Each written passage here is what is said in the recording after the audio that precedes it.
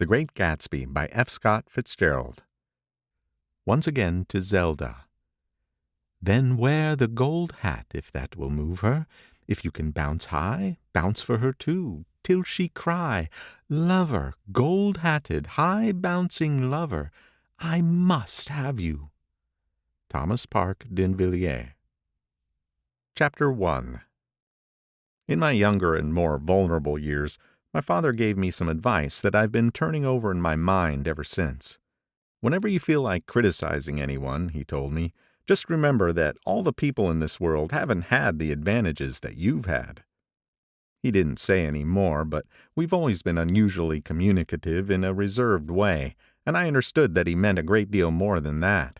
In consequence, I'm inclined to reserve all judgments, a habit that has opened up many curious natures to me and also made me the victim of not a few veteran bores.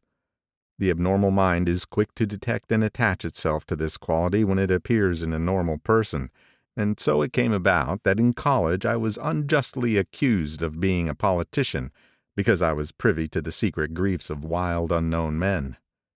Most of the confidences were unsought. Frequently I have feigned sleep, preoccupation, or a hostile levity when I realized by some unmistakable sign that an intimate revelation was quivering on the horizon. For the intimate revelations of young men, or at least the terms in which they express them, are usually plagiaristic and marred by obvious suppressions. Reserving judgments is a matter of infinite hope. I am still a little afraid of missing something if I forget that, as my father snobbishly suggested, and I snobbishly repeat, a sense of the fundamental decencies is parceled out unequally at birth. And after boasting this way of my tolerance, I come to the admission that it has a limit. Conduct may be founded on the hard rock or the wet marshes, but after a certain point, I don't care what it's founded on. When I came back from the East last autumn, I felt that I wanted the world to be in uniform and at a sort of moral attention forever. I wanted no more riotous excursions with privileged glimpses into the human heart. Only Gatsby, the man who gives his name to this book, was exempt from my reaction. Gatsby, who represented everything for which I have an unaffected scorn. If personality is an unbroken series of successful gestures, then there was something gorgeous about him, some heightened sensitivity to the promises of life, as if he were related to one of those intricate machines that register earthquakes 10,000 miles away. This responsiveness had nothing to do with that flabby impressionability which is dignified under the name of the creative temperament. It was an extraordinary gift for hope, a romantic readiness such as I have never found in any other person, and which it is not likely I shall ever find again. No, Gatsby turned out all right at the end. It is what preyed on Gatsby, what foul dust floated in the wake of his dreams that temporarily closed out my interest in the abortive sorrows and short-winded elations of men. My family have been prominent, well-to-do people in this Middle Western city for 3 generations.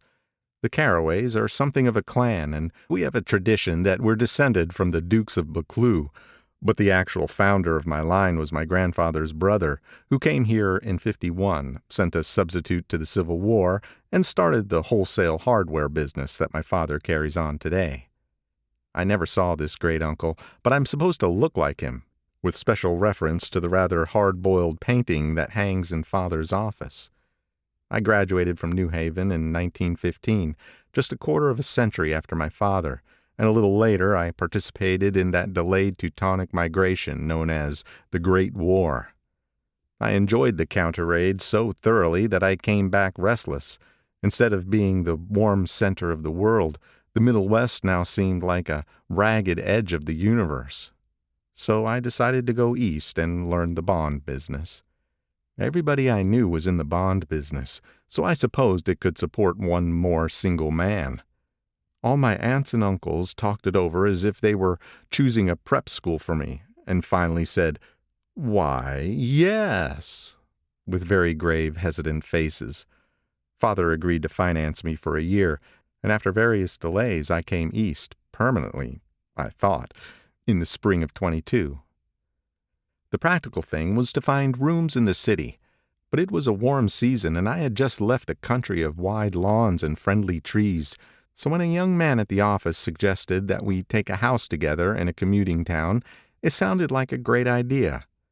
He found the house, a weather-beaten cardboard bungalow at $80 a month, but at the last minute the firm ordered him to Washington, and I went out to the country alone. I had a dog, at least I had him for a few days until he ran away, and an old Dodge and a Finnish woman who made my bed and cooked breakfast and muttered Finnish wisdom to herself over the electric stove. It was lonely for a day or so, until one morning some man, more recently arrived than I, stopped me on the road. "How do you get to West Egg Village?" he asked helplessly. I told him, and as I walked on, I was lonely no longer. I was a guide, a pathfinder, an original settler. He had casually conferred on me the freedom of the neighborhood. And so, with the sunshine and the great bursts of leaves growing on the trees, just as things grow in fast movies, I had that familiar conviction that life was beginning over again with the summer. There was so much to read, for one thing, and so much fine health to be pulled down out of the young, breath-giving air. I bought a dozen volumes on banking and credit and investment securities, and they stood on my shelf in red and gold like new money from the mint, promising to unfold the shining secrets that only Midas and Morgan and Maecenas knew. And I had the high intention of reading many other books besides. I was rather literary in college. One year I wrote a series of very solemn and obvious editorials for the Yale News. And now I was going to bring back all such things into my life and become again that most limited of all specialists, the well-rounded man. This isn't just an epigram. Life is much more successfully looked at from a single window, after all. It was a matter of chance that I should have rented a house in one of the strangest communities in North America. It was on that slender, riotous island which extends itself due east of New York, and where there are, among other natural curiosities, two unusual formations of land. 20 miles from the city, a pair of enormous eggs, identical in contour and separated only by a courtesy bay, jut out into the most domesticated body of salt water in the Western Hemisphere, the great wet barnyard of Long Island Sound. They are not perfect ovals, like the egg in the Columbus story. They are both crushed flat at the contact end, but their physical resemblance must be a source of perpetual wonder to the gulls that fly overhead. To the wingless, a more interesting phenomena is their dissimilarity in every particular, except shape and size. I lived at West Egg, the less fashionable of the two, though this is a most superficial tag to express the bizarre and not a little sinister contrast between them. My house was at the very tip of the egg, only 50 yards from the Sound, and squeezed between two huge places that rented for $12,000 or $15,000 a season. The one on my right was a colossal affair by any standard. It was a factual imitation of some Hôtel de Ville in Normandy, with a tower on one side spanking new under a thin beard of raw ivy, and a marble swimming pool, and more than 40 acres of lawn and garden. It was Gatsby's mansion, or rather, as I didn't know Mr. Gatsby, it was a mansion inhabited by a gentleman of that name. My own house was an eyesore, but it was a small eyesore, and it had been overlooked, so I had a view of the water, a partial view of my neighbor's lawn, and the consoling proximity of millionaires, all for $80 a month. Across the courtesy bay, the white palaces of fashionable East Egg glittered along the water, and the history of the summer really begins on the evening I drove over there to have dinner with the Tom Buchanans. Daisy was my second cousin once removed, and I'd known Tom in college. And just after the war I spent 2 days with them in Chicago. Her husband, among various physical accomplishments, had been one of the most powerful ends that ever played football at New Haven. A national figure in a way, one of those men who reach such an acute limited excellence at 21 that everything afterwards savors of anticlimax. His family were enormously wealthy. Even in college his freedom with money was a matter for reproach. But now he'd left Chicago and come east in a fashion that rather took your breath away. For instance, he'd brought down a string of polo ponies from Lake Forest. It was hard to realize that a man in my own generation was wealthy enough to do that. Why they came east, I don't know. They had spent a year in France for no particular reason, and then drifted here and there unrestfully wherever people played polo and were rich together. This was a permanent move, said Daisy over the telephone, but I didn't believe it. I had no sight into Daisy's heart, but I felt that Tom would drift on, forever seeking, a little wistfully, for that dramatic turbulence of some irrecoverable football game. And so it happened that on a warm, windy evening I drove over to East Egg to see two old friends whom I scarcely knew at all. Their house was even more elaborate than I expected, a cheerful red and white Georgian colonial mansion overlooking the bay. The lawn started at the beach and ran towards the front door for a quarter of a mile, jumping over sundials and brick walks and burning gardens. Finally, when it reached the house, drifting up the side in bright vines, as though from the momentum of its run. The front was broken by a line of French windows, glowing now with reflected gold and wide open to the warm, windy afternoon. And Tom Buchanan in riding clothes was standing with his legs apart on the front porch. He had changed since his New Haven years. Now he was a sturdy, straw-haired man of 30, with a rather hard mouth and a supercilious manner. Two shining, arrogant eyes had established dominance over his face and gave him the appearance of always leaning aggressively forward. Not even the effeminate swank of his riding clothes could hide the enormous power of that body. He seemed to fill those glistening boots until he strained the top lacing, and you could see a great pack of muscle shifting when his shoulder moved under the thin coat. It was a body capable of enormous leverage. A cruel body. His speaking voice, a gruff, husky tenor, added to the impression of fractiousness he conveyed. There was a touch of paternal contempt in it, even toward people he liked. And there were men in New Haven who had hated his guts. "Now, don't think my opinion on these matters is final," he seemed to say, "just because I'm stronger and more of a man than you are." We were in the same senior society, and while we were never intimate, I always had the impression that he had approved of me and wanted me to like him with some harsh, defiant wistfulness of his own. We talked for a few minutes on the sunny porch. "I've got a nice place here," he said, his eyes flashing about restlessly. Turning me around by one arm, he moved a broad, flat hand along the front vista, including in its sweep a sunken Italian garden, a half-acre of deep, pungent roses, and a snub-nosed motorboat that bumped the tide offshore. "It belonged to Demain, the oil man." He turned me around again, politely and abruptly. "We'll go inside." He walked through a high hallway into a bright rosy-colored space, fragilely bound into the house by French windows at either end. The windows were ajar and gleaming white against the fresh grass outside that seemed to grow a little way into the house. A breeze blew through the room, blew curtains in at one end and out the other like pale flags, twisting them up toward the frosted wedding cake of the ceiling, and then rippled over the wine-colored rug, making a shadow on it as wind does on the sea. The only completely stationary object in the room was an enormous couch on which two young women were buoyed up as though upon an anchored balloon. They were both in white, and their dresses were rippling and fluttering as if they had just been blown back in after a short flight around the house. I must have stood for a few moments listening to the wisp and snap of the curtains and the groan of a picture on the wall. Then there was a boom as Tom Buchanan shut the rear windows, and the caught wind died out about the room, and the curtains and the rugs and the two young women ballooned slowly to the floor.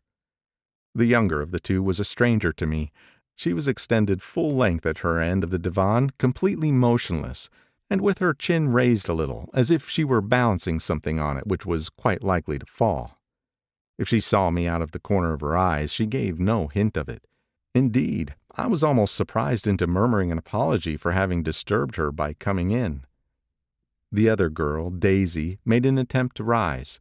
She leaned slightly forward with a conscientious expression.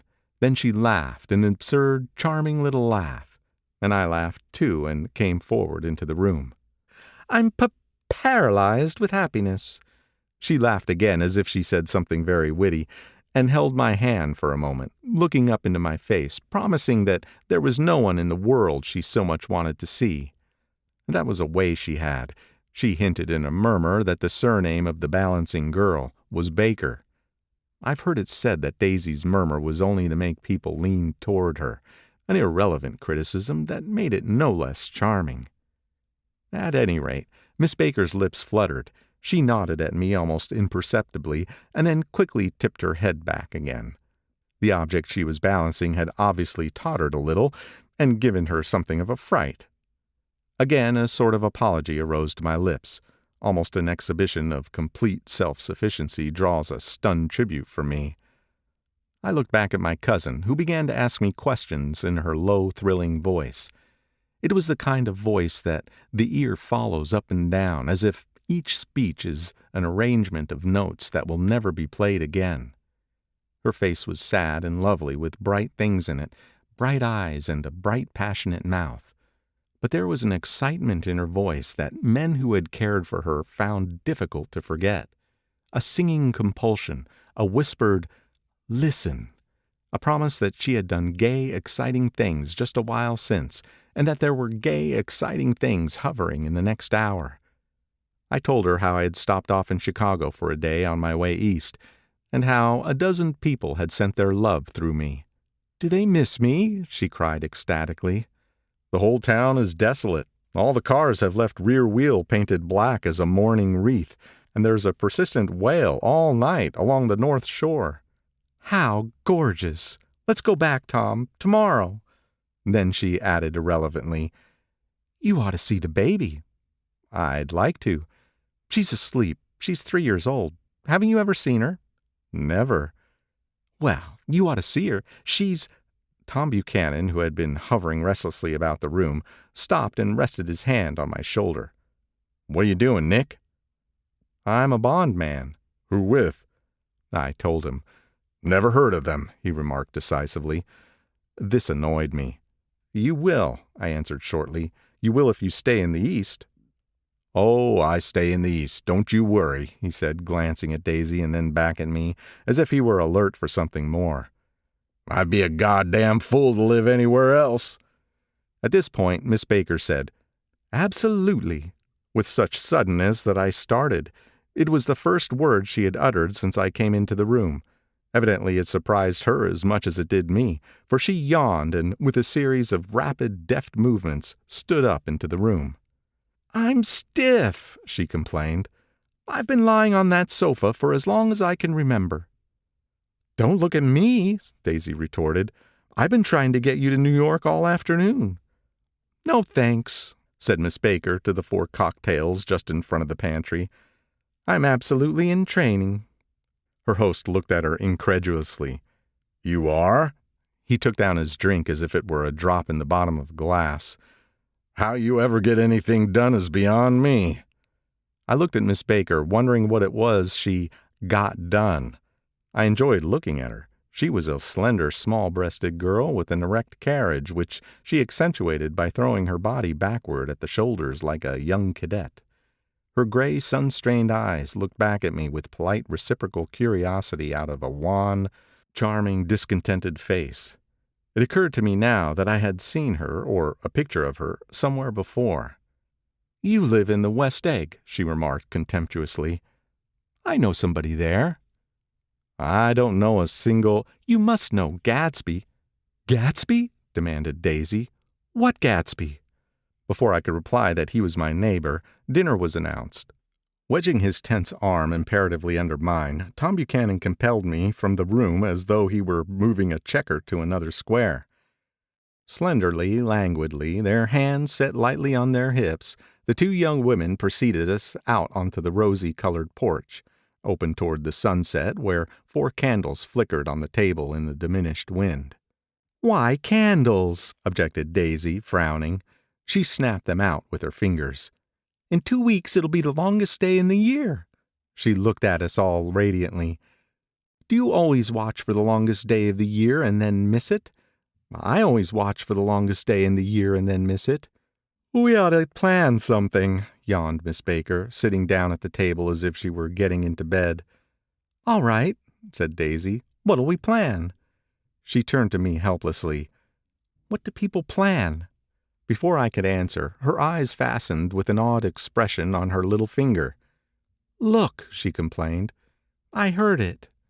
We all looked. The knuckle was black and blue. "You did it, Tom," she said accusingly. "I know you didn't mean to, but you did do it. That's what I get for marrying a brute of a man, a great big hulking physical specimen of a—" "I hate that word hulking," objected Tom crossly, "even in kidding." "Hulking," insisted Daisy. Sometimes she and Miss Baker talked at once, unobtrusively and with a bantering inconsequence that was never quite chatter, that was as cool as their white dresses and their impersonal eyes in the absence of all desire. They were here, and they accepted Tom and me, making only a polite, pleasant effort to entertain or to be entertained. They knew that presently dinner would be over, and a little later the evening too would be over and casually put away. It was sharply different from the West, where an evening was hurried from phase to phase toward its close, in a continually disappointed anticipation, or else in sheer nervous dread of the moment itself. "You make me feel uncivilized, Daisy," I confessed on my second glass of corky but rather impressive claret. "Can you talk about crops or something?" I meant nothing in particular by this remark, but it was taken up in an unexpected way. "Civilization's going to pieces," broke out Tom violently. "I've gotten to be a terrible pessimist about things. Have you read The Rise of the Colored Empires by this man Goddard?" "Why, no," I answered, rather surprised by his tone. "Well, it's a fine book, and everybody ought to read it. The idea is, if we don't look out, the white race will be utterly submerged. It's all scientific stuff. It's been proved." "Tom's getting very profound," said Daisy with an expression of unthoughtful sadness. "He reads deep books with long words in them. What was that word we—" "Well, these books are all scientific," insisted Tom, glancing at her impatiently. "This fellow has worked out the whole thing. It's up to us, who are the dominant race, to watch out, or these other races will have control of things." "We've got to beat them down," whispered Daisy, winking ferociously toward the fervent sun. "You ought to live in California," began Miss Baker, but Tom interrupted her by shifting heavily in his chair. "This idea is that we're Nordics. I am, and you are, and—" After an infinitesimal hesitation, he included Daisy with a slight nod, and she winked at me again. "And we've produced all the things that go to make civilization. Oh, science and art and all that. Do you see?" There was something pathetic in his concentration, as if his complacency, more acute than of old, was not enough to him any more. When almost immediately the telephone rang inside and the butler left the porch, Daisy seized upon the momentary interruption and leaned towards me. "I'll tell you a little family secret," she whispered enthusiastically. "It's about the butler's nose. Do you want to hear about the butler's nose?" "That's why I came over tonight." "Well, he wasn't always a butler. He used to be the silver polisher for some people in New York that had a silver service for 200 people. He had to polish it from morning till night until finally it began to affect his nose." "Things went from bad to worse," suggested Miss Baker. "Yes, things went from bad to worse until finally he had to give up his position." For a moment, the last sunshine fell with a romantic affection upon her glowing face. Her voice compelled me forward, breathlessly as I listened. Then the glow faded, each light deserting her with a lingering regret, like children leaving a pleasant street at dusk. The butler came back and murmured something close to Tom's ear, whereupon Tom frowned, pushed back his chair, and without a word went inside. As if his absence quickened something within her, Daisy leaned forward again, her voice glowing and singing. "I love to see you at my table, Nick. You remind me of a rose, an absolute rose, doesn't he?" She turned to Miss Baker for confirmation. "An absolute rose?" This was untrue. I'm not even faintly like a rose. She was only extemporizing, but a stirring warmth flowed from her, as if her heart was trying to come out to you concealed in one of those breathless, thrilling words. Then suddenly she threw her napkin on the table and excused herself and went into the house. Miss Baker and I exchanged a short glance, consciously devoid of meaning. I was about to speak when she sat up alertly and said, "Shh," in a warning voice. A subdued, impassioned murmur was audible in the room beyond, and Miss Baker leaned forward, unashamed, trying to hear. The murmur trembled on the verge of coherence, sank down, mounted excitedly, and then ceased altogether. "This Mr. Gatsby you spoke of is my neighbor," I began. "Don't talk. I want to hear what happens." "Is something happening?" I inquired innocently. "You mean to say you don't know?" said Miss Baker, honestly surprised. "I thought everybody knew." "I don't." "Why," she said hesitantly, "Tom's got some woman in New York." "Got some woman?" I repeated blankly. Miss Baker nodded. "She might have the decency not to telephone him at dinner time, don't you think?"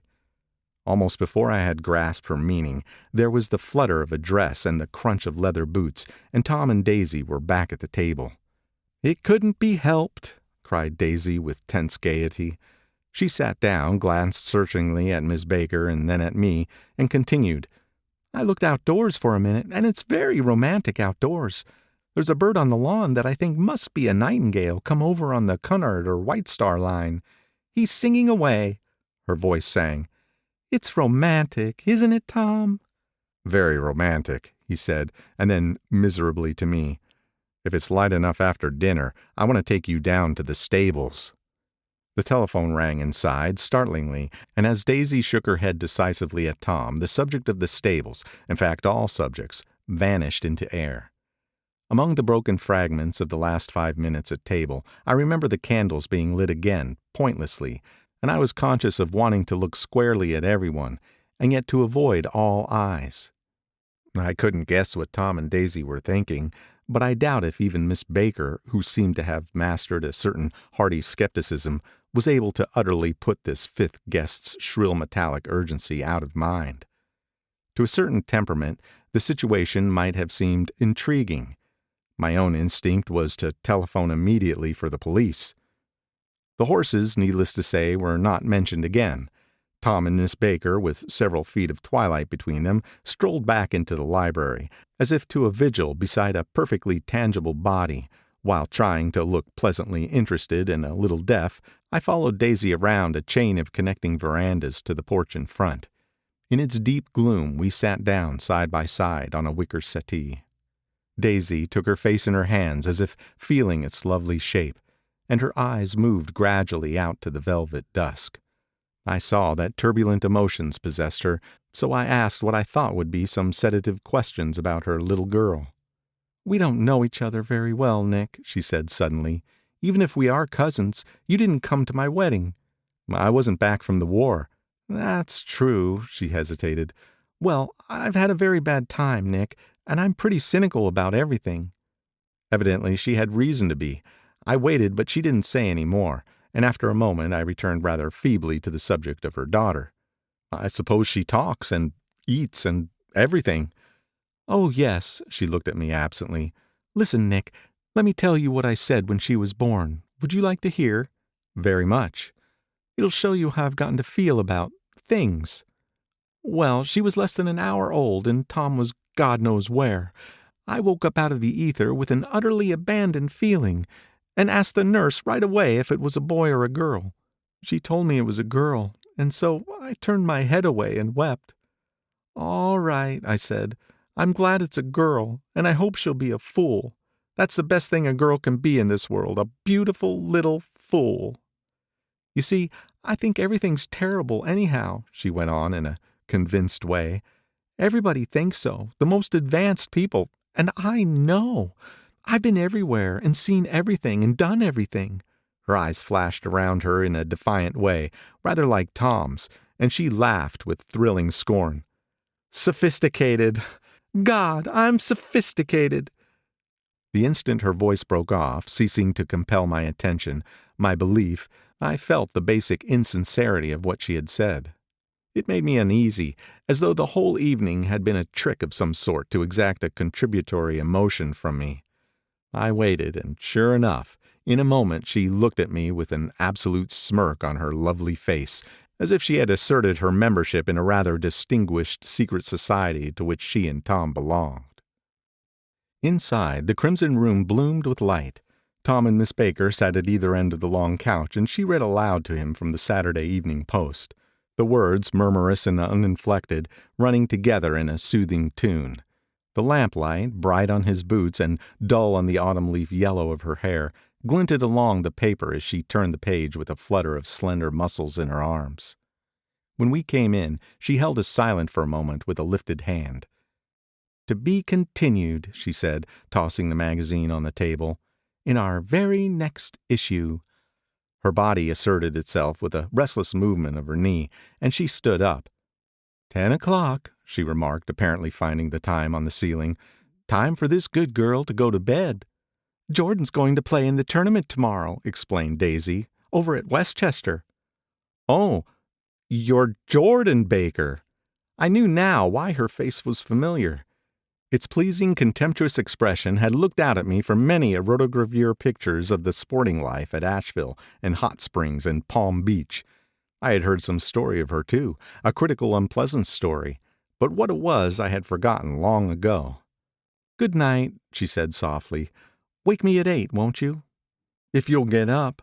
"I will. Good night, Mr. Carroway. See you anon." "Of course you will," confirmed Daisy. "In fact, I think I'll arrange a marriage. Come over often, Nick, and I'll sort of, fling you together. You know, lock you up accidentally in linen closets and push you out to sea in a boat and all that sort of thing." "Good night," called Miss Baker from the stairs. "I haven't heard a word."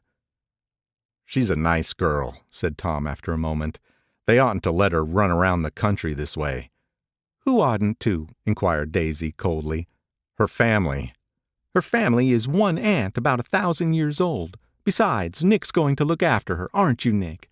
She's going to spend lots of weekends out here this summer. I think the home influence will be very good for her."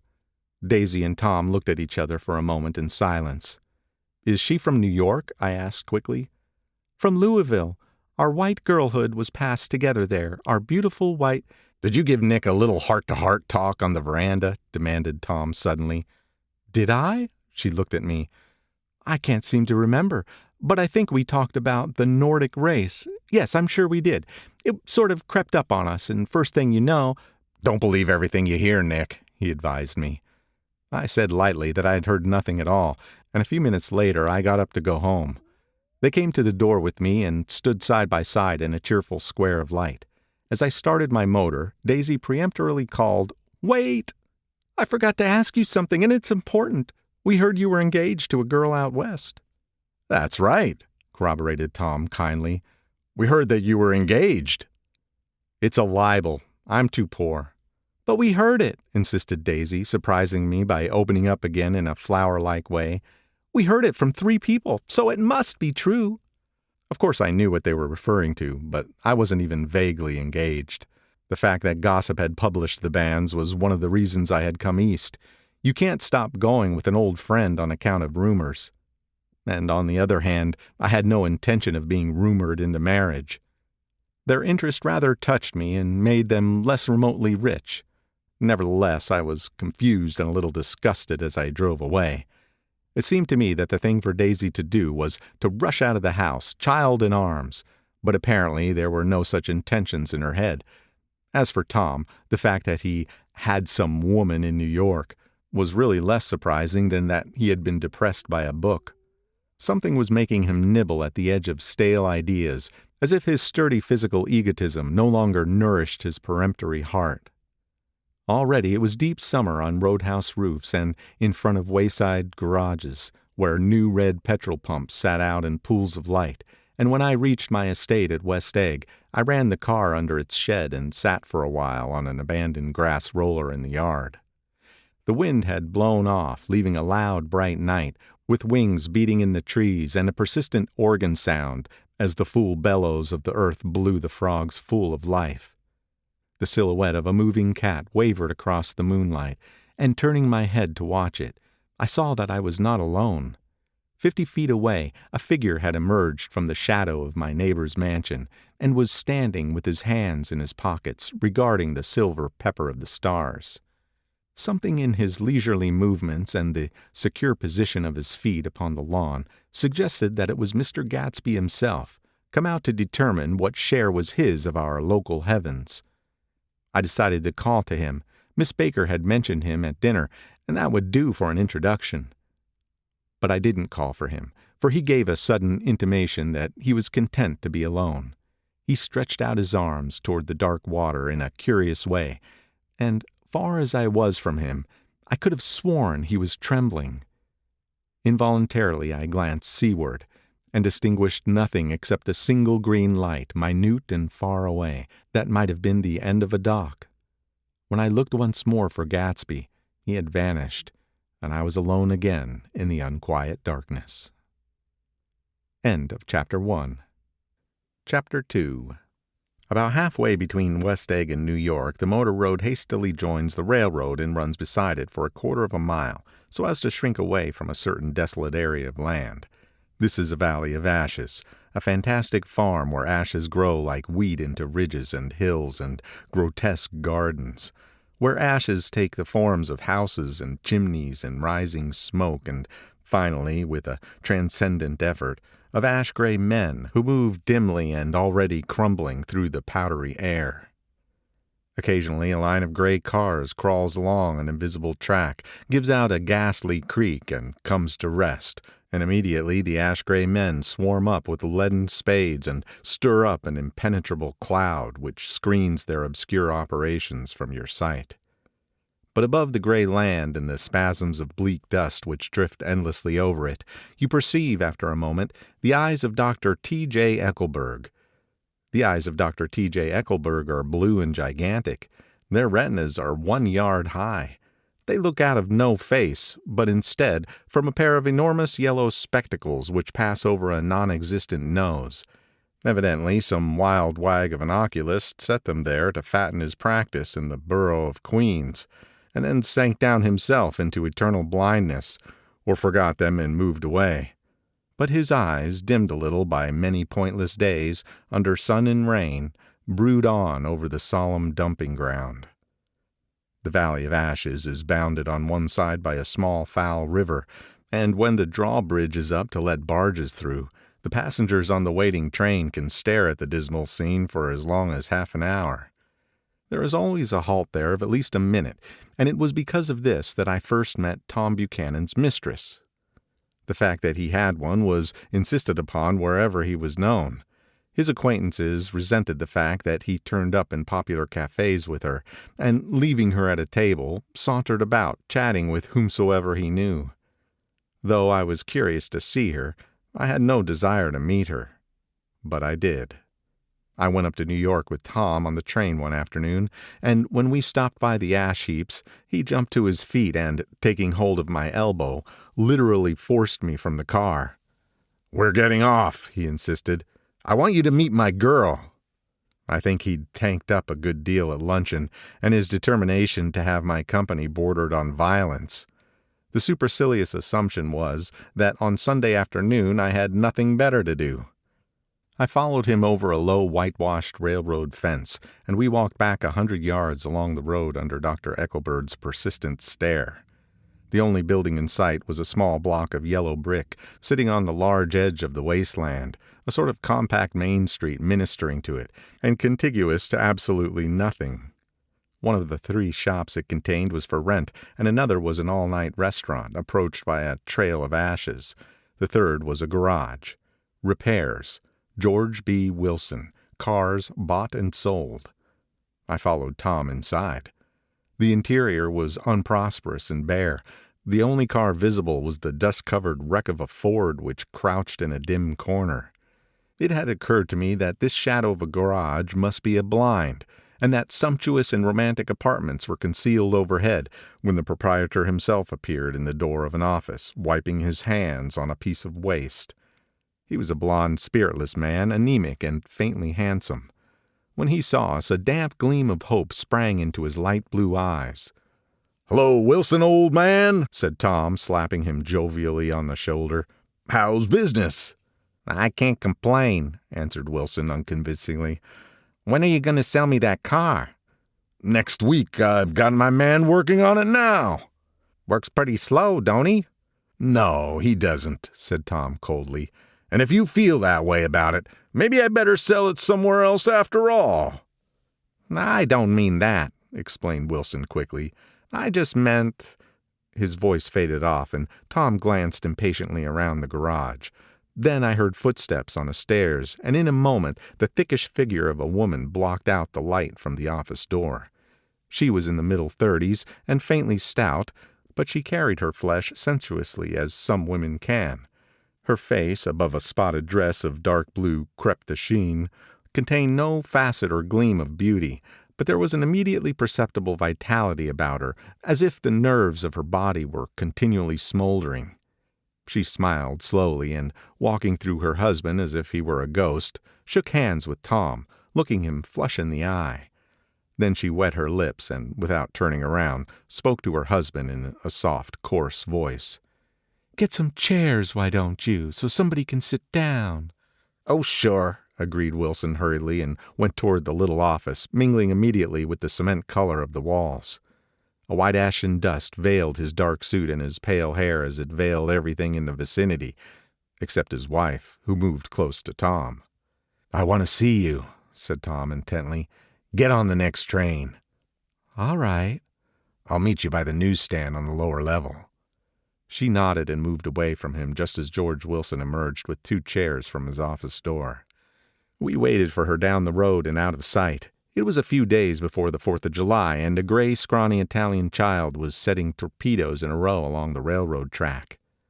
"Terrible place, isn't it?" said Tom, exchanging a frown with Dr. Eckelberg. "Awful. It does her good to get away." "Doesn't her husband object?" "Wilson? He thinks she goes to see her sister in New York. He's so dumb, he doesn't know he's alive." So Tom Buchanan and his girl and I went up together to New York. Or not quite together, for Mrs. Wilson sat discreetly in another car. Tom deferred that much to the sensibilities of those East Eggers who might be on the train.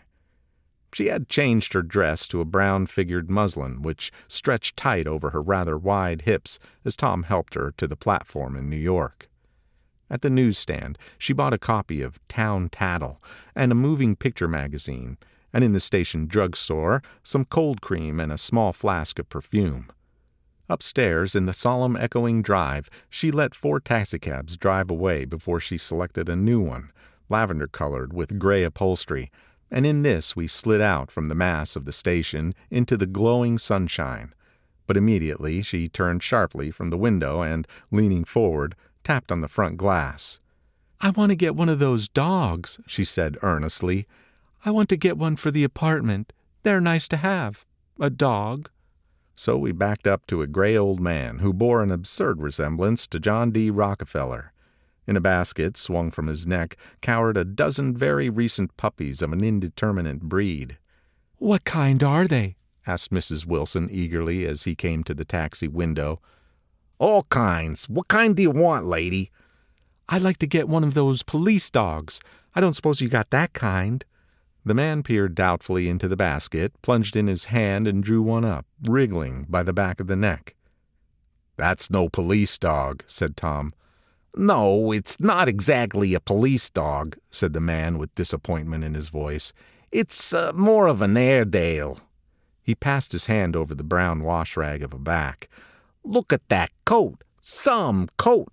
That's a dog that'll never bother you with catching cold." "I think it's cute," said Mrs. Wilson enthusiastically. "How much is it?" "That dog?" He looked at it admiringly. "That dog will cost you $10. The Airedale, undoubtedly there was an Airedale concerned in it somewhere, though its feet were startlingly white, changed hands and settled down into Mrs. Wilson's lap, where she fondled the weatherproof coat with rapture.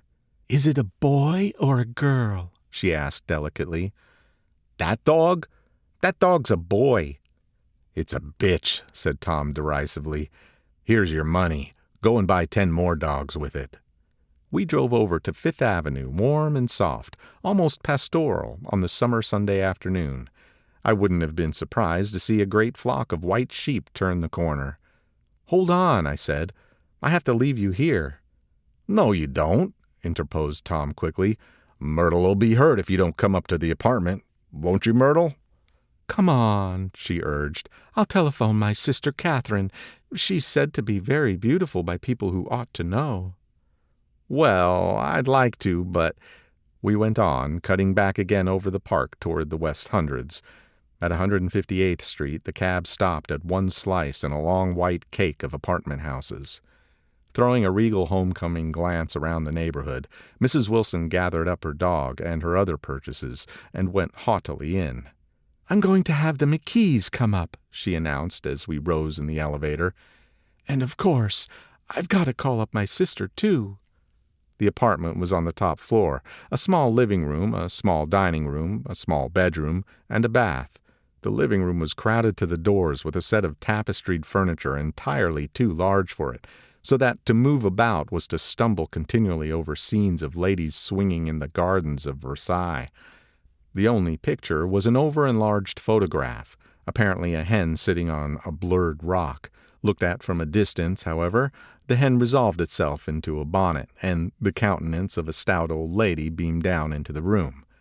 Several old copies of Town Tattle lay on the table, together with a copy of Simon Called Peter, and some of the small scandal magazines of Broadway.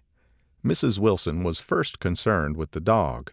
A reluctant elevator boy went for a box full of straw and some milk, to which he added, on his own initiative, a tin of large, hard dog biscuits, one of which decomposed apathetically in the saucer of milk all afternoon.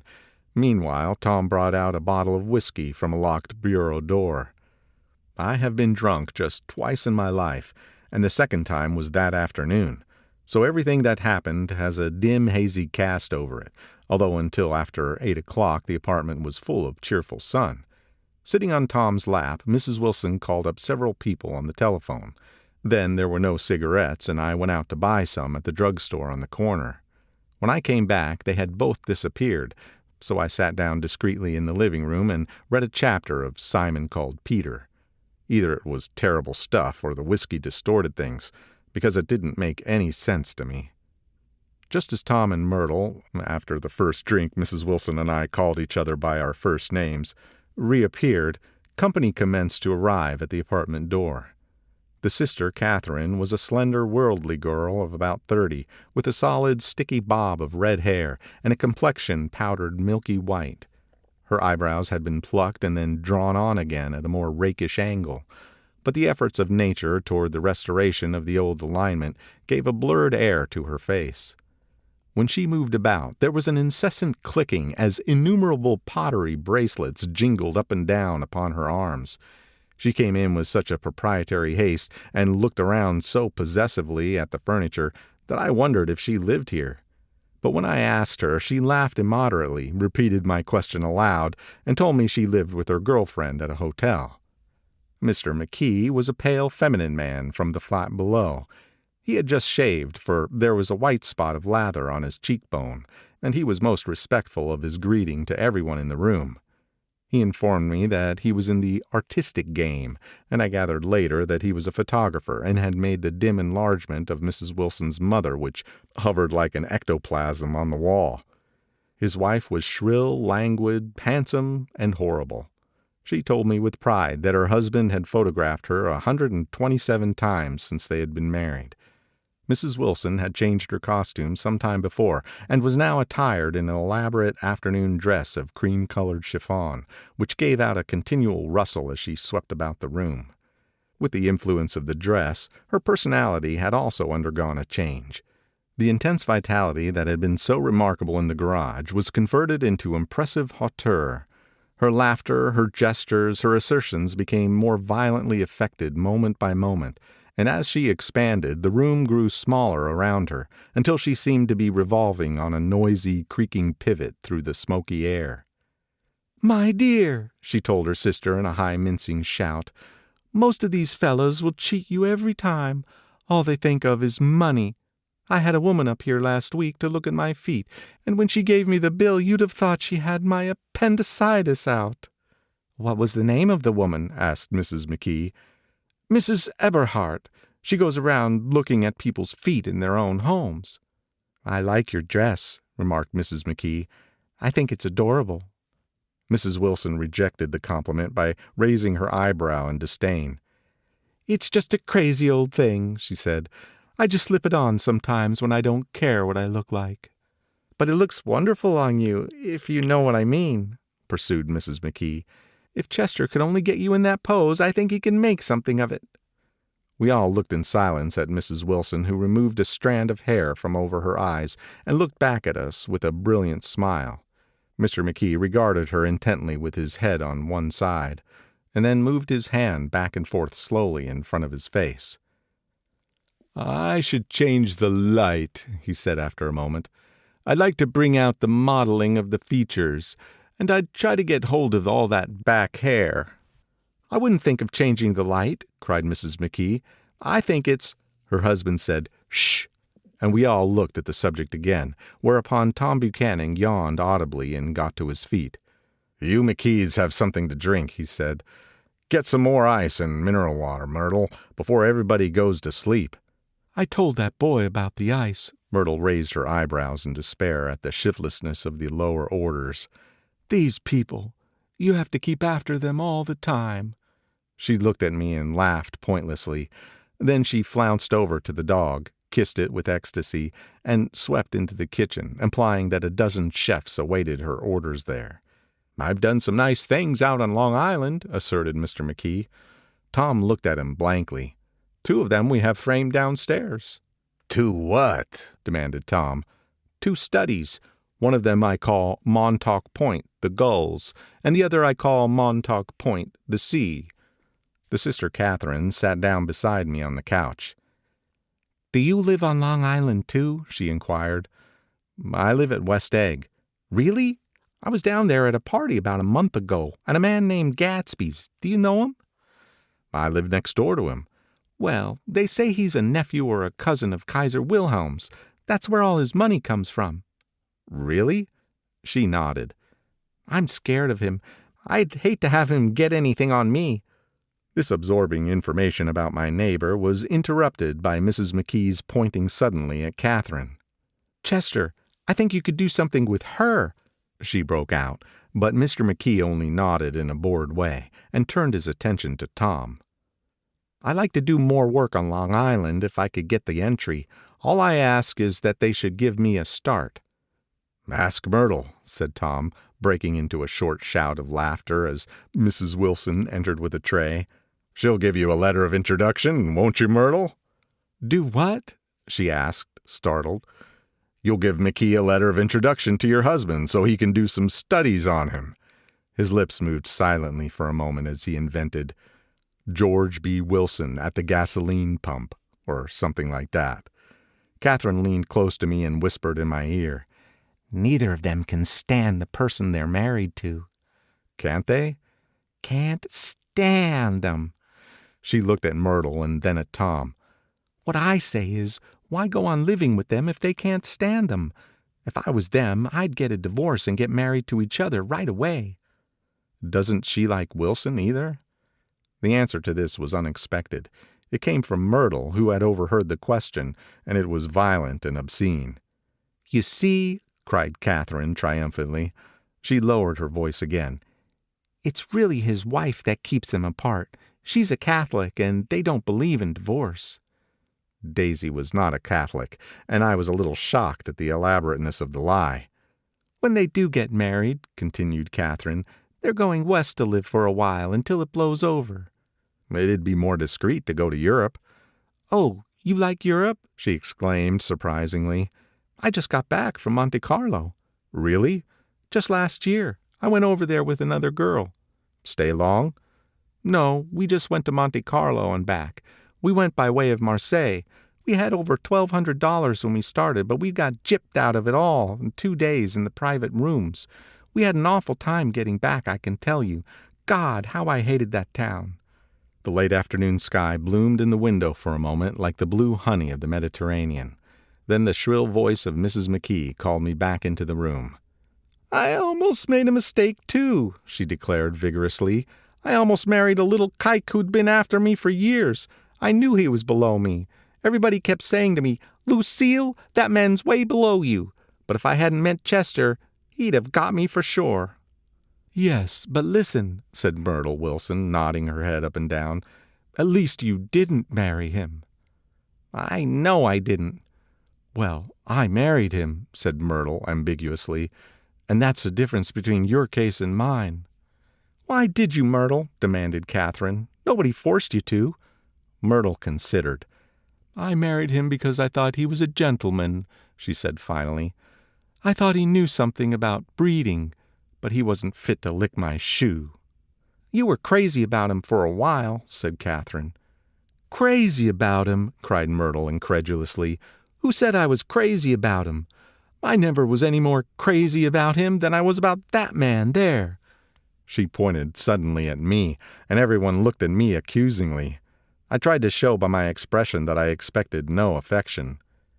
"The only crazy I was when I married him. I knew right away I made a mistake. He borrowed somebody's best suit to get married in and never told me about it, and the man came after it one day when he was out. 'Oh, is that your suit?' I said.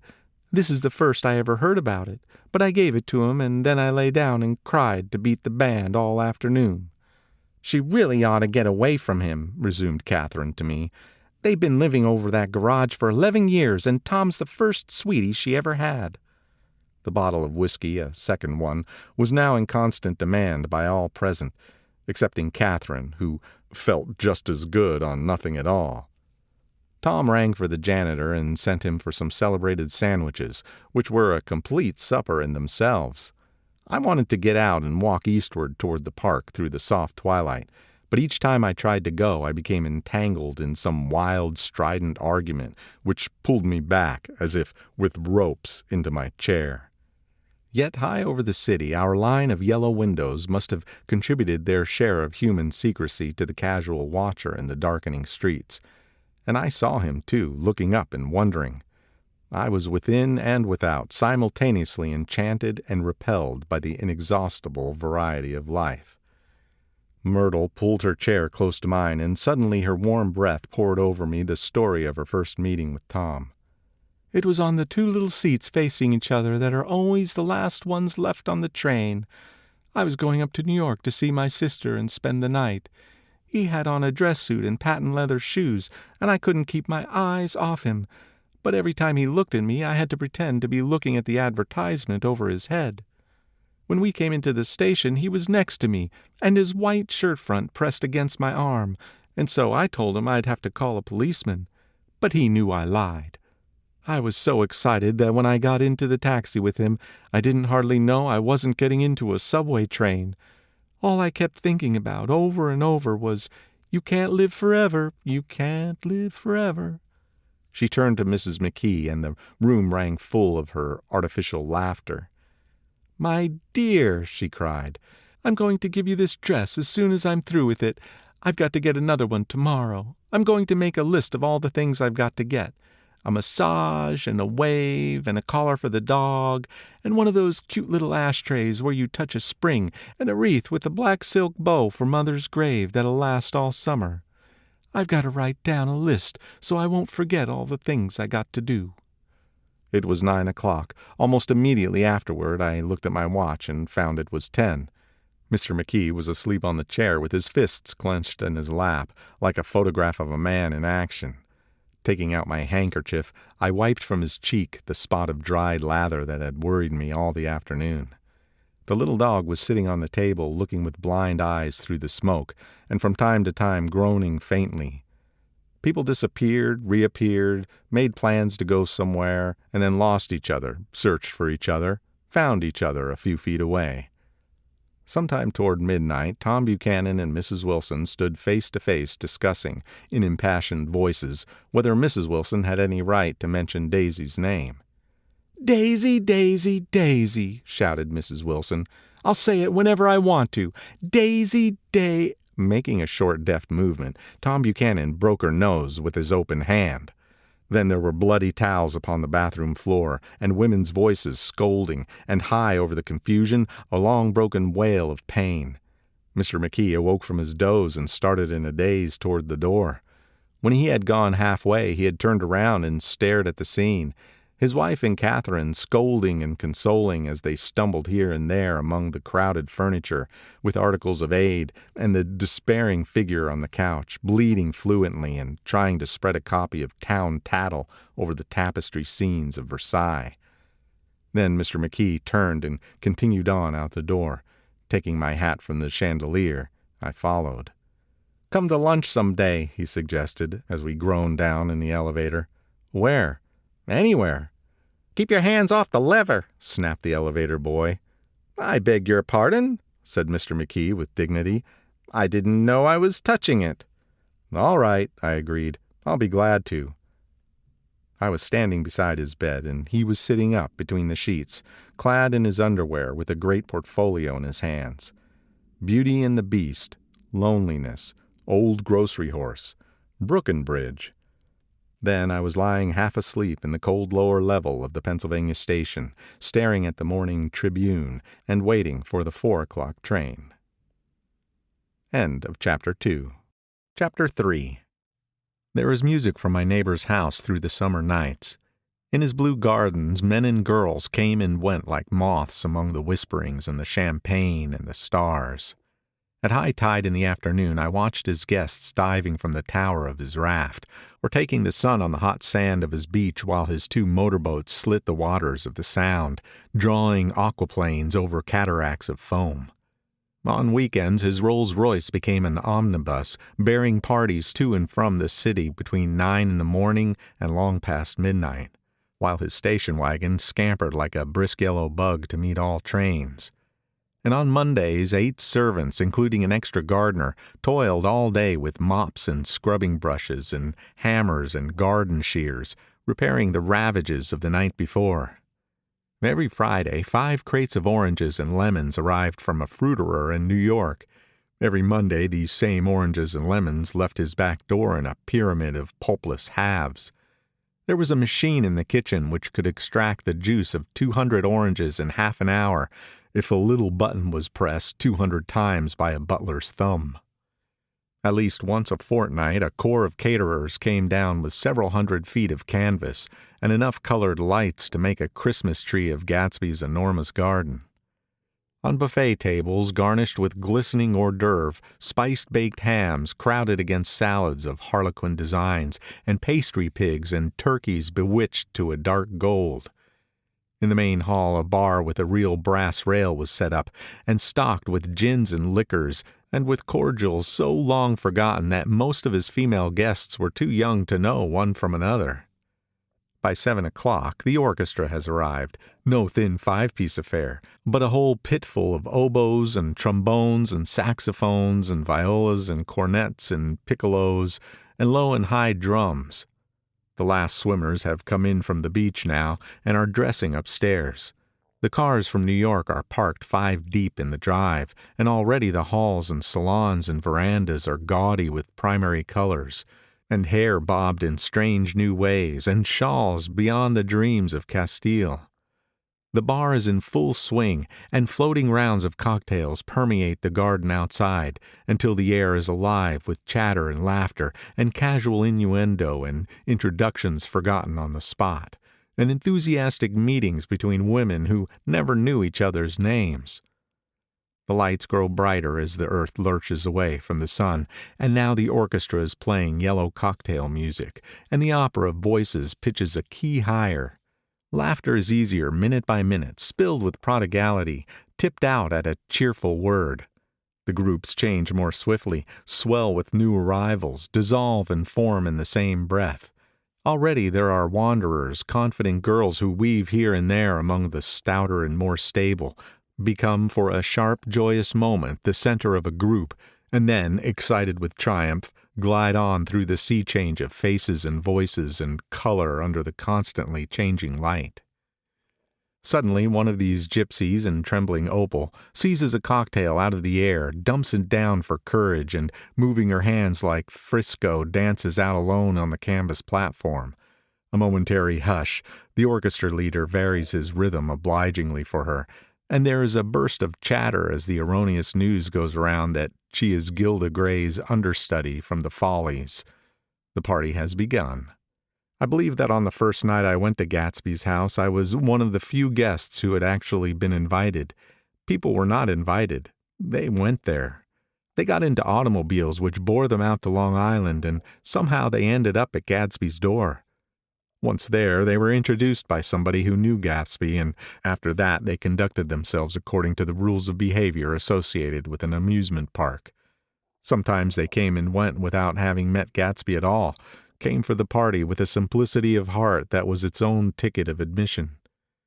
I had been actually invited. A chauffeur in uniform of robin's egg blue crossed my lawn early that Saturday morning with a surprisingly formal note from his employer.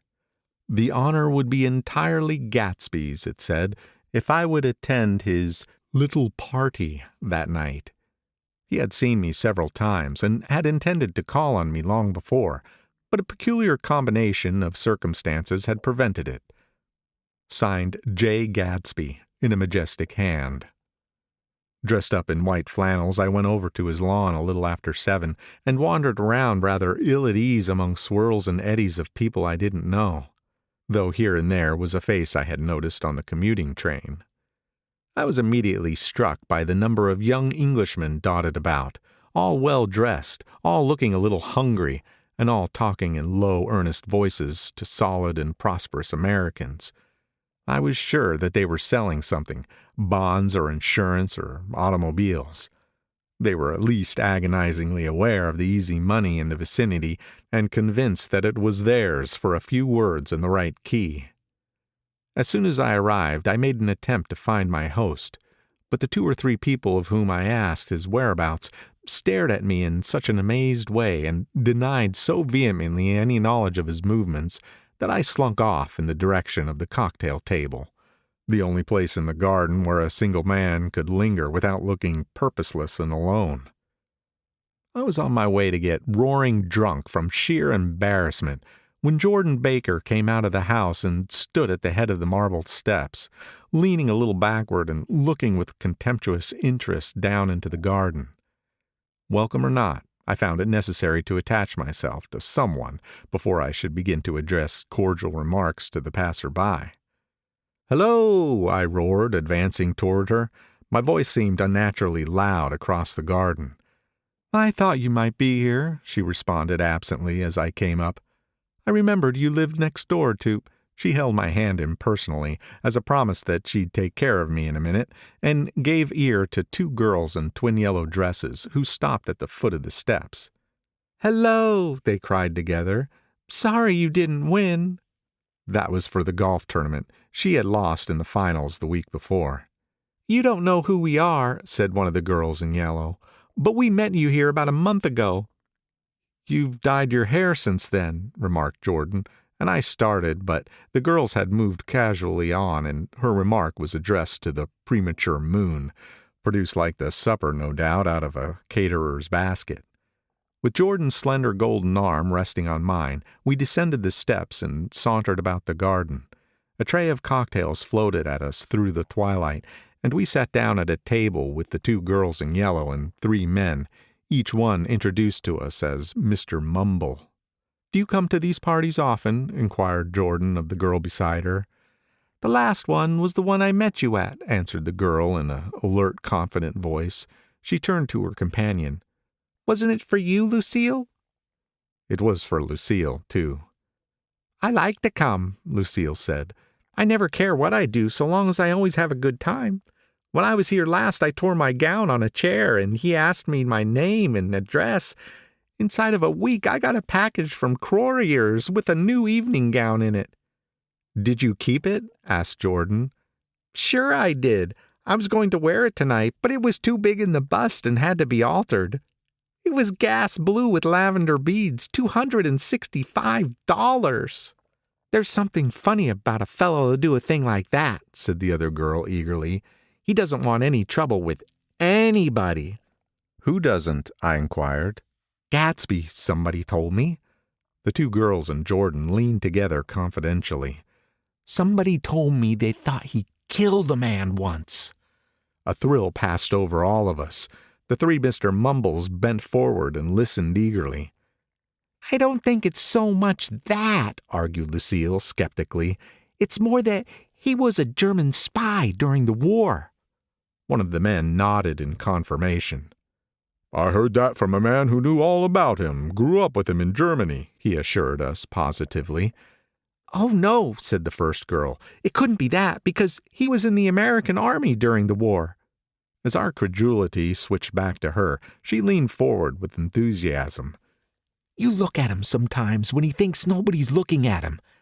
I'll bet he killed a man. She narrowed her eyes and shivered. Lucille shivered.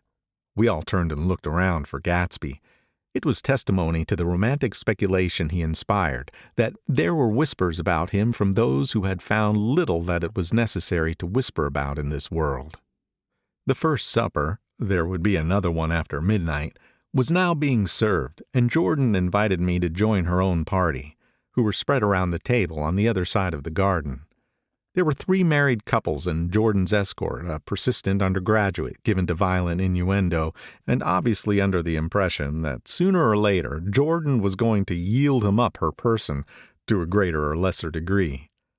Instead of rambling, this party had preserved a dignified homogeneity and assumed to itself the function of representing the staid nobility of the countryside. East Egg condescending to West Egg and carefully on guard against its spectroscopic gaiety. Let's get out, whispered Jordan after a somehow wasteful and inappropriate half-hour. This is much too polite for me.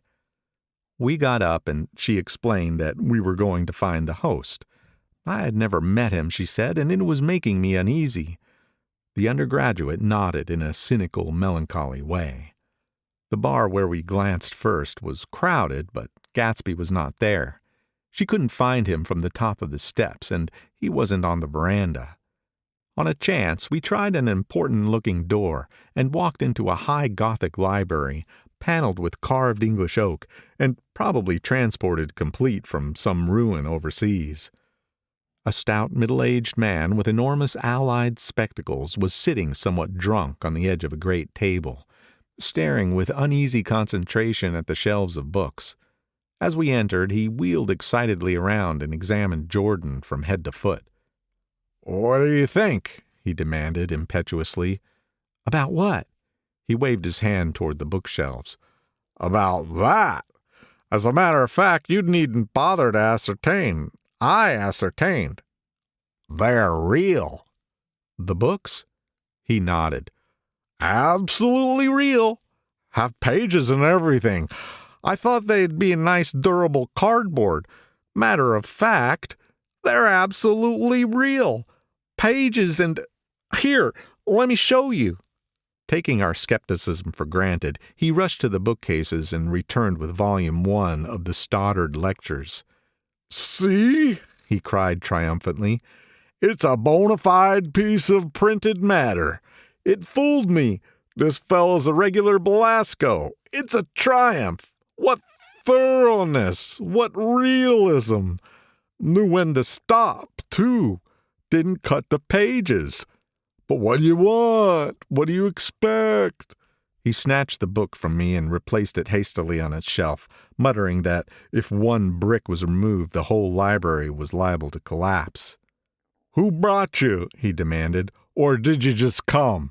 "I was brought. Most people were brought." Jordan looked at him alertly, cheerfully, without answering. "I was brought by a woman named Roosevelt," he continued. "Mrs. Claude Roosevelt. Do you know her? I met her somewhere last night. I've been drunk for about a week now, and I thought it might sober me up to sit in a library." "Has it?" "A little bit, I think. I can't tell yet. I've only been here an hour. Did I tell you about the books? They're real. They're..." "You told us." We shook hands with him gravely and went back outdoors.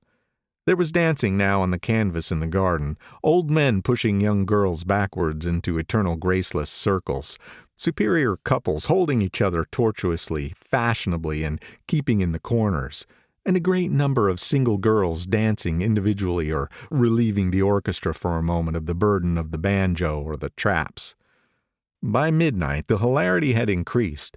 A celebrated tenor had sung in Italian, and a notorious contralto had sung in jazz, and between the numbers people were doing stunts all over the garden, while happy, vacuous bursts of laughter rose toward the summer sky. A pair of stage twins, who turned out to be the girls in yellow, did a baby act in costume, and champagne was served in glasses bigger than finger bowls. The moon had risen higher, and floating in the sound was a triangle of silver scales, trembling a little to the stiff, tinny drops of the banjos on the lawn. I was still with Jordan Baker. We were sitting at a table with a man of about my age and a rowdy little girl who gave way upon the slightest provocation to uncontrollable laughter. I was enjoying myself now. I had taken 2 finger bowls of champagne, and the scene had changed before my eyes into something significant, elemental, and profound. At a lull in the entertainment, the man looked at me and smiled. "Your face is familiar," he said politely. "Were you in the 1st Division during the war?" "Why, yes, I was in the 28th Infantry." "I was in the 16th until June 1918. I knew I'd seen you somewhere before." We talked for a moment about some wet, gray little villages in France. Evidently he lived in the vicinity, for he told me that he had just bought a hydroplane and was going to try it out in the morning. "Want to go with me, old sport? Just near the shore along the Sound." "What time?" "Any time that suits you best." It was on the tip of my tongue to ask his name when Jordan looked around and smiled. "Having a gay time now?" she inquired. "Much better." I turned again to my new acquaintance. "This is an unusual party for me. I haven't even seen the host. I live over there." I waved my hand at the invisible hedge in the distance. "And this man Gatsby sent over his chauffeur with an invitation." For a moment he looked at me as if he failed to understand. "I'm Gatsby," he said suddenly. "What?" I exclaimed. "Oh, I beg your pardon. I thought you knew, old sport. I'm afraid I'm not a very good host." He smiled understandingly, much more than understandingly. It was one of those rare smiles with a quality of eternal reassurance in it that you may come across 4 or 5 times in life. It faced, or seemed to face, the whole eternal world for an instant, and then concentrated on you with an irresistible prejudice in your favor. It understood you just so far as you wanted to be understood, believed in you as you would like to be believed in yourself, and assured you that it had precisely the impression of you that, at your best, you hoped to convey. Precisely at that point it vanished, and I was looking at an elegant young roughneck, a year or 2 over 30, whose elaborate formality of speech just missed being absurd. Some time before he introduced himself, I got a strong impression that he was picking his words with care. Almost at the moment when Mr. Gatsby identified himself, a butler hurried toward him with the information that Chicago was calling him on the wire. He excused himself with a small bow and included each of us in turn. "If you want anything, just ask for it, old sport," he urged me. "Excuse me, I will rejoin you later." When he was gone, I turned immediately to Jordan, constrained to assure her of my surprise. I had expected that Mr. Gatsby would be a florid and corpulent person in his middle years. "Who is he?" I demanded. "Do you know?" "He's just a man named Gatsby." "Where's he from, I mean, and what does he do?" "Now you're started on the subject," she answered with a wan smile. "Well, he told me once he was an Oxford man." A dim background started to take shape behind me, but at her next remark it faded away. "However, I don't believe it." "Why not?" "I don't know," she insisted. "I just don't think he went there." Something in her tone reminded me of the other girl's "I think he killed a man," and had the effect of stimulating my curiosity. I would have accepted without question the information that Gatsby sprang from the swamps of Louisiana or from the Lower East Side of New York. That was comprehensible. But young men didn't, at least in my provincial inexperience, I believed they didn't, drift coolly out of nowhere and buy a place on Long Island Sound. Anyhow, he gives large parties, said Jordan, changing the subject with an urban distaste for the concrete. And I like large parties. They're so intimate. At small parties, there isn't any privacy. There was the boom of a bass drum, and the voice of the orchestra leader rang out suddenly above the echolale of the garden. "Ladies and gentlemen," he cried, "at the request of Mr. Gatsby, we are going to play for you Mr. Vladimir Tostof's latest work, which attracted so much attention at Carnegie Hall last May. If you read the papers, you know there was a big sensation." He smiled with jovial condescension and added, "Some sensation," whereupon everybody laughed. "The piece is known," he concluded lustily, "as Vladimir Tostof's Jazz History of the World." The nature of Mr. Tostof's composition eluded me, because just as it began my eyes fell on Gatsby, standing alone on the marble steps and looking from one group to another with approving eyes. His tanned skin was drawn attractively tight on his face, and his short hair looked as though it were trimmed every day. I could see nothing sinister about him. I wondered if the fact that he was not drinking helped to set him off from his guests, for it seemed to me that he grew more correct as the fraternal hilarity increased. When the Jazz History of the World was over, girls were putting their hands on men's shoulders in a puppyish, convivial way. Girls were swooning backwards playfully into men's arms, even into groups, knowing that someone would arrest their falls. But no one swooned backwards on Gatsby, and no French bob touched Gatsby's shoulder, and no singing quartets were formed with Gatsby's head for the link. "I beg your pardon." Gatsby's butler was suddenly standing beside us. "Miss Baker," he inquired, "I beg your pardon, but Mr. Gatsby would like to speak to you alone." "With me?" she exclaimed in surprise. "Yes, madame." She got up slowly and raised her eyebrows at me in astonishment, and followed the butler toward the house. I noticed that she wore her evening dress, all her dresses, like sports clothes. There was a jauntiness about her movements as if she had first learned to walk upon golf courses on clean, crisp mornings. I was alone, and it was almost 2. For some time, confused and intriguing sounds had issued from a long, many-windowed room which overhung the terrace. Eluding Jordan's undergraduate, who was now engaged in an obstetrical conversation with 2 chorus girls, and who implored me to join him, I went inside. The large room was full of people. One of the girls in yellow was playing the piano, and beside her stood a tall, red-haired young lady from a famous chorus, engaged in song.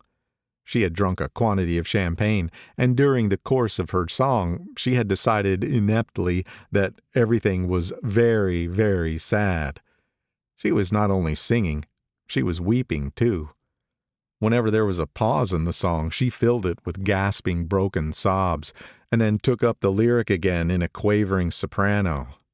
The tears coursed down her cheeks, not freely, however, for when they came into contact with her heavily beaded eyelashes, they assumed an inky color and pursued the rest of their way in slow black rivulets.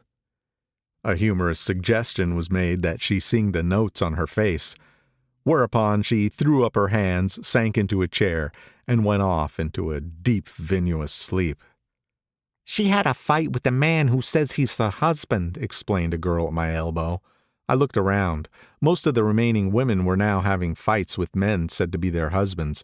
Even Jordan's party, the quartet from East Egg, were rent asunder by dissension. One of the men was talking with curious intensity to a young actress, and his wife, after attempting to laugh at the situation in a dignified and indifferent way, broke down entirely and resorted to flank attacks. At intervals she appeared suddenly at his side like an angry diamond and hissed, "You promised!" into his ear. The reluctance to go home was not confined to wayward men.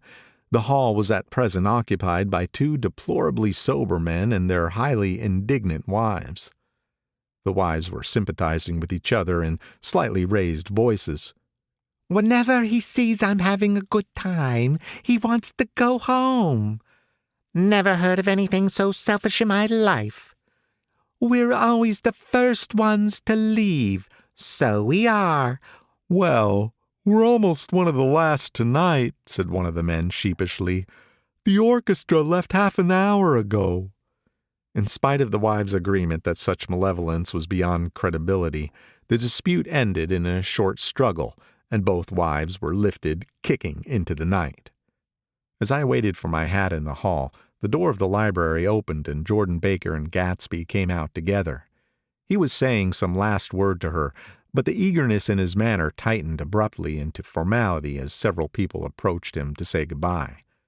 Jordan's party were calling impatiently to her from the porch, but she lingered for a moment to shake hands.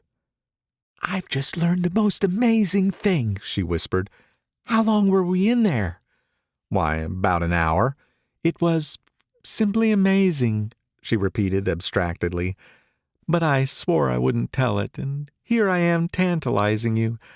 She yawned gracefully in my face. "Please come and see me. Phone book under the name of Mrs. Sigourney Howard, my aunt." She was hurrying off as she talked. Her brown hand waved a jaunty salute as she melted into her party at the door. Rather ashamed that on my first appearance I had stayed so late, I enjoyed the last of Gatsby's guests who were clustered around him. I wanted to explain that I'd hunted for him early in the evening and to apologize for not having known him in the garden. "Don't mention it," he enjoined me eagerly. "Don't give it another thought, old sport." The familiar expression held no more familiarity than the hand which reassuringly brushed my shoulder. "And don't forget, we're going up in the hydroplane tomorrow morning at 9 o'clock. Then the butler, behind his shoulder. "Philadelphia wants you on the phone, sir." "All right, in a minute. Tell them I'll be right there. Good night." "Good night." "Good night," he smiled, and suddenly there seemed to be a pleasant significance in having been among the last to go, as if he had desired it all the time. "Good night, old sport. Good night." But as I walked down the steps, I saw that the evening was not quite over. 50 feet from the door, a dozen headlights illuminated a bizarre and tumultuous scene. In the ditch beside the road, right side up but violently shorn of one wheel, rested a new coupe which had left Gatsby's drive not 2 minutes before. The sharp jut of the wall accounted for the detachment of the wheel, which was now getting considerable attention from half a dozen curious chauffeurs. However, as they left their cars blocking the road, a harsh discordant din from those in the rear had been audible for some time, and added to the already violent confusion of the scene. A man in a long duster had dismounted from the wreck, and now stood in the middle of the road, looking from the car to the tire, and from the tire to the observers in a pleasant, puzzled way. "See," he explained, "it went in the ditch." The fact was infinitely astonishing to him, and I recognized first the unusual quality of wonder, and then the man. It was the late patron of Gatsby's library. "How'd it happen?" He shrugged his shoulders. "I know nothing whatever about mechanics," he said decisively. "But how did it happen? Did you run into the wall?" "Don't ask me," said Owl Eyes, washing his hands of the whole matter. "I know very little about driving, next to nothing. It happened. That's all I know." "Well, if you're a poor driver, you oughtn't to be driving at night." "But I wasn't even trying," he explained indignantly. "I wasn't even trying." An awed hush fell upon the bystanders. "Do you want to commit suicide? You're lucky it was just a wheel. A bad driver not even trying?" "You don't understand," explained the criminal. "I wasn't driving. There's another man in the car." The shock that followed this declaration found voice in a sustained "Ah," as the door of the coupe swung slowly open. The crowd, it was now a crowd, stepped back involuntarily, and when the door had opened wide, there was a ghostly pause. Then, very gradually, part by part, a pale, dangling individual stepped out of the wreck, pawed tentatively at the ground with a large, uncertain, dancing shoe. Blinded by the glare of the headlights and confused by the incessant groaning of the horns, the apparition stood swaying for a moment before he perceived the man in the duster. What's matter? He inquired calmly. Did we run out of gas? Look! Half a dozen fingers pointed at the amputated wheel. He stared at it for a moment, and then looked upward as though he suspected that it had dropped from the sky. "It came off," someone explained. He nodded. At first, I didn't notice we'd stopped. A pause. Then, taking a long breath and straightening his shoulders, he remarked in a determined voice, Wonderful. Tell me where there's a gasoline station. At least a dozen men, some of them a little better off than he was, explained to him that wheel and car were no longer joined by any physical bond. Back out, he suggested after a moment. Put her in reverse. But the wheel's off. He hesitated. No harm in trying, he said. The caterwauling horns had reached a crescendo, and I turned away and cut across the lawn toward home. I glanced back once. A wafer of a moon was shining over Gatsby's house, making the night fine as before, and surviving the laughter and the sound of his still glowing garden. A sudden emptiness seemed to flow now from the windows and the great doors, endowing with complete isolation the figure of the host, who stood on the porch, his hand up in a formal gesture of farewell. Reading over what I have written so far, I see I have given the impression that the events of 3 nights several weeks apart were all that absorbed me. On the contrary, they were merely casual events in a crowded summer, and until much later they absorbed me infinitely less than my personal affairs. Most of the time I worked. In the early morning the sun threw my shadow westward as I hurried down the white chasms of lower New York to the Probity Trust. I knew the other clerks and young bond salesmen by their first names, and lunched with them in dark, crowded restaurants on little pig sausages and mashed potatoes and coffee. I even had a short affair with a girl who lived in Jersey City and worked in the accounting department, but her brother began throwing mean looks in my direction, so when she went on her vacation in July, I let it blow quietly away. I took dinner usually at the Yale Club. For some reason it was the gloomiest event of my day, and then I went upstairs to the library and studied investments and securities for a conscientious hour. There were generally a few rioters around, but they never came into the library, so it was a good place to work. After that, if the night was mellow, I strolled down Madison Avenue past the old Murray Hill Hotel and over 33rd Street to the Pennsylvania Station. I began to like New York, the racy, adventurous feel of it at night, and the satisfaction that the constant flicker of men and women and machines gives to the restless eye. I liked to walk up Fifth Avenue and pick out romantic women from the crowd and imagine that in a few minutes I was going to enter into their lives, and no one would ever know or disapprove. Sometimes in my mind I followed them to their apartments on the corners of hidden streets, and they turned and smiled back at me before they faded through a door into warm darkness. At the enchanted metropolitan twilight I felt a haunting loneliness sometimes, and felt it in others. Poor young clerks who loitered in front of windows waiting until it was time for a solitary restaurant dinner. Young clerks in the dusk, wasting the most poignant moments of night and life. Again at 8 o'clock, when the dark lanes of the 40s were lined 5 deep with throbbing taxicabs, bound for the theater district, I felt a sinking in my heart. Forms leaned together in the taxis as they waited, and voices sang, and there was laughter from unheard jokes, and lighted cigarettes made unintelligible circles inside. Imagining that I too was hurrying towards gaiety and sharing their intimate excitement, I wished them well.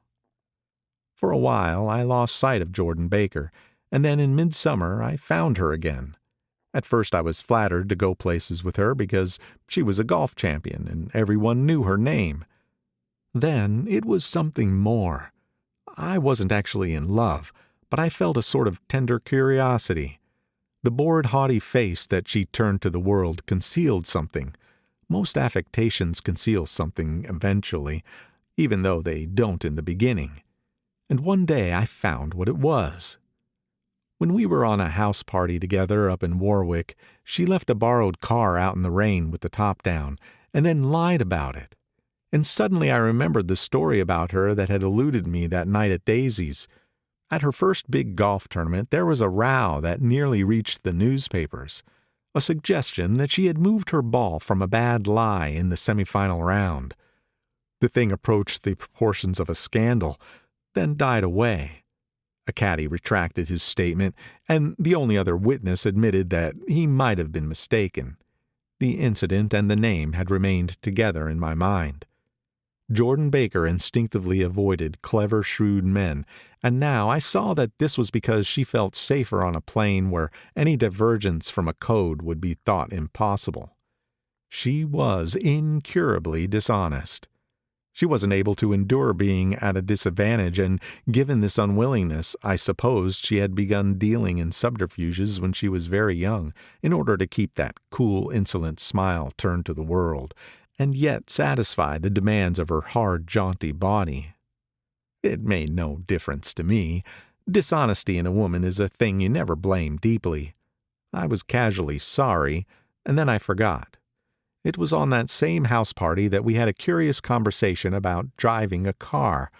It started out because she passed so close to some workman that our fender flicked a button on the man's coat. "You're a rotten driver," I protested.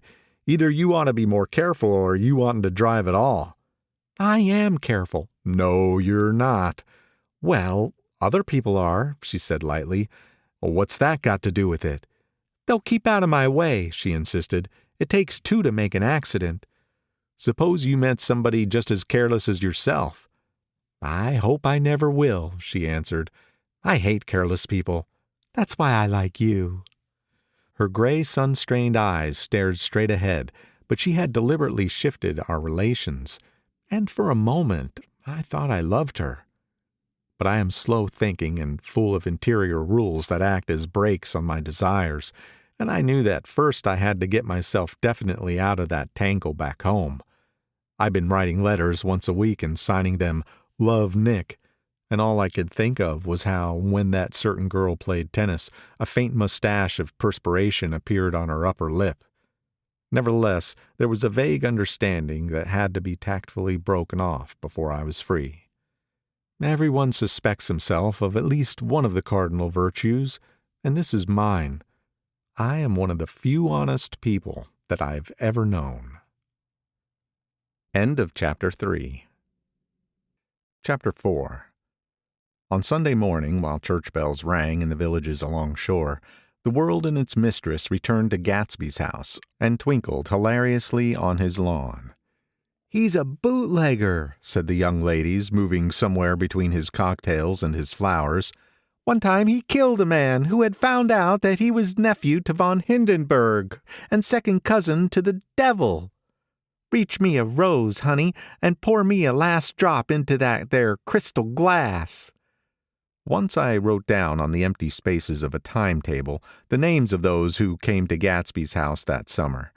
It is an old timetable now, disintegrating at its folds, and headed "This schedule in effect July 5th, 1922.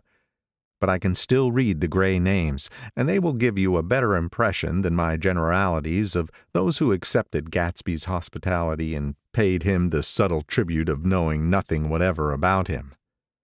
From East Egg, then, came the Chester Beckers and the Leaches, and a man named Bunsen, whom I knew at Yale, and a Dr. Webster Civet, who was drowned last summer up in Maine, and the Hornbeams and the Willie Voltaires, and a whole clan named Blackbuck, who always gathered in a corner and flipped up their noses like goats at whoever came near, and the Ismays and the Christies, or rather Hubert Auerbach and Mr. Christie's wife, and Edgar Beaver, whose hair, they say, turned cotton white one winter afternoon for no good reason at all.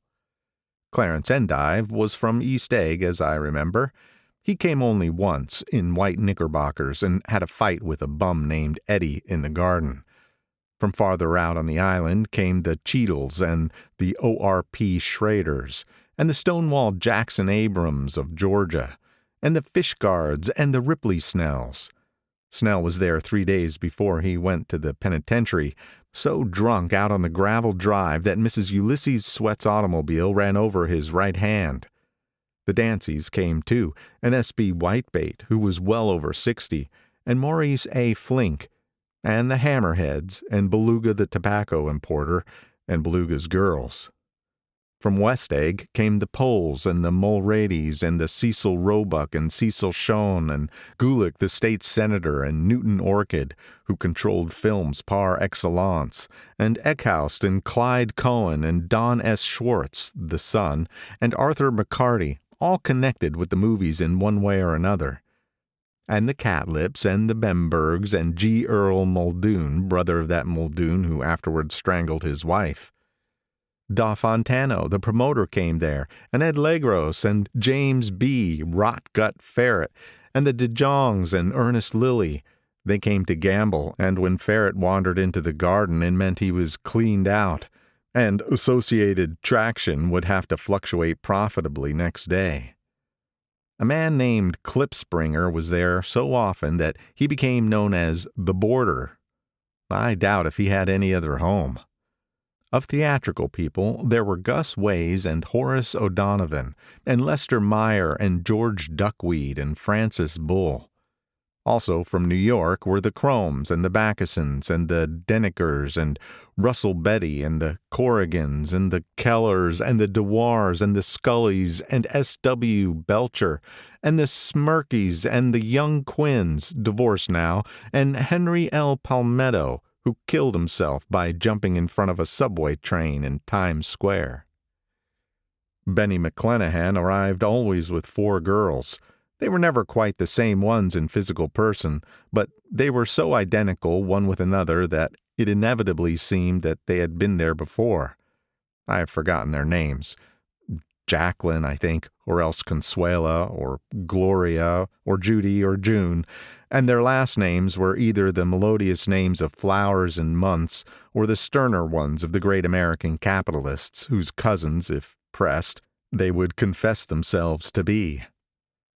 In addition to all these, I can remember that Faustina O'Brien came there at least once, and the Bedecker girls, and young Brewer, who had his nose shot off in the war, and Mr. Albruxberger and Miss Hagg, his fiancée, and Ardita Fitzpeters and Mr. P. Jewett, once head of the American Legion, with a man reputed to be her chauffeur, and a prince of something who we called Duke, and whose name, if I ever knew it, I have forgotten.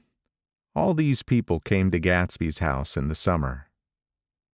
At 9 o'clock one morning late in July, Gatsby's gorgeous car lurched up the rocky drive to my door and gave out a burst of melody from its 3-noted horn. It was the first time he had called on me, though I had gone to 2 of his parties, mounted in his hydroplane and, at his urgent invitation, made frequent use of his beach. "Good morning, old sport. You're having lunch with me today, and I thought we'd ride up together." He was balancing himself on the dashboard of his car, with that resourcefulness of movement that is so peculiarly American.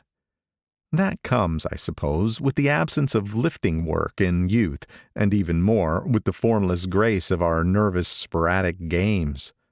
This quality was continually breaking through his punctilious manner in the shape of restlessness. He was never quite still.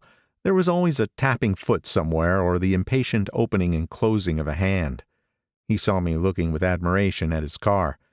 "It's pretty, isn't it, old sport?" He jumped off and gave me a better view. "Have you ever seen it before?" I'd seen it. Everybody had seen it. It was a rich cream color, bright with nickel, swollen here and there in its monstrous length with triumphant hat boxes and supper boxes and tool boxes, and terraced with a labyrinth of windshields that mirrored a dozen suns.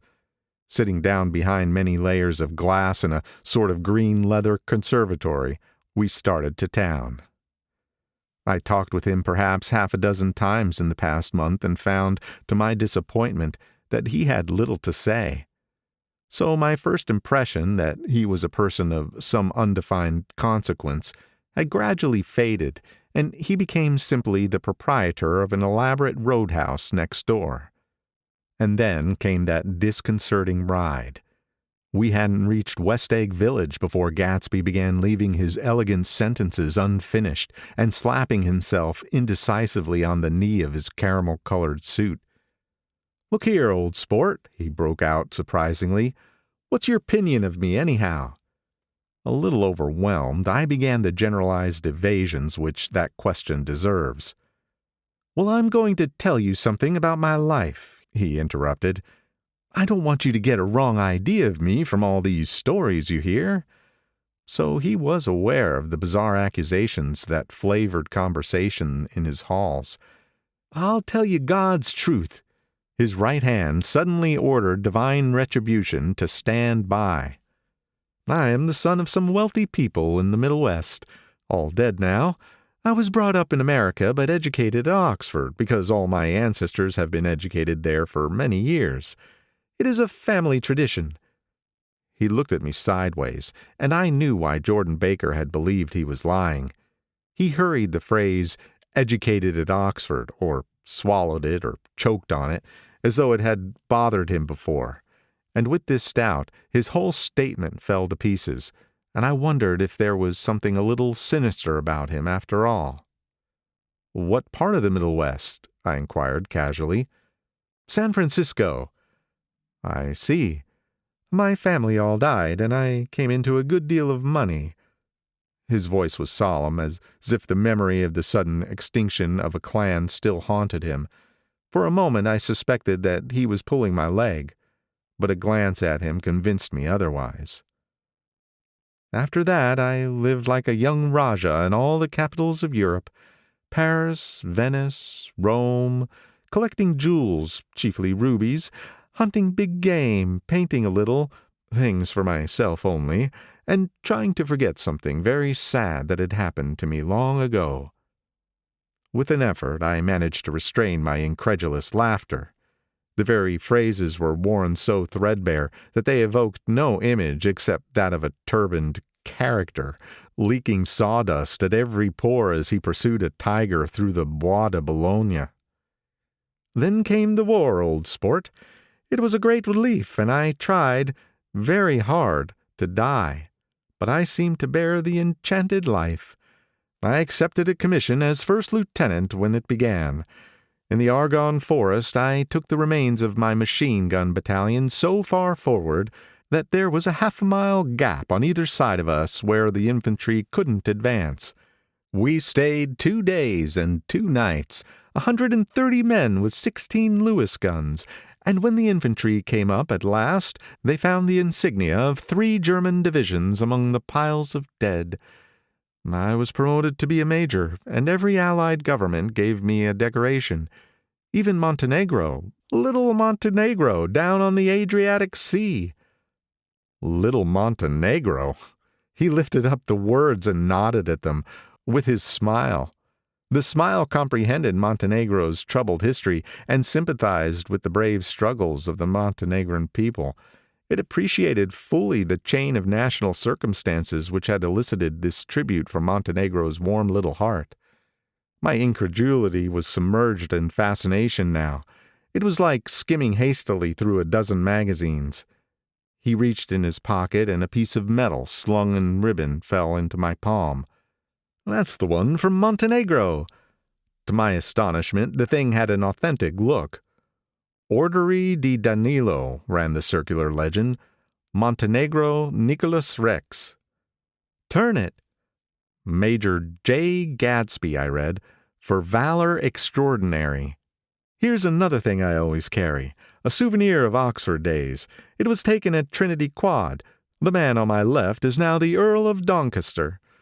It was a photograph of half a dozen young men in blazers loafing in an archway through which were visible a host of spires.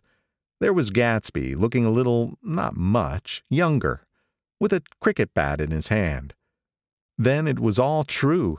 I saw the skins of tigers flaming in his palace on the Grand Canal. I saw him opening a chest of rubies to ease, with their crimson-lighted depths, the gnawings of his broken heart. "I'm going to make a big request of you today," he said, pocketing his souvenirs with satisfaction. "So I thought you ought to know something about me. I didn't want you to think I was just some nobody. You see, I usually find myself among strangers because I drift here and there, trying to forget the sad things that happened to me." He hesitated. "You'll hear about it this afternoon." At lunch? No, this afternoon. I happened to find out that you're taking Miss Baker to tea. Do you mean that you're in love with Miss Baker? No, old sport, I'm not.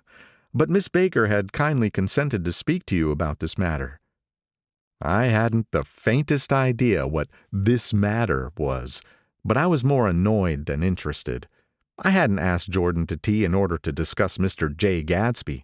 I was sure the request would be something utterly fantastic, and for a moment I was sorry I'd ever set foot upon his overpopulated lawn. He wouldn't say another word. His correctness grew on him as we neared the city. We passed Port Roosevelt, where there was a glimpse of red-belted ocean-going ships, and sped along a cobbled slum lined with the dark, undeserted saloons of the faded gilt 1900s. Then the Valley of Ashes opened out on both sides of us, and I had a glimpse of Mrs. Wilson straining at the garage pump with panting vitality as we went by. With fenders spread like wings, we scattered light through half Astoria. Only half, for as we twisted among the pillars of the elevated, I heard the familiar jug-jug spat of a motorcycle, and a frantic policeman rode alongside. "All right, old sport," called Gatsby. We slowed down. Taking a white card from his wallet, we waved it before the man's eyes. "Right you are," agreed the policeman, tipping his cap. "Know you next time, Mr. Gatsby. Excuse me." "What was that?" I inquired. "The picture of Oxford?" "I was able to do the commissioner a favor once, and he sends me a Christmas card every year." Over the great bridge, with the sunlight through the girders making a constant flicker upon the moving cars, with the city rising up across the river in white heaps and sugar lumps, all built with a wish out of non-olfactory money. The city seen from the Queensboro Bridge is always the city seen for the first time, in its first wild promise of all the mystery and the beauty in the world. A dead man passed us in a hearse heaped with blooms, followed by 2 carriages with drawn blinds, and by more cheerful carriages for friends.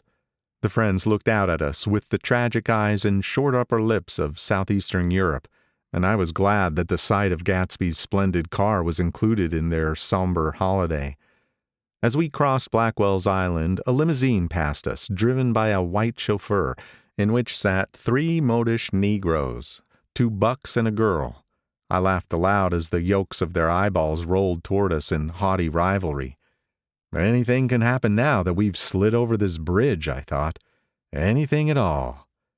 Even Gatsby could happen, without any particular wonder. Roaring noon.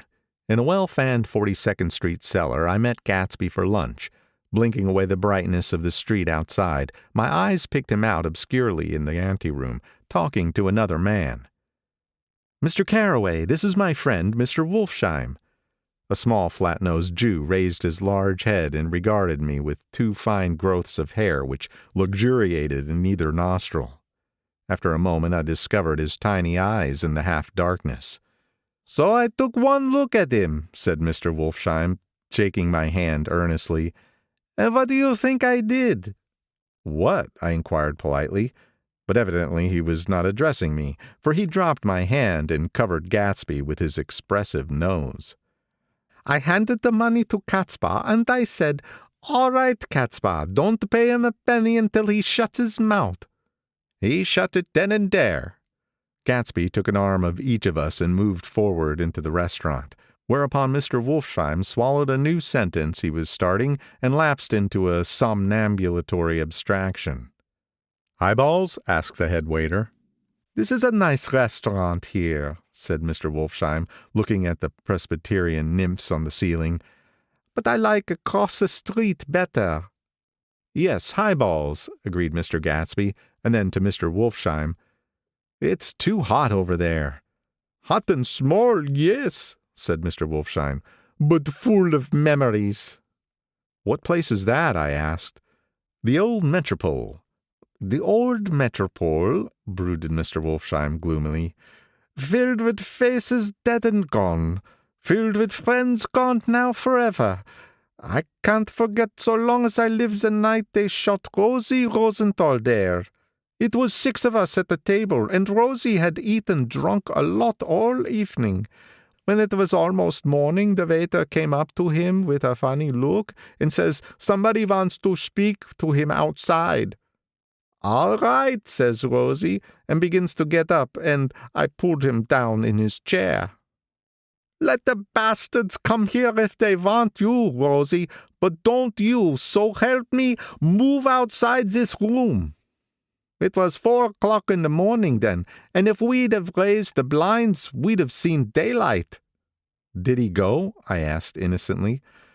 Sure he went. Mr. Wolfsheim's nose flashed at me indignantly. He turned around in the door and says, "Don't let that waiter take away my coffee." And then he went out on the sidewalk, and they shot him 3 times in his full belly and drove away. 4 of them were electrocuted, I said, remembering. 5 with Becca. His nostrils turned to me in an interested way. I understand you're looking for a business connection. The juxtaposition of these 2 remarks was startling. Gatsby answered for me. "Oh, no," he exclaimed. "This isn't the man." "No?" Mr. Wolfsheim seemed disappointed. "This is just a friend. I told you we'd talk about that some other time." "I beg your pardon," said Mr. Wolfsheim. "I had the wrong man." A succulent hash arrived, and Mr. Wolfsheim, forgetting the more sentimental atmosphere of the old metropole, began to eat with ferocious delicacy. His eyes, meanwhile, roved very slowly all around the room. He completed the arc by turning to inspect the people directly behind. I think that, except for my presence, he would have taken one short glance beneath our own table. "Look here, old sport," said Gatsby, leaning toward me.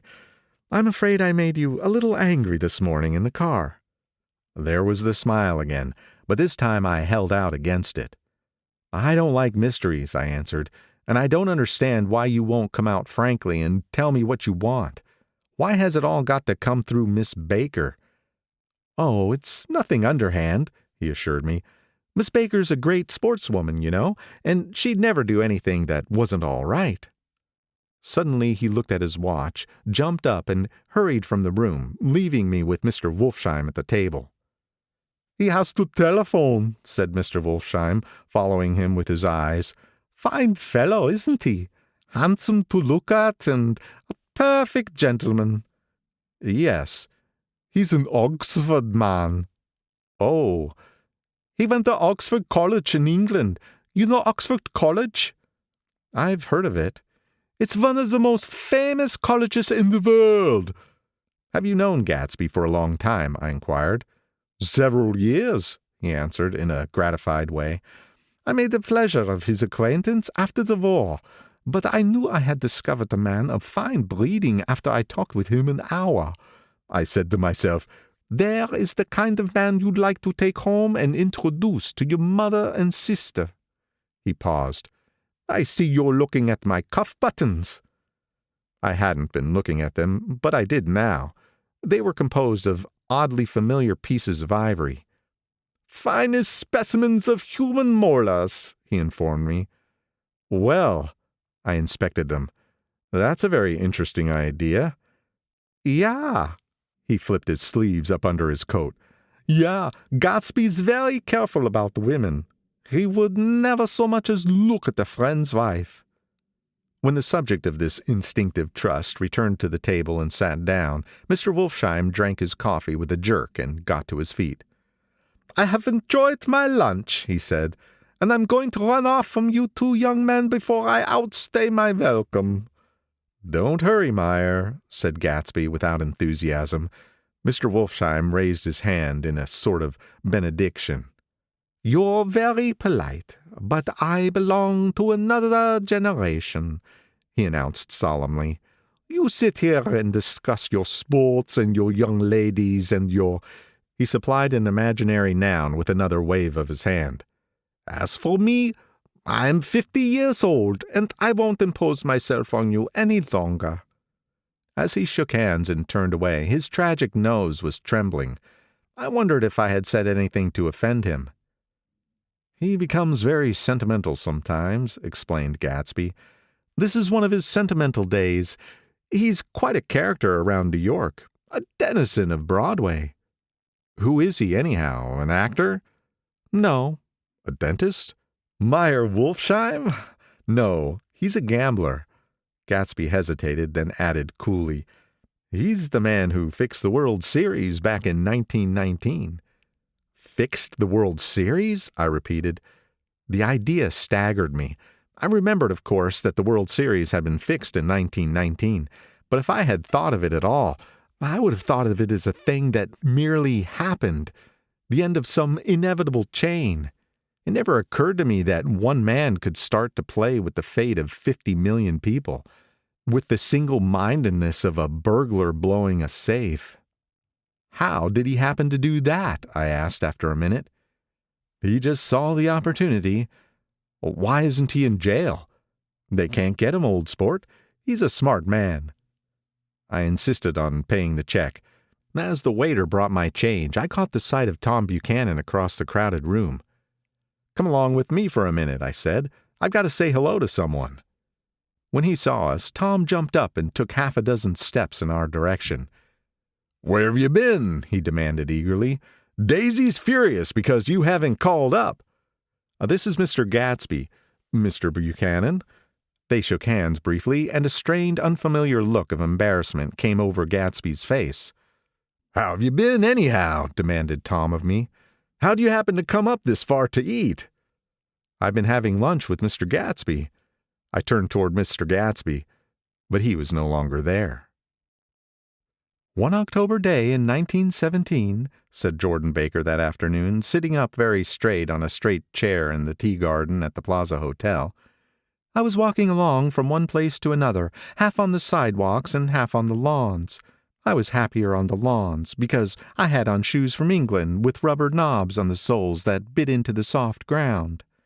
I had on a new plaid skirt also that blew a little in the wind, and whenever this happened the red, white, and blue banners in front of all the houses stretched out stiff and said, "Tut, tut, tut, tut," in a disapproving way. The largest of the banners and the largest of the lawns belonged to Daisy Fay's house. She was just 18, 2 years older than me, and by far the most popular of all the young girls in Louisville. She dressed in white and had a little white roadster, and all day long the telephone rang in her house, and excited young officers from Camp Taylor demanded the privilege of monopolizing her that night. Anyways, for an hour. When I came beside her house that morning, her white roadster was beside the curb, and she was sitting in it with a lieutenant I had never seen before. They were so engrossed in each other that she didn't see me until I was 5 feet away.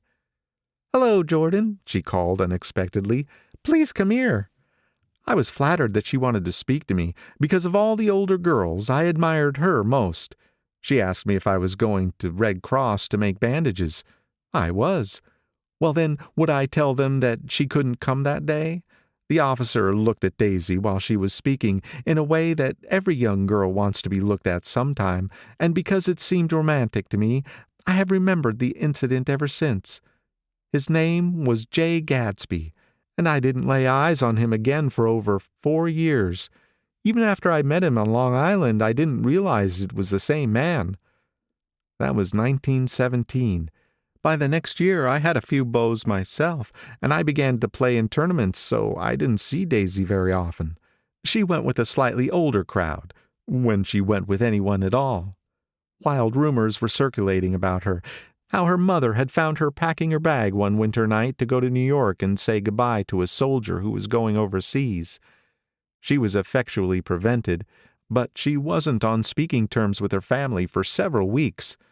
After that, she didn't play around with the soldiers anymore, but only with a few flat-footed, short-sighted young men in town who couldn't get into the army at all.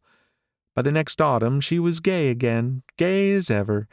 She had a debut after the armistice, and in February she was presumably engaged to a man from New Orleans. In June she married Tom Buchanan of Chicago, with more pomp and circumstance than Louisville ever knew before. He came down with 100 people in 4 private cars, and hired a whole floor of the Mulbach Hotel, and the day before the wedding he gave her a string of pearls valued at $350,000. I was a bridesmaid, I came into her room half an hour before the bridal dinner and found her lying on her bed as lovely as the June night in her flowered dress, and as drunk as a monkey. She had a bottle of Sauterne in one hand and a letter in the other. "Congratulate me," she muttered. "Never had a drink before, but oh, how I do enjoy it. What's the matter, Daisy? I was scared, I can tell you. I never seen a girl like that before. Here, dearies." She groped around in a wastebasket she had with her on the bed and pulled out the string of pearls. "Take 'em downstairs and give 'em back to whoever they belong to. Tell 'em all Daisy's change her mind. Say, Daisy's change her mind." She began to cry. She cried and cried. I rushed out and found her mother's maid, and we locked the door and got her into a cold bath. She wouldn't let go of the letter. She took it into the tub with her and squeezed it up into a wet ball, and only let me leave it in the soap dish when she saw that it was coming to pieces like snow. But she didn't say another word. We gave her spirits of ammonia and put ice on her forehead and hooked her back into her dress, and half an hour later, when we walked out of the room, the pearls were around her neck and the incident was over. Next day at 5 o'clock she married Tom Buchanan without so much as a shiver, and started off on a 3 months' trip to the South Seas. I saw them in Santa Barbara when they came back, and I thought I'd never seen a girl so mad about her husband. If he left the room for a minute, she'd look around uneasily and say, "Where's Tom gone?" and wear the most abstracted expression until she saw him coming in the door. She used to sit on the sand with his head in her lap by the hour, rubbing her fingers over his eyes and looking at him with unfathomable delight. It was touching to see them together. It made you laugh in a hushed, fascinated way. That was in August. A week after I left Santa Barbara, Tom ran into a wagon on the Ventura Road one night and ripped a front wheel off his car.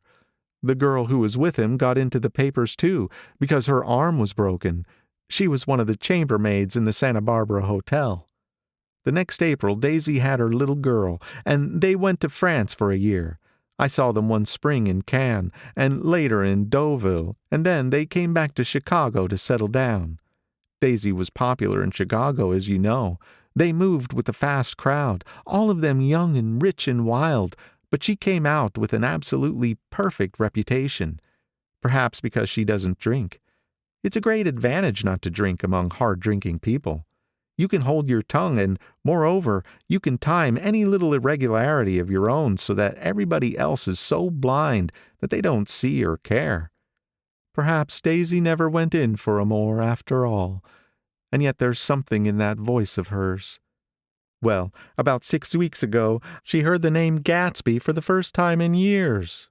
It was when I asked you, do you remember, if you knew Gatsby in West Egg. After you had gone home, she came into my room and woke me up and said, "What Gatsby?" And when I described him, I was half asleep. She said in the strangest voice that it must be the man she used to know. It wasn't until then that I connected this Gatsby with the officer in her white car. When Jordan Baker had finished telling all this, we had left the plaza for half an hour and were driving in a Victoria through Central Park.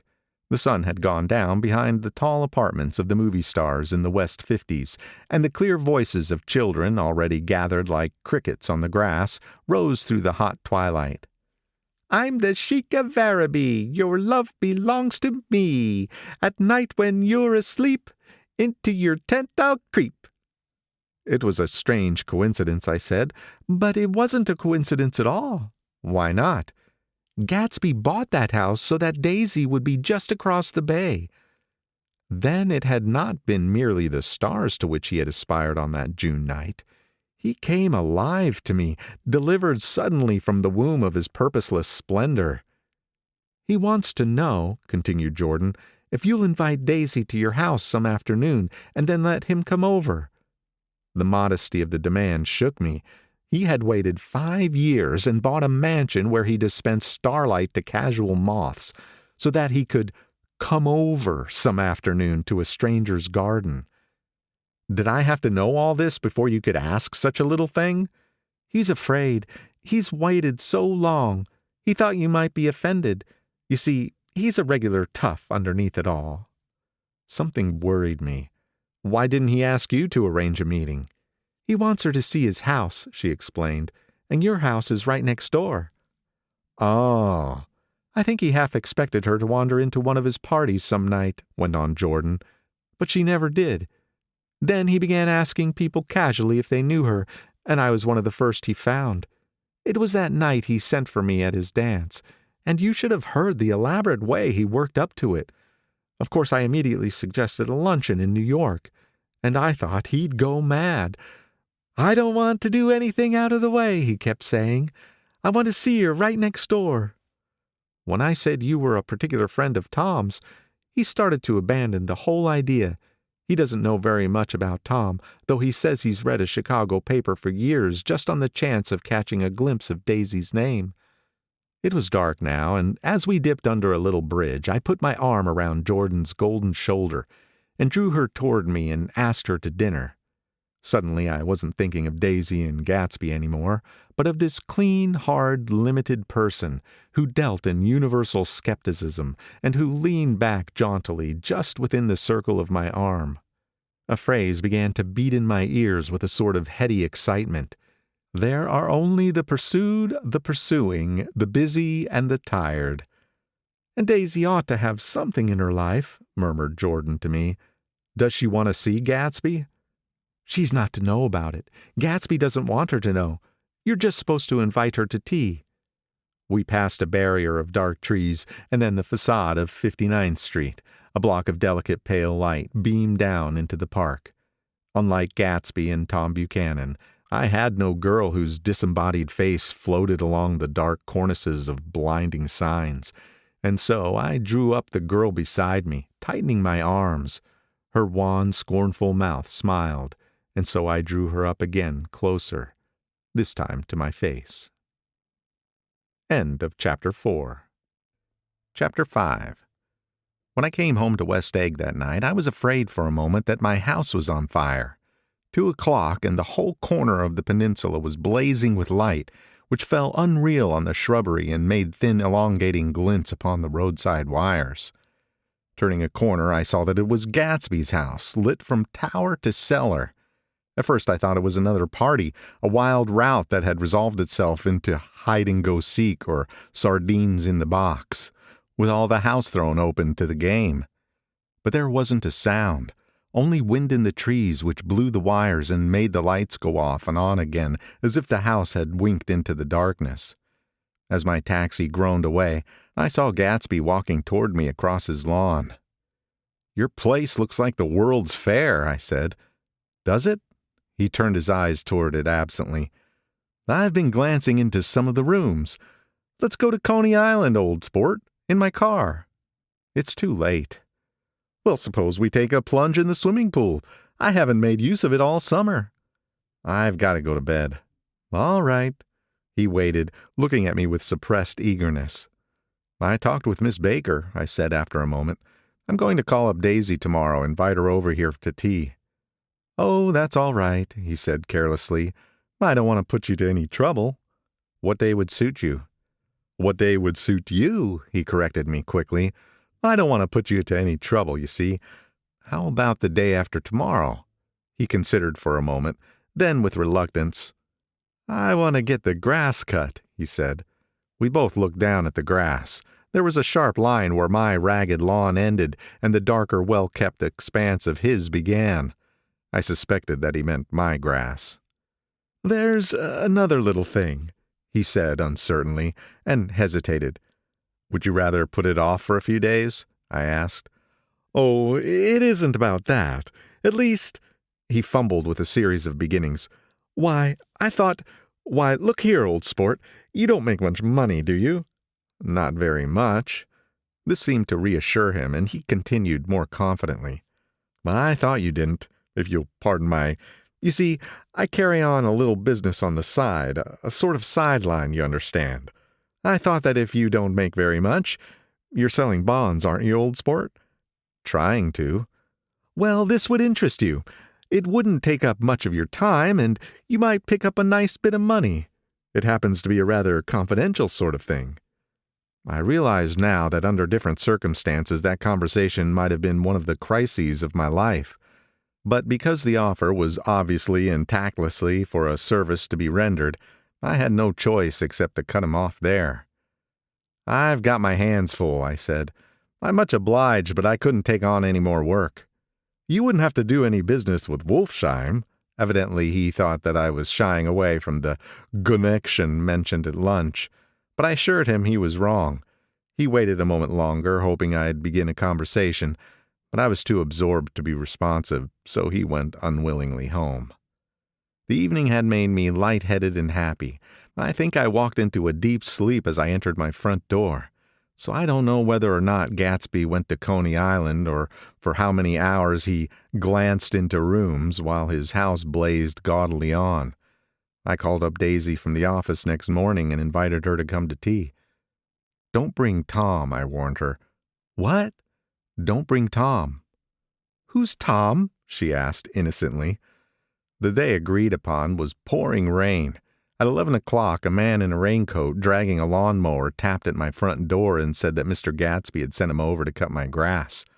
This reminded me that I had forgotten to tell my Finn to come back, so I drove into West Egg Village to search for her among soggy whitewashed alleys and to buy some cups and lemons and flowers.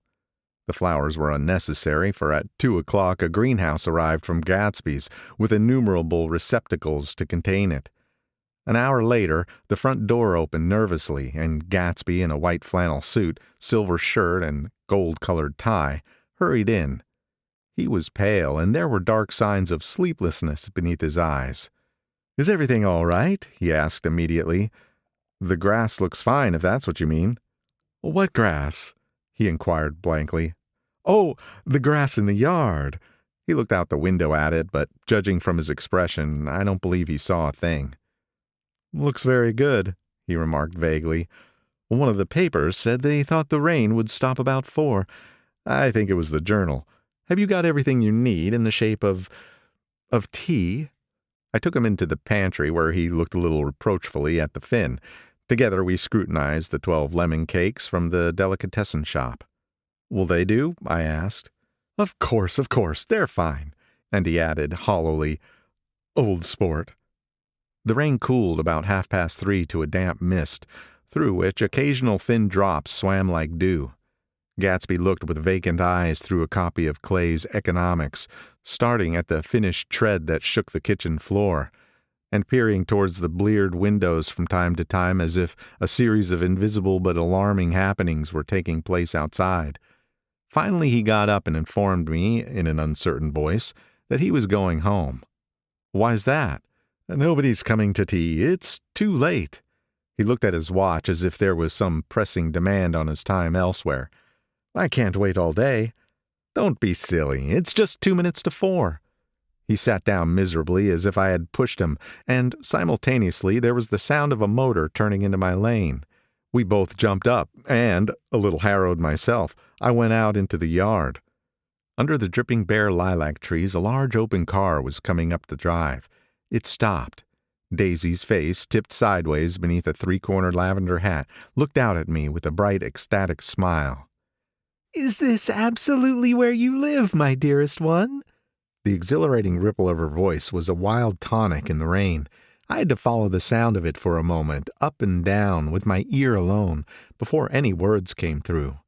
A damp streak of hair lay like a dash of blue paint across her cheek, and her hand was wet with glistening drops as I took it to help her from the car. "Are you in love with me?" she said low in my ear. "Or why did I have to come alone?" "That's the secret of Castle Rackrent. Tell your chauffeur to go far away and spend an hour." "Come back in an hour, Ferdy." Then, in a grave murmur, "His name is Ferdy." "Does the gasoline affect his nose?" "I don't think so," she said innocently. "Why?" We went in. To my overwhelming surprise, the living room was deserted. "Well, that's funny," I exclaimed. "What's funny?" She turned her head as there was a light, dignified knocking at the front door. I went out and opened it. Gatsby, pale as death, with his hands plunged like weights in his coat pockets, was standing in a puddle of water, glaring tragically into my eyes. With his hands still in his coat pockets, he stalked by me into the hall, turned sharply as if he were on a wire, and disappeared into the living room. It wasn't a bit funny. Aware of the loud beating of my own heart, I pulled the door to against the increasing rain. For half a minute there wasn't a sound. Then from the living room I heard a sort of choking murmur and part of a laugh, followed by Daisy's voice on a clear artificial note. "I certainly am awfully glad to see you again." A pause. It endured horribly.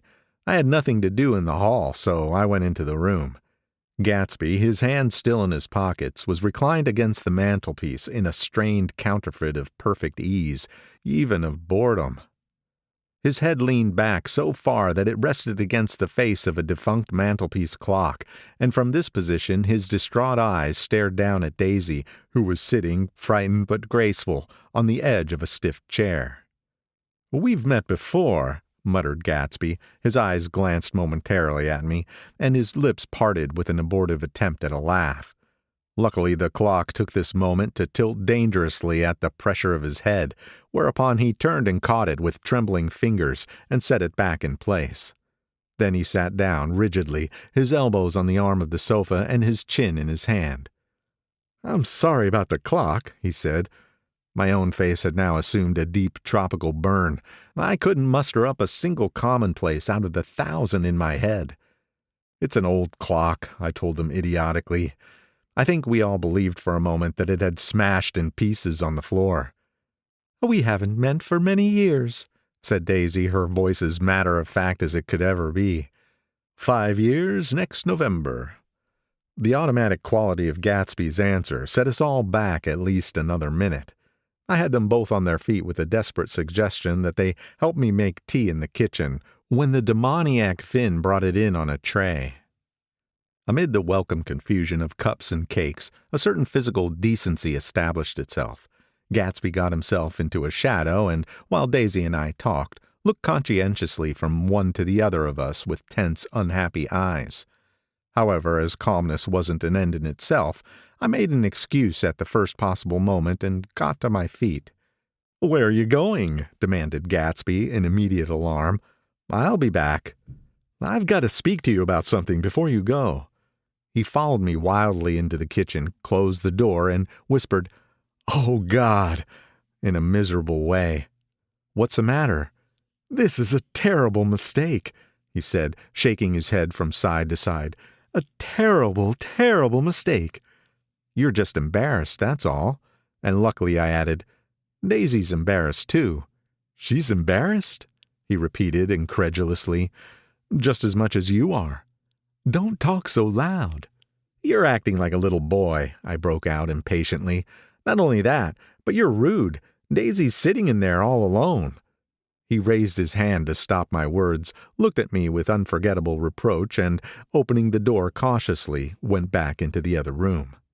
I walked out the back way, just as Gatsby had when he had made his nervous circuit of the house half an hour before, and ran for a huge black-knotted tree whose massed leaves made a fabric against the rain. Once more it was pouring, and my irregular lawn, well shaved by Gatsby's gardener, abounded in small muddy swamps and prehistoric marshes. There was nothing to look at from under the tree except Gatsby's enormous house, so I stared at it, like Kant at his church steeple, for half an hour. A brewer had built it early in the period craze, a decade before, and there was a story that he'd agreed to pay 5 years' taxes on all the neighboring cottages if the owners would have their roofs thatched with straw. Perhaps their refusal took the heart out of his plan to found a family, so he went into an immediate decline. His children sold his house with the black wreath still on the door. Americans, while willing, even eager, to be serfs, have always been obstinate about being peasantry.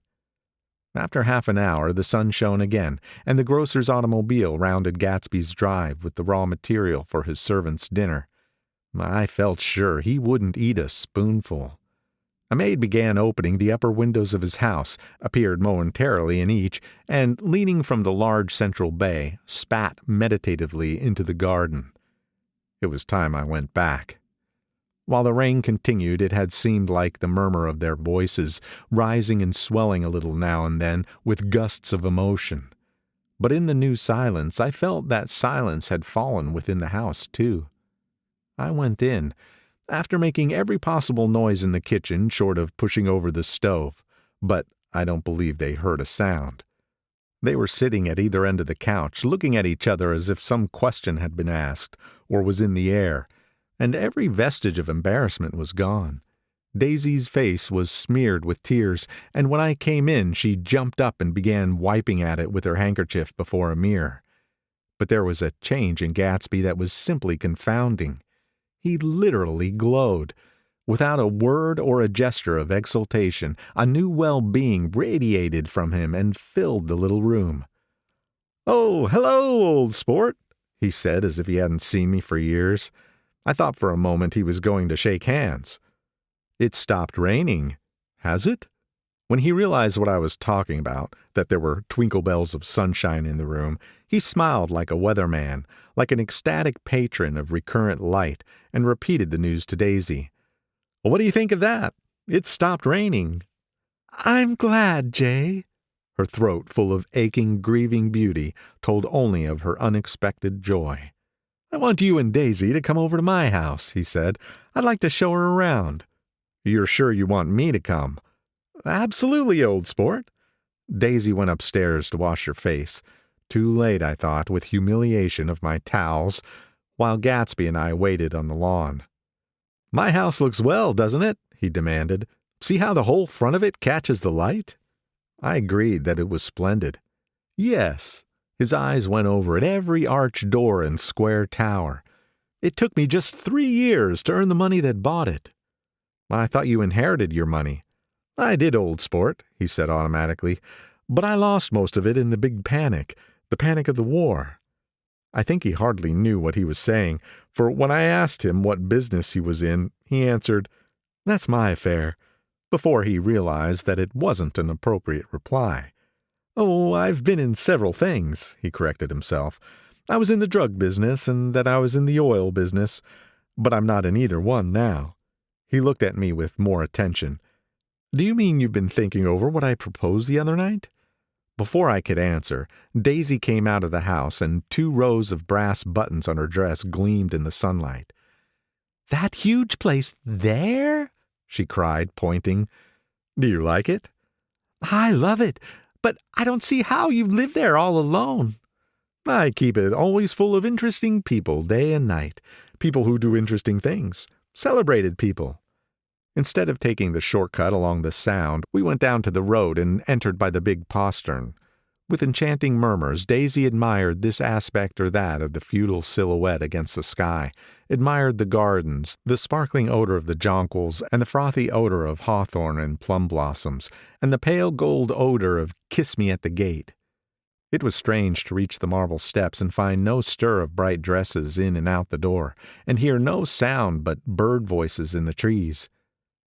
And inside, as we wandered through Marie Antoinette music rooms and restoration salons, I felt that there were guests concealed behind every couch and table, under orders to be breathlessly silent until we had passed through.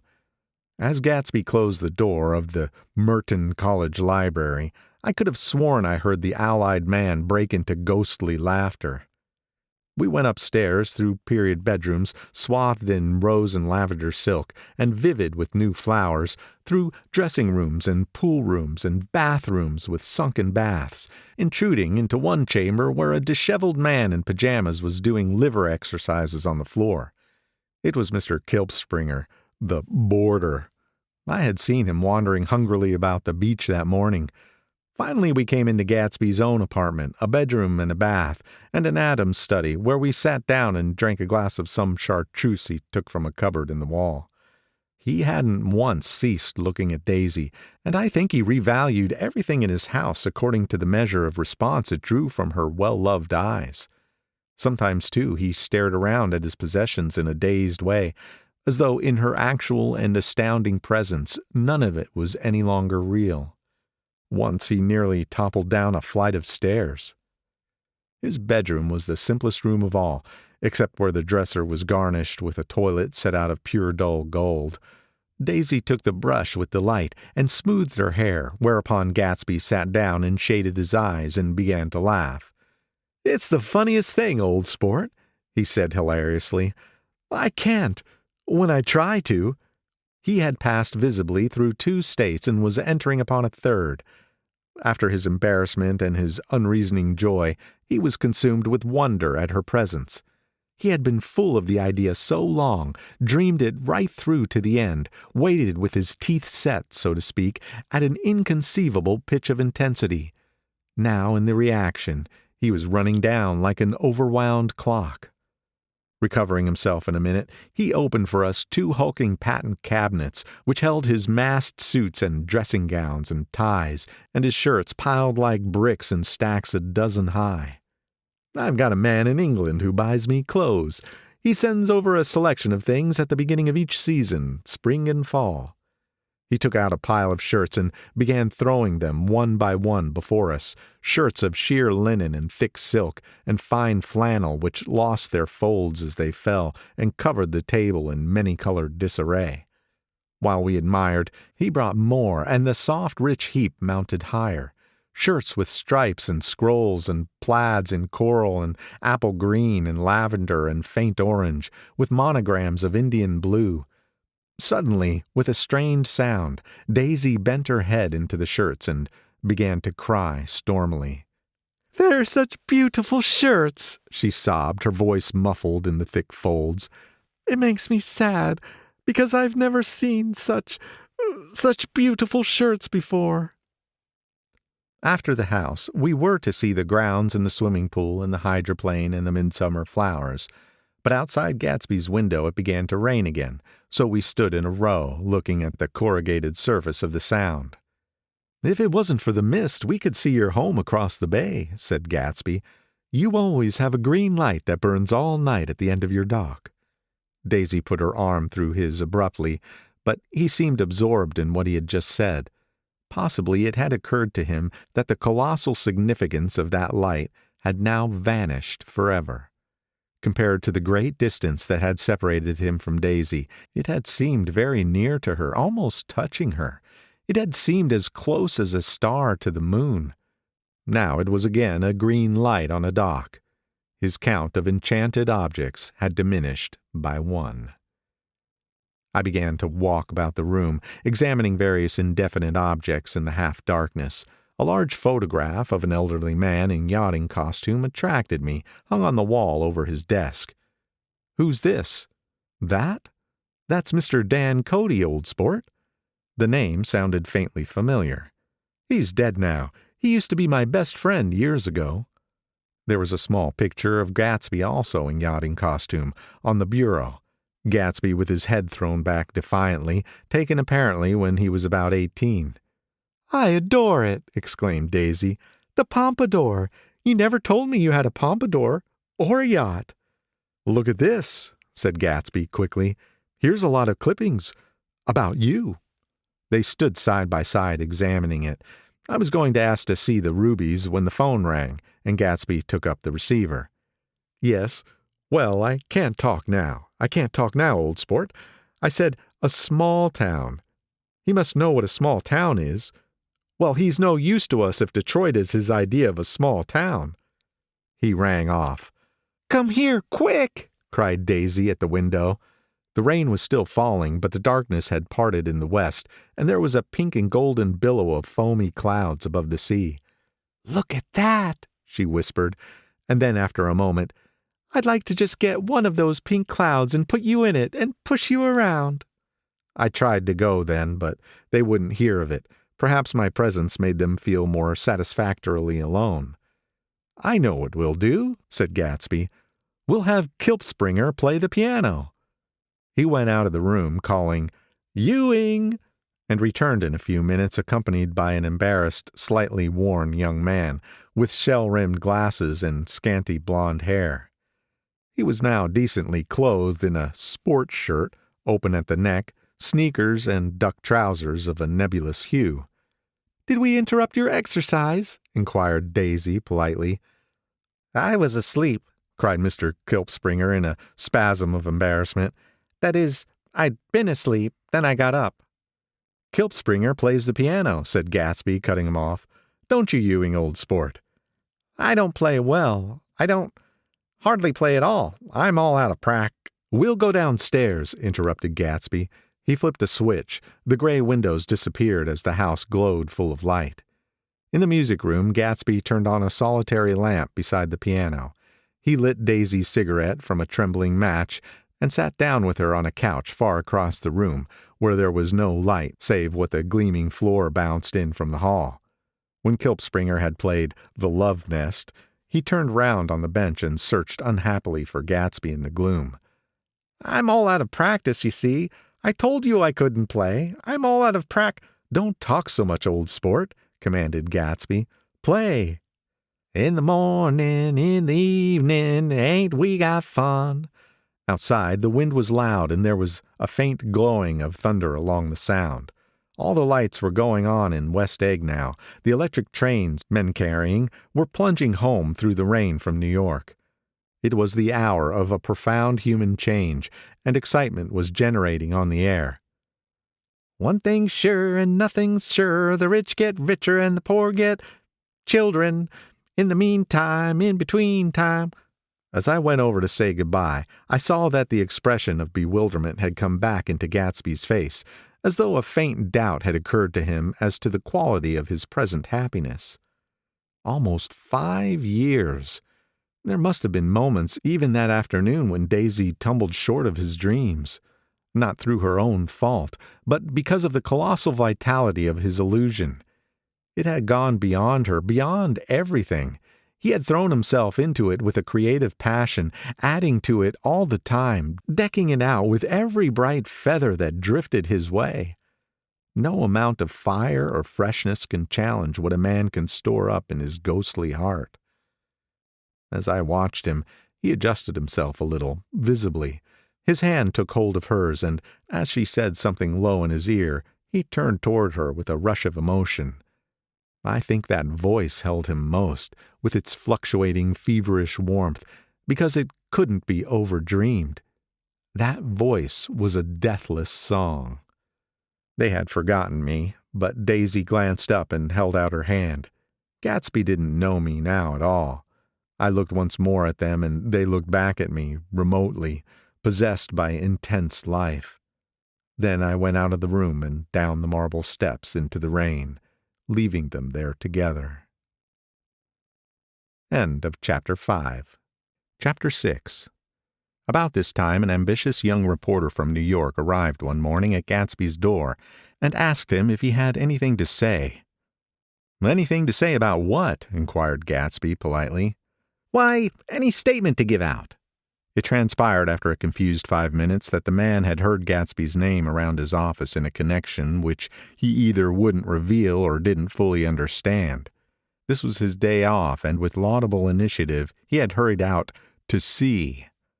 It was a random shot, and yet the reporter's instinct was right. Gatsby's notoriety, spread about by the hundreds who had accepted his hospitality and become authorities upon his past, had increased all summer until he fell just short of being news. Contemporary legends, such as the underground pipeline to Canada, attached themselves to him, and there was one persistent story that he didn't live in a house at all, but in a boat that looked like a house and was moved secretly up and down the Long Island shore. Just why these inventions were a source of satisfaction to James Gatz of North Dakota isn't easy to say. James Gatz. That was really, or at least legally, his name. He had changed it at the age of 17 and at the specific moment that witnessed the beginning of his career. When he saw Dan Cody's yacht drop anchor over the most insidious flat on Lake Superior. It was James Gatz who had been loafing along the beach that afternoon in a torn green jersey and a pair of canvas pants.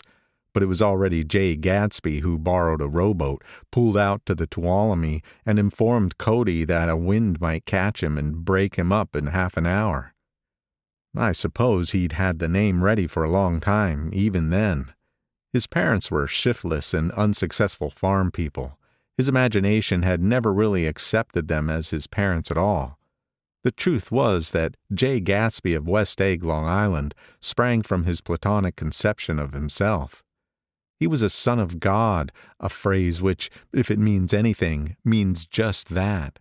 And he must be about his father's business, the service of a vast, vulgar, and meretricious beauty. So he invented just the sort of J. Gatsby that a 17-year-old boy would be likely to invent, and to this conception he was faithful to the end. For over a year he had been beating his way along the south shore of Lake Superior as a clam digger and a salmon fisher, or in any other capacity that brought him food and bed. His brown, hardening body lived naturally through the half-fierce, half-lazy world of the bracing days. He knew women early, and since they spoiled him, he became contemptuous of them, of young virgins because they were ignorant, of the others because they were hysterical about things which, in his overwhelming self-absorption, he took for granted. But his heart was in a constant turbulent riot. The most grotesque and fantastic conceits haunted him in his bed at night.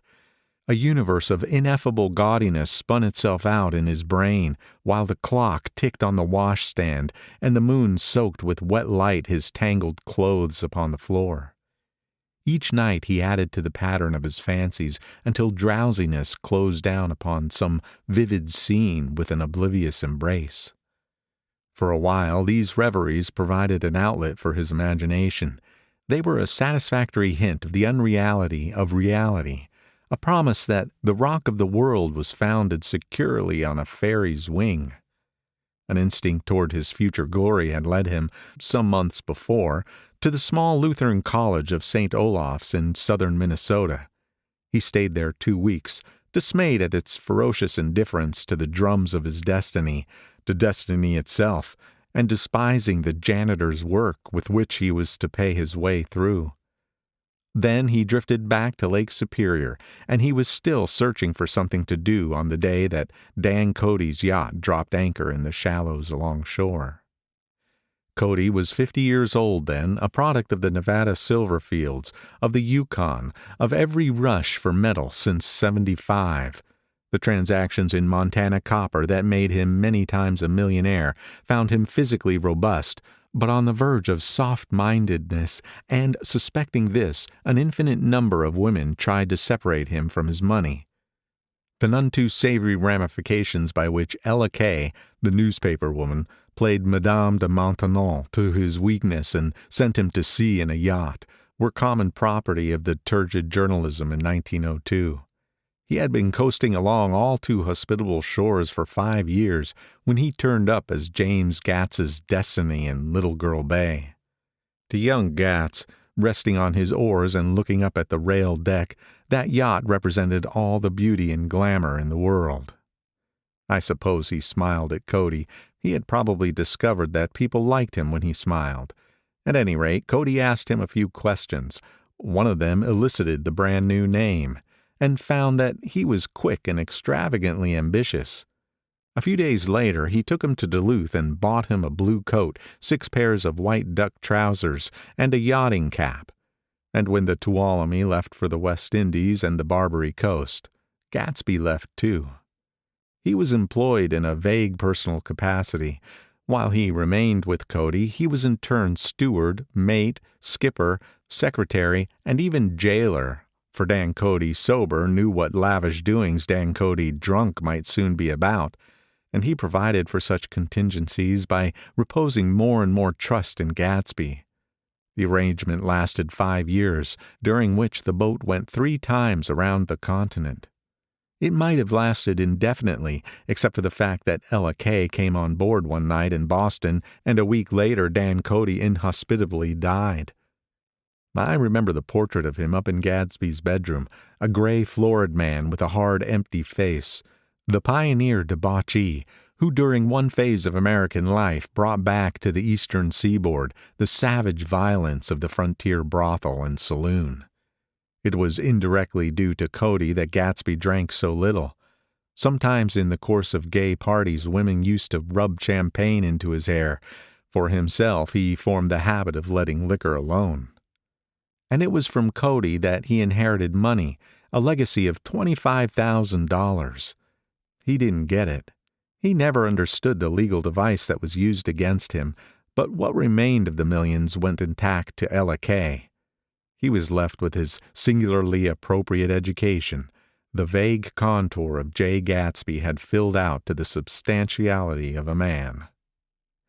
He told me all this very much later, but I've put it down here with the idea of exploding those first wild rumors about his antecedents, which weren't even faintly true.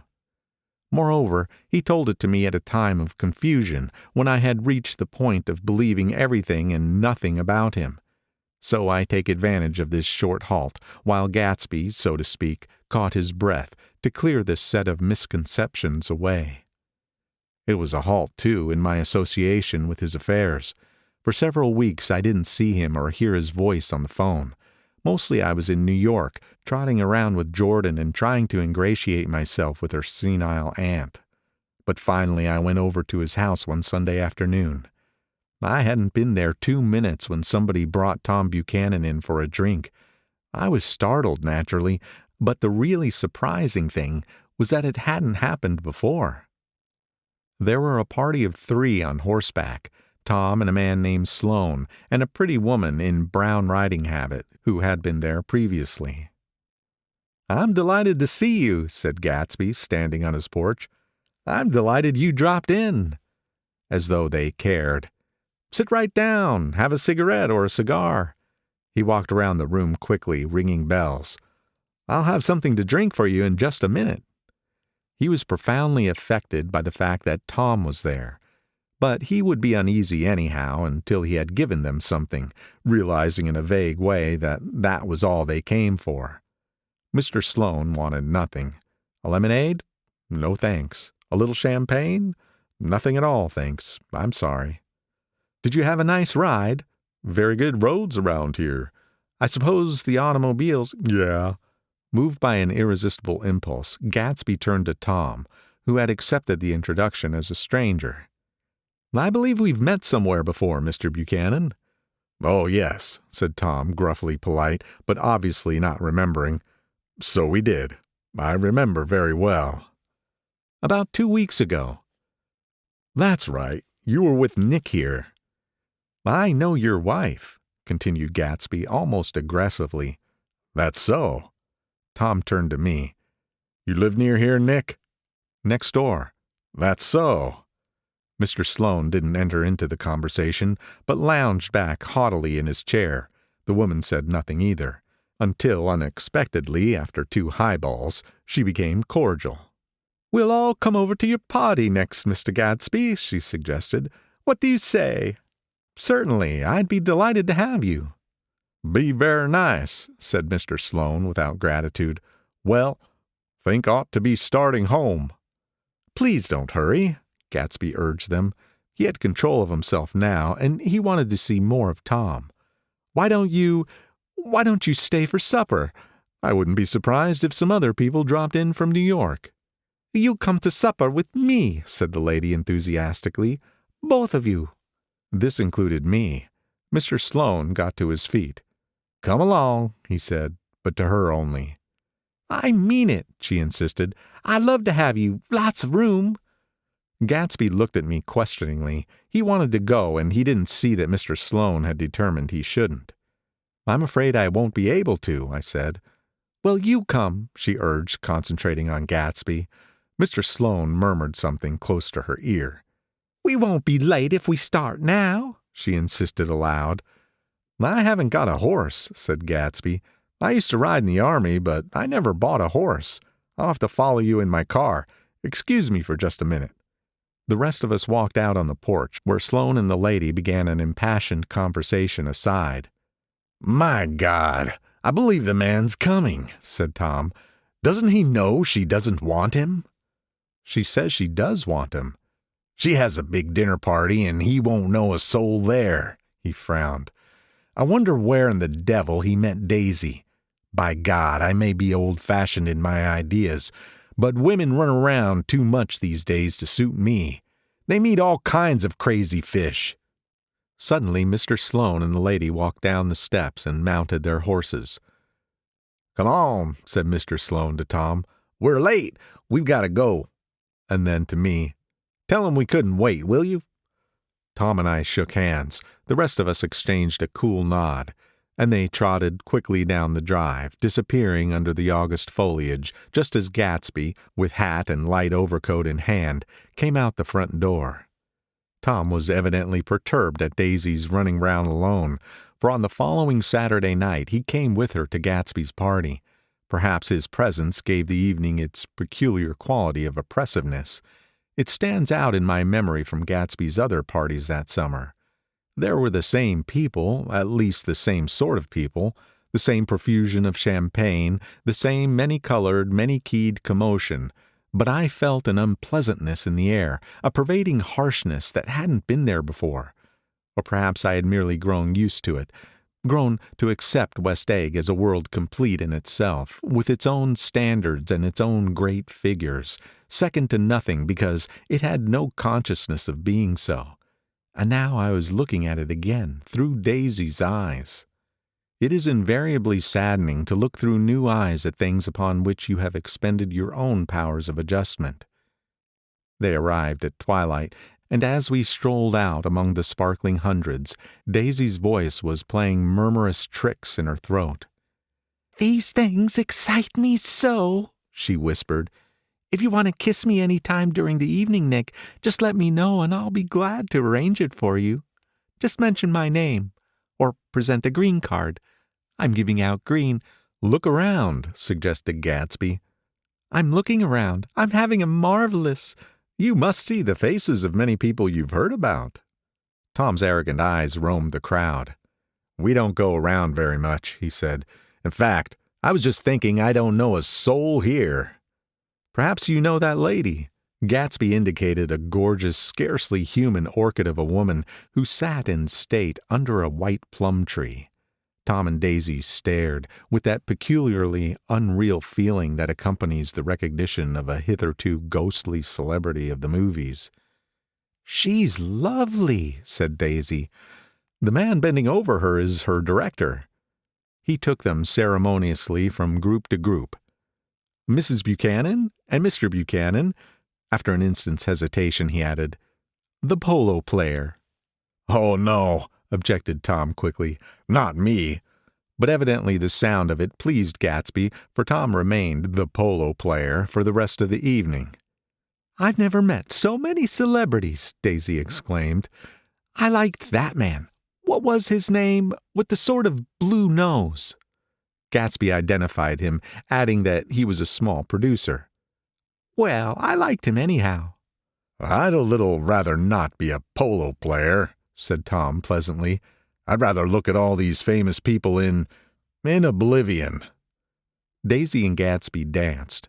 I remember being surprised by his graceful conservative foxtrot. I had never seen him dance before. Then they sauntered over to my house and sat on the steps for half an hour, while at her request I remained watchfully in the garden. "In case there's a fire or a flood," she explained, "or any act of God." Tom appeared from his oblivion as we were sitting down to supper together. "Do you mind if I eat with some people over here?" he asked. "A fellow's getting off some funny stuff." "Go ahead," answered Daisy genially. "And if you want to take down any addresses, here's my little gold pencil." She looked around after a moment and told me the girl was common but pretty, and I knew that except for the half hour she'd been alone with Gatsby, she wasn't having a good time. We were at a particularly tipsy table. That was my fault. Gatsby had been called to the phone, and I'd enjoyed these same people only 2 weeks before, but what had amused me then turned septic on the air now. "How do you feel, Miss Bedecker?" The girl addressed was trying unsuccessfully to slump against my shoulder. At this inquiry she sat up and opened her eyes. "What?" A massive and lethargic woman, who had been urging Daisy to play golf with her at a local club tomorrow, spoke in Miss Bedecker's defense. "Oh, she's all right now. When she had 5 or 6 cocktails, she always starts screaming like that. I tell her she ought to leave it alone." "I do leave it alone," affirmed the accused hollowly. "We heard you yelling, so I said to Doc Civet here, 'There's somebody that needs your help, Doc.'" "She's much obliged, I'm sure," said another friend without gratitude. "But you got her dress all wet when you stuck her head in the pool." "Anything I hate is to get my head stuck in a pool," mumbled Miss Bedecker. "They almost drowned me once over in New Jersey."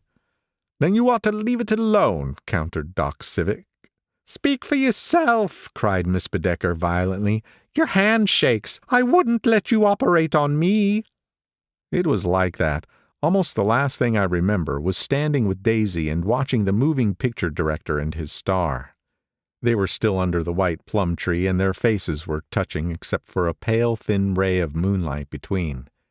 It occurred to me that he had been very slowly bending toward her all evening to attain his proximity, and even while I watched, I saw him stoop one ultimate degree and kiss at her cheek. "I like her," said Daisy. "I think she's lovely." But the rest offended her, and inarguably because it wasn't a gesture but an emotion. She was appalled by West Egg, this unprecedented place that Broadway had begotten upon a Long Island fishing village, appalled by its raw vigor that chafed under the old euphemisms, and by the too obtrusive fate that herded its inhabitants along a shortcut from nothing to nothing. She saw something awful in the very simplicity she failed to understand. I sat on the front steps with them while they waited for their car. It was dark here in front, only the bright door sent 10 square feet of light volleying out into the soft black morning. Sometimes a shadow moved against a dressing room blind above, gave way to another shadow, an indefinite procession of shadows who rouged and powdered in an invisible glass. "Who is this Gatsby, anyhow?" demanded Tom suddenly. "Some big bootlegger?" "Where'd you hear that?" I inquired. "I didn't hear it. I imagined it. A lot of these newly rich people are just big bootleggers, you know." "Not Gatsby," I said shortly. He was silent for a moment. The pebbles of the drive crunched under his feet. "Well, he certainly must have strained himself to get this menagerie together." A breeze stirred the gray haze of Daisy's fur collar. "At least they are more interesting than the people we know," she said with an effort. "You didn't look so interested." "Well, I was." Tom laughed and turned to me. "Did you notice Daisy's face when that girl asked her to put her under a cold shower?" Daisy began to sing with the music in a husky rhythmic whisper, bringing out a meaning in each word that it had never had before and would never have again. When the melody rose, her voice broke up sweetly, following it in a way contralto voices have, and each change tipped out a little of her warm human magic upon the air. "Lots of people come who haven't been invited," she said suddenly. "That girl hadn't been invited. They simply forced their way in, and he's too polite to object." "I'd like to know who he is and what he does," insisted Tom, "and I think I'll make a point of finding out." "I can tell you right now," she answered. "He owns some drugstores, a lot of drugstores. He built them up himself." The dilatory limousine came rolling up the drive. "Good night, Nick," said Daisy. Her glance left me and sought the lighted top of the steps, where 3 o'clock in the morning, a neat, sad little waltz of that year, was drifting out the open door. After all, in the very casualness of Gatsby's party, there were romantic possibilities totally absent from her world. What was it up there in the song that seemed to be calling her back inside? What would happen now in the dim, incalculable hours? Perhaps some unbelievable guest would arrive, a person infinitely rare and to be marveled at, some authentically radiant young girl who with one fresh glance at Gatsby, one moment of magical encounter, would blot out those 5 years of unwavering devotion. I stayed late that night. Gatsby asked me to wait until he was free, and I lingered in the garden until the inevitable swimming party had run up, chilled and exalted, from the black beach until the lights were extinguished in the guest rooms overhead. When he came down the steps at last, the tanned skin was drawn unusually tight on his face, and his eyes were bright and tired. "She didn't like it," he said immediately. "Of course she did." "She didn't like it," he insisted. "She didn't have a good time." He was silent, and I guessed at his unutterable depression. "I feel far away from her," he said. "It's hard to make her understand." You mean about the dance? The dance? He dismissed all the dances he had given with a snap of his fingers. Old sport, the dance is unimportant. He wanted nothing less of Daisy than that she should go to Tom and say, "I never loved you." After she had obliterated 4 years with that sentence, they could decide upon the more practical measures to be taken. One of them was that, after she was free, they were to go back to Louisville and be married from her house, just as if it were 5 years ago. "And she doesn't understand," he said. "She used to be able to understand. We'd sit for hours." He broke off and began to walk up and down the desolate path of fruit rinds and discarded favors and crushed flowers. "I wouldn't ask too much of her," I ventured. "You can't repeat the past." "Can't repeat the past?" he cried incredulously. "Why, of course you can." He looked around him wildly, as if the past were lurking here in the shadow of his house, just out of reach of his hand. "I'm going to fix everything just the way it was before," he said, nodding determinedly. "She'll see." He talked a lot about the past, and I gathered that he wanted to recover something, some idea of himself perhaps, that had gone into loving Daisy. His life had been confused and disoriented since then, but if he could once return to a certain starting place and go over it all slowly, he could find out what that thing was. One autumn night 5 years before, they had been walking down the street when the leaves were falling, and they came to a place where there were no trees and the sidewalk was white with moonlight. They stopped here and turned toward each other. Now it was a cool night with that mysterious excitement in it which comes at the 2 changes of the year. The quiet lights in the houses were humming out into the darkness, and there was a stir and bustle among the stars. Out of the corner of his eye, Gatsby saw that the blocks of the sidewalks really formed a ladder and mounted to a secret place above the trees. He could climb to it if he climbed alone, and once there, he could suck on the pap of life, gulp down the incomparable milk of wonder. His heart beat faster as Daisy's white face came up to his own. He knew that when he kissed this girl, and forever wed his unutterable visions to her perishable breath, his mind would never romp again like the mind of God. So he waited, listening for a moment longer to the tuning fork that had been struck upon a star. Then he kissed her. At his lips' touch, she blossomed for him like a flower, and the incarnation was complete. Through all he said, even through his appalling sentimentality, I was reminded of something, an elusive rhythm, a fragment of lost words that I had heard somewhere a long time ago. For a moment, a phrase tried to take shape in my mouth, and my lips parted like a dumb man's, as though there was more struggling upon them than a wisp of startled air. But they made no sound, and what I had almost remembered was uncommunicable forever. End of Chapter 6. Chapter 7. It was when curiosity about Gatsby was at its highest that lights in his house failed to go on one Saturday night, and as obscurely as it had begun, his career as Trimalchio was over. Only gradually did I become aware that the automobiles which turned expectantly into his drive stayed for just a minute and then drove sulkily away. Wondering if he were sick, I went over to find out. An unfamiliar butler with a villainous face squinted at me suspiciously from the door. "Is Mr. Gatsby sick?" "Nope." After a pause he added, "Sir," in a dilatory, grudging way. "I hadn't seen him around, and I was rather worried. Tell him Mr. Carroway came over." "Who?" he demanded rudely. "Carroway." "Carroway. All right, I'll tell him." Abruptly he slammed the door. My Finn informed me that Gatsby had dismissed every servant in his house a week ago, and replaced them with half a dozen others, who never went into West Egg Village to be bribed by the tradesmen, but ordered moderate supplies over the telephone. The grocery boy reported that the kitchen looked like a pigsty, and the general opinion in the village was that the new people weren't servants at all. Next day Gatsby called me on the phone. "Going away?" I inquired. "No, old sport. I hear you fired all your servants." I wanted somebody who wouldn't gossip. Daisy comes over quite often, in the afternoons. So the whole caravansary had fallen in like a card house at the disapproval in her eyes. There are some people Wolfshine wanted to do something for. They're all brothers and sisters. They used to run a small hotel. I see. He was calling up at Daisy's request. Would I come to her lunch at house tomorrow? Miss Baker would be there. Half an hour later, Daisy herself telephoned and seemed relieved to find that I was coming.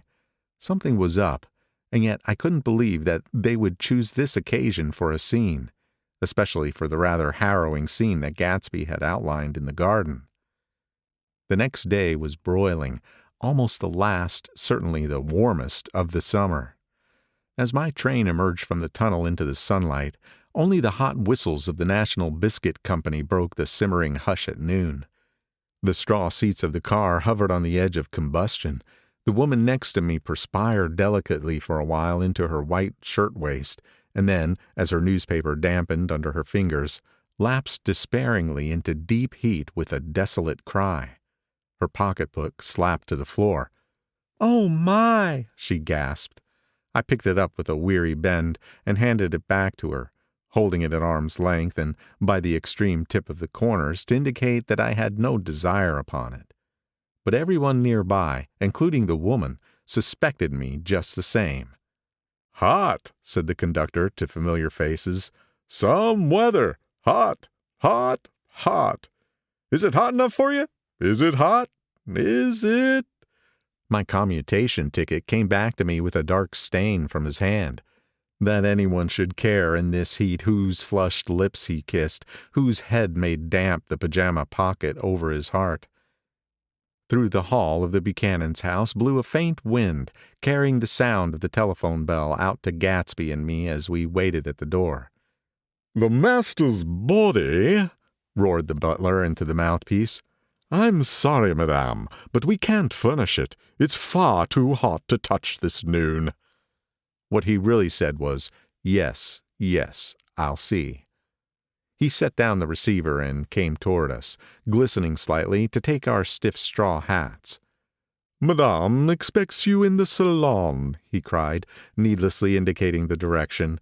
In this heat every extra gesture was an affront to the common store of life. The room, shadowed well with awnings, was dark and cool. Daisy and Jordan lay upon an enormous couch, like silver idols weighing down their own white dresses against the singing breeze of the fans. "We can't move," they said together. Jordan's fingers, powdered white over their tan, rested for a moment on mine. "And Mr. Tom Buchanan, the athlete?" I inquired. Simultaneously I heard his voice, gruff, muffled, husky, at the hall telephone.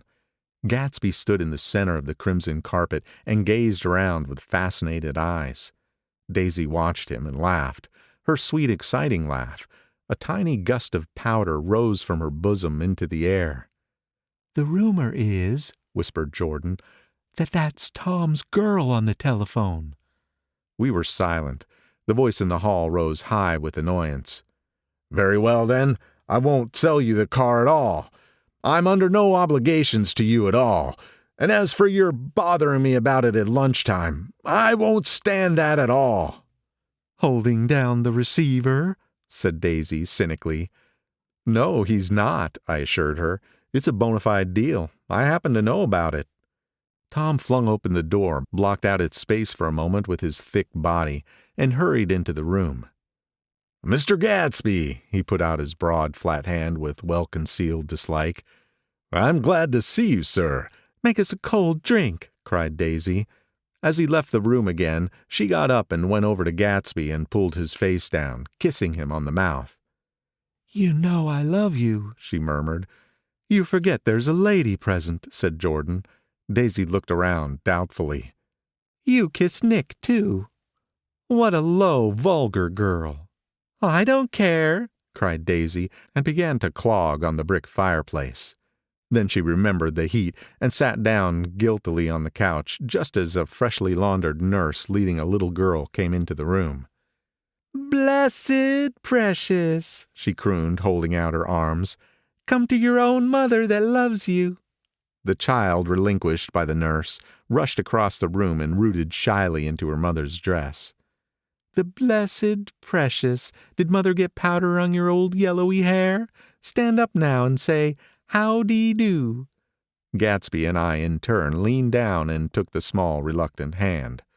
Afterward, he kept looking at the child with surprise. I don't think he had ever really believed in its existence before. I got dressed before luncheon, said the child, turning eagerly to Daisy. That's because your mother wanted to show you off. Her face bent into the single wrinkle of the small white neck. You dream, you absolute little dream. Yes, admitted the child calmly. Aunt Jordan's got on a white dress, too. How do you like Mother's friends? Daisy turned her around so that she faced Gatsby. Do you think they're pretty? Where's Daddy? She doesn't look like her father, explained Daisy. She looks like me. She's got my hair and shape of the face. Daisy sat back upon the couch. The nurse took a step forward and held out her hand. Come, Pammy. Goodbye, sweetheart. With a reluctant backward glance, the well-disciplined child held to her nurse's hand and was pulled out the door, just as Tom came back, preceding 4 gin rickeys that clicked full of ice. Gatsby took up his drink. "They certainly look cool," he said with visible tension. We drank in long, greedy swallows. "I read somewhere that the sun's getting hotter every year," said Tom genially. "It seems that pretty soon the Earth's going to fall into the sun. Or wait a minute. It's just the opposite. The sun's getting colder every year. Come outside," he suggested to Gatsby. "I'd like you to have a look at the place." I went with them out to the veranda. On the green Sound, stagnant in the heat, one small sail crawled slowly toward the fresher sea. Gatsby's eyes followed it momentarily. He raised his hand and pointed across the bay. "I'm right across from you." "So you are." Our eyes lifted over the rose beds and the hot lawn and the weedy refuse of the dog days along shore. Slowly, the white wings of the boat moved against the blue cool limit of the sky. Ahead lay the scalloped ocean and the abounding Blessed Isles. "There's sport for you," said Tom, nodding. "I like to be out there with him for about an hour." We had luncheon in the dining room, darkened too against the heat, and drank down nervous gaiety with the cold ale. "What'll we do with ourselves this afternoon?" cried Daisy. "And the day after that, and the next 30 years? "Don't be morbid," Jordan said. "Life starts all over again when it gets crisp in the fall." "But it's too hot," insisted Daisy on the verge of tears. "And everything's so confused. Let's all go to town." Her voice struggled on through the heat, beating against it, molding its senselessness into forms. "I've heard of making a garage out of a stable," Tom was saying to Gatsby. "But I'm the first man who ever made a stable out of a garage." "Who wants to go to town?" demanded Daisy insistently. Gatsby's eyes floated toward her. "Ah," she cried. "You look so cool." Their eyes met, and they stared together at each other, alone in space. With an effort, she glanced down at the table. "You always look so cool," she repeated. She had told him that she loved him, and Tom Buchanan saw. He was astounded. His mouth opened a little, and he looked at Gatsby, and then back at Daisy as if he had just recognized her as someone he knew a long time ago. "You resemble the advertisement of the Man," she went on innocently. "You know the advertisement of the Man?" "All right," Tom broke in quickly. "I'm perfectly willing to go to town. Come on, we're all going to town." He got up, his eyes still flashing between Gatsby and his wife. No one moved. "Come on." His temper cracked a little. "What's the matter anyhow? If we're going to town, let's start." His hand, trembling with his effort at self-control, bore to his lips the last of his glass of ale. Daisy's voice got us to our feet and out to the blazing gravel drive. "Are we just going to go?" she objected. "Like this? Aren't we going to let anyone smoke a cigarette first?" "Everybody's smoked all through lunch." "Oh, let's have fun," she begged him. "It's too hot to fuss." He didn't answer. "Have it your own way," she said. "Come on, Jordan." They went upstairs to get ready while we three men stood there shuffling the hot pebbles with our feet. A silver curve of the moon hovered already in the western sky. Gatsby started to speak, changed his mind, but not before Tom wheeled and faced him expectantly. "Have you got your stables here?" asked Gatsby with an effort. "About a quarter of a mile down the road." "Oh." A pause. "I don't see the idea of going to town," broke out Tom savagely. "Women get these notions in their heads." "Shall we take anything to drink?" called Daisy from an upper window. "I'll get some whiskey," answered Tom. He went inside. Gatsby turned to me rigidly. "I can't say anything in his house, old sport." "She's got an indiscreet voice," I remarked. "It's full of—" I hesitated. "Her voice is full of money," he said suddenly. That was it. I never understood it before. It was full of money. That was the inexhaustible charm that rose and fell in it, the jingle of it, the cymbal's song of it. High in a white palace, the king's daughter, the golden girl. Tom came out of the house wrapping a quart bottle in a towel, followed by Daisy and Jordan wearing small tight hats of metallic cloth and carrying light capes over their arms. "Shall we go in my car?" suggested Gatsby. He felt the hot green leather of the seat. "I ought to have left it in the shade." "Is it a standard shift?" demanded Tom. "Yes." "Well, you take my coupe and let me drive your car to town." The suggestion was distasteful to Gatsby. "I don't think there's much gas," he objected. "Plenty of gas," said Tom boisterously. He looked at the gauge. "And if it runs out, I can stop at a drugstore. You can buy anything at a drugstore nowadays." A pause followed this apparently pointless remark. Daisy looked at Tom frowning, and an indefinable expression, at once definitely unfamiliar and vaguely recognizable, as if I had only heard it described in words, passed over Gatsby's face. "Come on, Daisy," said Tom, pressing her with his hand toward Gatsby's car. "I'll take you in this circus wagon." He opened the door, but she moved out from the circles of his arm. "You take Nick and Jordan. We'll follow you in the coupe." She walked close to Gatsby, touching his coat with her hand. Jordan and Tom and I got into the front seat of Gatsby's car. Tom pushed the unfamiliar gears tentatively, and we shot off into the oppressive heat, leaving them out of sight behind. "Did you see that?" demanded Tom. "See what?" He looked at me keenly, realizing that Jordan and I must have known all along. "You think I'm pretty dumb, don't you?" he suggested. "Perhaps I am, but I have almost second sight. Sometimes that tells me what to do. Maybe you don't believe that, but science—" He paused.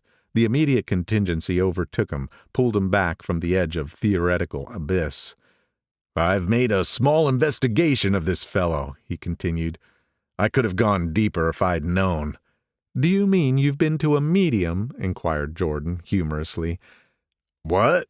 Confused, he stared at us as we laughed. "A medium?" "About Gatsby." "About Gatsby? No, I haven't. I said I've been making a small investigation of his past." "And you found he was an Oxford man?" said Jordan helpfully. "An Oxford man?" He was incredulous. "Like hell he is. He wears a pink suit." "Nevertheless, he's an Oxford man." "Oxford, New Mexico," snorted Tom contemptuously. "Or something like that." "Listen, Tom, if you're such a snob, why did you invite him to lunch?" demanded Jordan crossly. "Daisy invited him. She knew him before we were married. God knows where."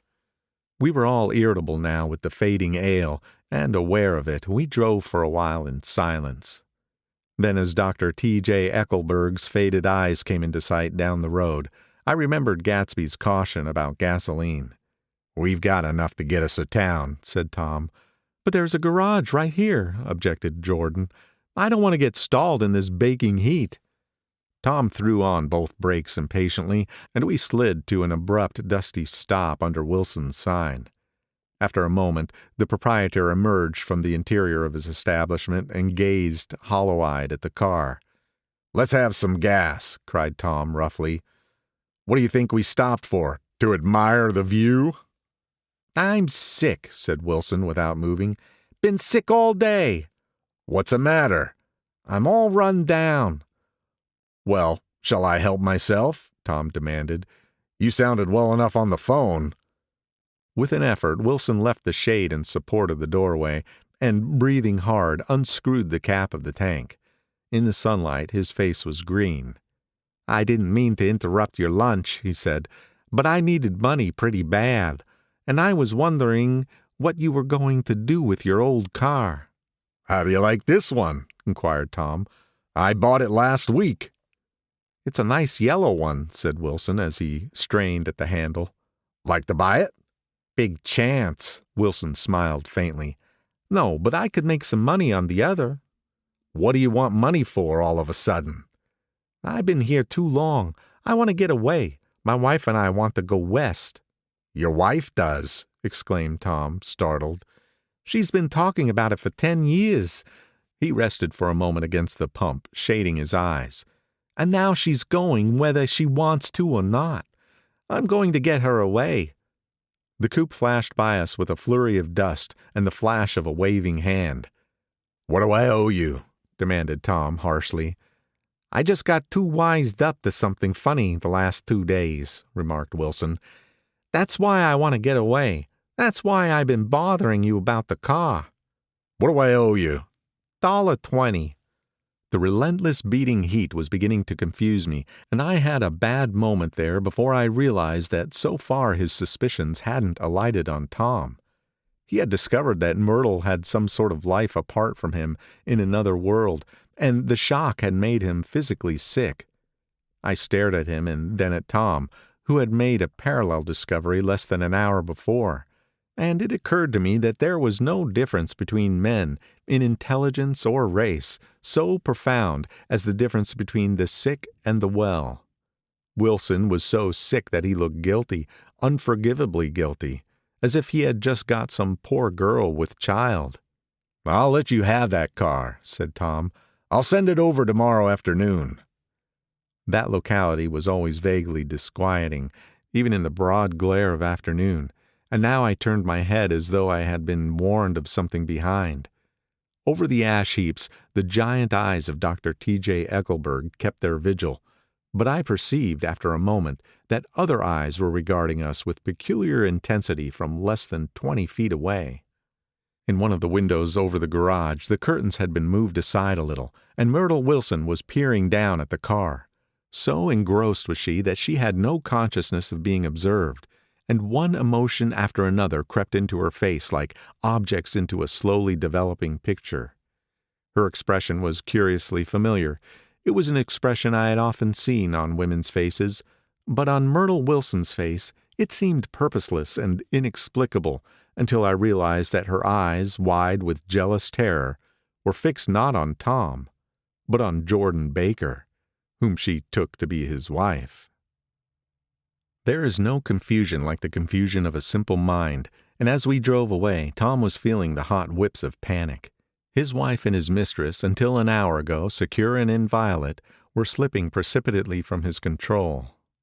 Instinct made him step on the accelerator with the double purpose of overtaking Daisy and leaving Wilson behind, and we sped along toward Astoria at 50 miles an hour, until among the spidery girders of the elevated, we came in sight of the easy-going blue coupe.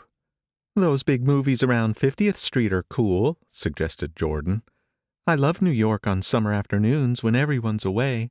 There's something very sensuous about it. Overripe, as if all sorts of funny fruits were going to fall into your hands." The word sensuous had the effect of further disquieting Tom, but before he could invent a protest, the coupe came to a stop, and Daisy signaled us to draw up alongside. "Where are we going?" she cried. "How about the movies?" "It's so hot," she complained. "You go. We'll ride around and meet you after." With an effort, her wit rose faintly. "We'll meet you on some corner. I'll be the man smoking 2 cigarettes. "We can't argue about it here," Tom said impatiently, as a truck gave out a cursing whistle behind us. "You follow me to the south side of Central Park, in front of the plaza." Several times he turned his head and looked back for their car, and if the traffic delayed them, he slowed up until they came into sight. I think he was afraid they would dart down a side street and out of his life forever. But they didn't, and we all took the less explicable step of engaging the parlor of a suite in the Plaza Hotel. The prolonged and tumultuous argument that ended by herding us into that room eludes me, though I have a sharp physical memory that, in the course of it, my underwear kept climbing like a damp snake around my leg, and intermittent beads of sweat raced cool across my back. The notion originated with Daisy's suggestion that we hire 5 bathrooms and take cold baths, and then assumed more tangible form as a place to have a mint julep. Each of us said over and over that it was a crazy idea. We all talked at once to a baffled clerk and thought, or pretended to think, that we were being very funny. The room was large and stifling, and though it was already 4 o'clock, opening the windows admitted only a gust of hot shrubbery from the park. Daisy went to the mirror and stood with her back to us, fixing her hair. "It's a swell suite," whispered Jordan respectfully, and everyone laughed. "Open another window," commanded Daisy without turning around. "There aren't any more." "Well, we'd better telephone for an axe."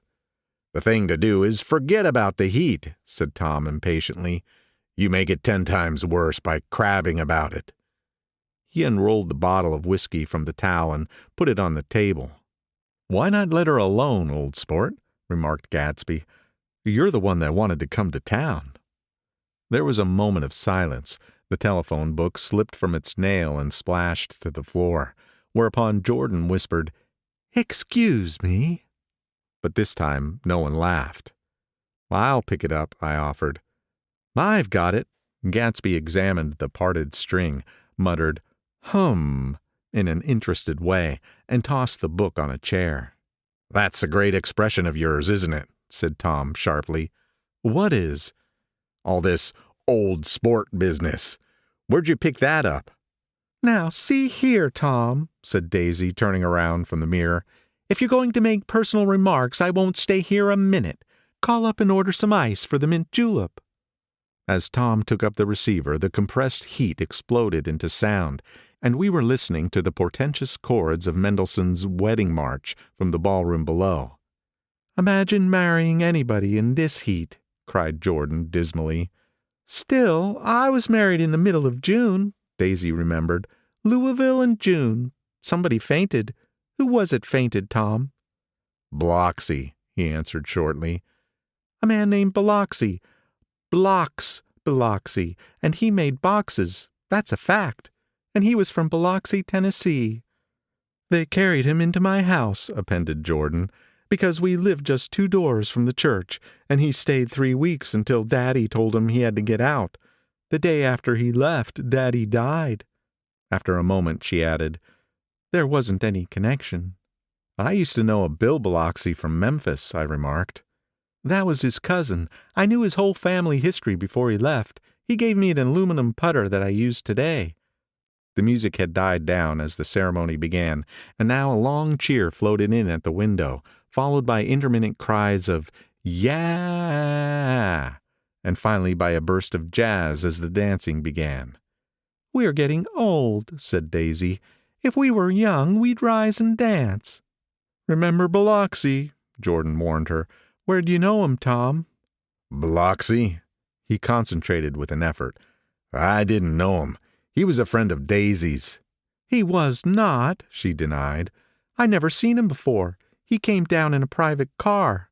"Well, he said he knew you. He said he was raised in Louisville. Asa Bird brought him around at the last minute and asked if we had room for him." Jordan smiled. "He was probably bumming his way home. He told me he was president of your class at Yale." Tom and I looked at each other blankly. "Biloxi? First place, we didn't have any president." Gatsby's foot beat a short, restless tattoo, and Tom eyed him suddenly. "By the way, Mr. Gatsby, I understand you're an Oxford man." "Not exactly."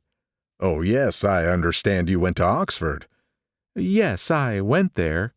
A pause, then Tom's voice, incredulous and insulting. You must have gone there about the time Biloxi went to New Haven." Another pause. A waiter knocked and came in with crushed mint and ice, but the silence was unbroken by his "thank you" and the soft closing of the door. This tremendous detail was to be cleared up at last. "I told you I went there," said Gatsby. "I heard you, but I'd like to know when." "It was in 1919. I only stayed 5 months. That's why I can't really call myself an Oxford man." Tom glanced around to see if we mirrored his unbelief, but we were all looking at Gatsby. "It was an opportunity they gave to some of the officers after the armistice," he continued.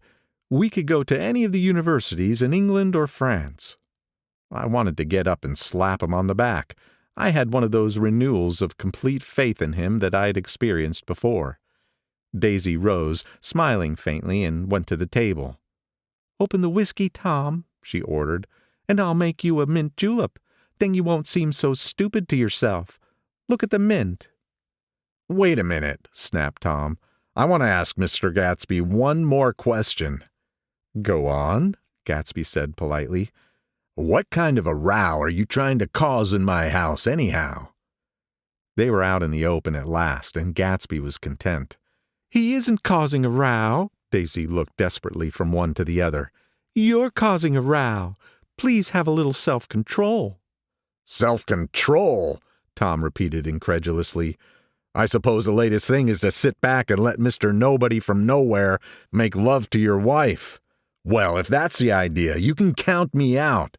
Nowadays, people begin by sneering at family life, family institutions. And next they'll throw everything overboard and have intermarriage between black and white." Flushed with his impassioned gibberish, he saw himself standing alone on the last barrier of civilization. "We're all white here," murmured Jordan. "I know I'm not very popular. I don't give big parties. I suppose you've got to make your house into a pigsty in order to have any friends. In the modern world." Angry as I was, as we all were, I was tempted to laugh whenever he opened his mouth. The transition from libertine to prig was so complete. "I've got something to tell you, old sport," began Gatsby, but Daisy guessed at his intention. "Please don't," she interrupted helplessly. "Please, let's all go home. Why don't we all go home?" "That's a good idea." I got up. "Come on, Tom. Nobody wants a drink." "I want to know what Mr. Gatsby has to tell me." "Your wife doesn't love you," said Gatsby. "She never loved you. She loves me." "You must be crazy," exclaimed Tom automatically. Gatsby sprang to his feet, vivid with excitement. "She never loved you, do you hear?" he cried. "She only married you because I was poor and she was tired of waiting for me. It was a terrible mistake, but in her heart she never loved anyone except me." At this point, Jordan and I tried to go, but Tom and Gatsby insisted with competitive firmness that we remain, as though neither of them had anything to conceal and it would be a privilege to partake vicariously of their emotions. "Sit down, Daisy." Tom's voice groped unsuccessfully for the paternal note. "What's been going on? I want to hear all about it." "I told you what's been going on," said Gatsby. "Going on for 5 years. And you didn't know." Tom turned to Daisy sharply. "You've been seeing this fellow for 5 years?" "Not seeing," said Gatsby. "No, we couldn't meet.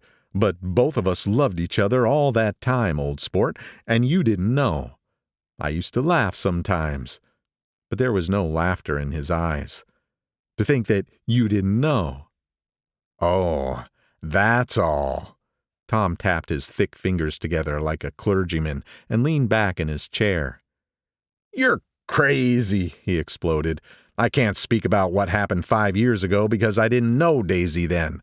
And I'll be damned if I see how you got within a mile of her unless you brought the groceries to the back door. But all the rest of that's a goddamned lie. Daisy loved me when she married me, and she loves me now." "No," said Gatsby, shaking his head. "She does, though. The trouble is that sometimes she gets foolish ideas in her head and doesn't know what she's doing." He nodded sagely. "And what's more, I love Daisy too. Once in a while I go off on a spree and make a fool of myself, but I always come back, and in my heart I love her all the time." "You're revolting," said Daisy. She turned to me, and her voice dropping an octave lower, filled the room with thrilling scorn. "Do you know why we left Chicago? I'm surprised that they didn't treat you to the story of that little spree." Gatsby walked over and stood beside her. "Daisy, that's all over now," he said earnestly. "It doesn't matter anymore. Just tell him the truth, that you never loved him, and it's all wiped out forever." She looked at him blindly. "Why, how could I love him? Possibly." "You never loved him." She hesitated. Her eyes fell on Jordan and me with a sort of appeal, as though she realized at last what she was doing, and as though she had never all along intended doing anything at all. But it was done now. It was too late. "I never loved him," she said with perceptible reluctance. "Not at Kapiolani?" demanded Tom suddenly. "No." From the ballroom beneath, muffled and suffocating chords were drifting up on hot waves of air. "Not that day I carried you down from the punch bowl to keep your shoes dry?" There was a husky tenderness in his tone. "Daisy!" "Please don't." Her voice was cold, but the rancor was gone from it. She looked at Gatsby. "There, Jay," she said, but her hand as she tried to light a cigarette was trembling. Suddenly she threw the cigarette and the burning match on the carpet. "Oh, you want too much," she cried to Gatsby. "I love you now. Isn't that enough? I can't help what's past." She began to sob helplessly. "I did love him once, but I loved you too." Gatsby's eyes opened and closed. "You loved me too," he repeated. "Even that's a lie," said Tom savagely. "She didn't know you were alive. Why, there's things between Daisy and me that you'll never know. Things that neither of us can ever forget." The words seemed to bite physically into Gatsby. "I want to speak to Daisy alone," he insisted. "She's all excited now." "Even alone I can't say I never loved Tom," she admitted in a pitiful voice. "It wouldn't be true." "Of course it wouldn't," agreed Tom. She turned to her husband. "As if it mattered to you," she said. "Of course it matters. I'm going to take better care of you from now on." "You don't understand," said Gatsby with a touch of panic. "You're not going to take care of her any more." "I'm not?" Tom opened his eyes wide and laughed. He could afford to control himself now. "Why's that?" "Daisy's leaving you." "Nonsense." "I am, though," she said with a visible effort. "She's not leaving me." Tom's words suddenly leaned down over Gatsby. "Certainly not for a common swindler who'd have to steal the ring to put on her finger." "I won't stand this," cried Daisy. "Oh, please, let's get out." "Who are you, anyhow?" broke out Tom. "You're one of that bunch that hangs around with Meyer Wolfsheim. That much I happen to know. I've made a little investigation into your affairs, and I'll carry it further tomorrow." "You can suit yourself about that, old sport," said Gatsby steadily. "I found out what your drug stores were." He turned to us and spoke rapidly. "He and this Wolfsheim bought up a lot of side street drugstores here and in Chicago and sold grain alcohol over the counter. That's one of his little stunts. I picked him for a bootlegger the first time I saw him, and I wasn't far wrong." "What about it?" said Gatsby politely. "I guess your friend Walter Chase wasn't too proud to come in on it." "And you left him in the lurch, didn't you? You let him go to jail for a month over in New Jersey. God, you ought to hear Walter on the subject of you." "He came to us dead broke. He was very glad to pick up some money, old sport." "Don't you call me old sport," cried Tom. Gatsby said nothing. "Walter could have you up on the betting laws, too, but Wolfsheim scared him into shutting his mouth." That unfamiliar yet recognizable look was back again in Gatsby's face. "That drugstore business was just small change," continued Tom slowly. "But you've got something on now that Walter's afraid to tell me about." I glanced at Daisy, who was staring terrified between Gatsby and her husband, and at Jordan, who had begun to balance an invisible but absorbing object on the tip of her chin. Then I turned back to Gatsby and was startled by his expression. He looked, and this is said in all contempt for the babbled slander of his garden, as if he had killed a man. For a moment, the set of his face could be described in just that fantastic way. It passed, and he began to talk excitedly to Daisy, denying everything, defending his name against accusations that had not been made. But with every word she was drawing further and further into herself. So he gave that up, and only the dead dream fought on as the afternoon slipped away, trying to touch what was no longer tangible, struggling unhappily, undespairingly toward the lost voice across the room. The voice begged again to go. "Please, Tom, I can't stand this anymore." Her frightened eyes told that whatever intentions, whatever courage she had had, were definitely gone. "You two start on home, Daisy," said Tom, "in Mr. Gatsby's car." She looked at Tom, alarmed now, but he insisted with magnanimous scorn. "Go on. He won't annoy you. I think he realizes that his presumptuous little flirtation is over." They were gone, without a word, snapped out, made accidental, isolated like ghosts, even from our pity. After a moment, Tom got up and began wrapping the unopened bottle of whiskey in the towel. "Want any of this stuff? Jordan? Nick?" I didn't answer. "Nick?" he asked again. "What?" "Want any?" "No. I just remembered that today's my birthday." I was 30. Before me stretched the portentous, menacing road of a new decade. It was 7 o'clock when we got into the coupe with him and started for Long Island. Tom talked incessantly, exulting and laughing, but his voice was as remote from Jordan and me as the foreign clamor on the sidewalk or the tumult of the elevated overhead. Human sympathy has its limits, and we were content to let all their tragic arguments fade with the city lights behind. 30. The promise of a decade of loneliness, a thinning list of single men to know, a thinning briefcase of enthusiasm, thinning hair. But there was Jordan beside me, who, unlike Daisy, was too wise ever to carry well-forgotten dreams from age to age. As we passed over the dark bridge, her wan face fell lazily against my coat's shoulder, and the formidable stroke of 30 died away with the reassuring pressure of her hand. So we drove on toward death through the cooling twilight. The young Greek Michaelis, who ran the coffee joint beside the ash heaps, was the principal witness at the inquest. He had slept through the heat until after 5, when he strolled over to the garage and found George Wilson sick in his office. Really sick.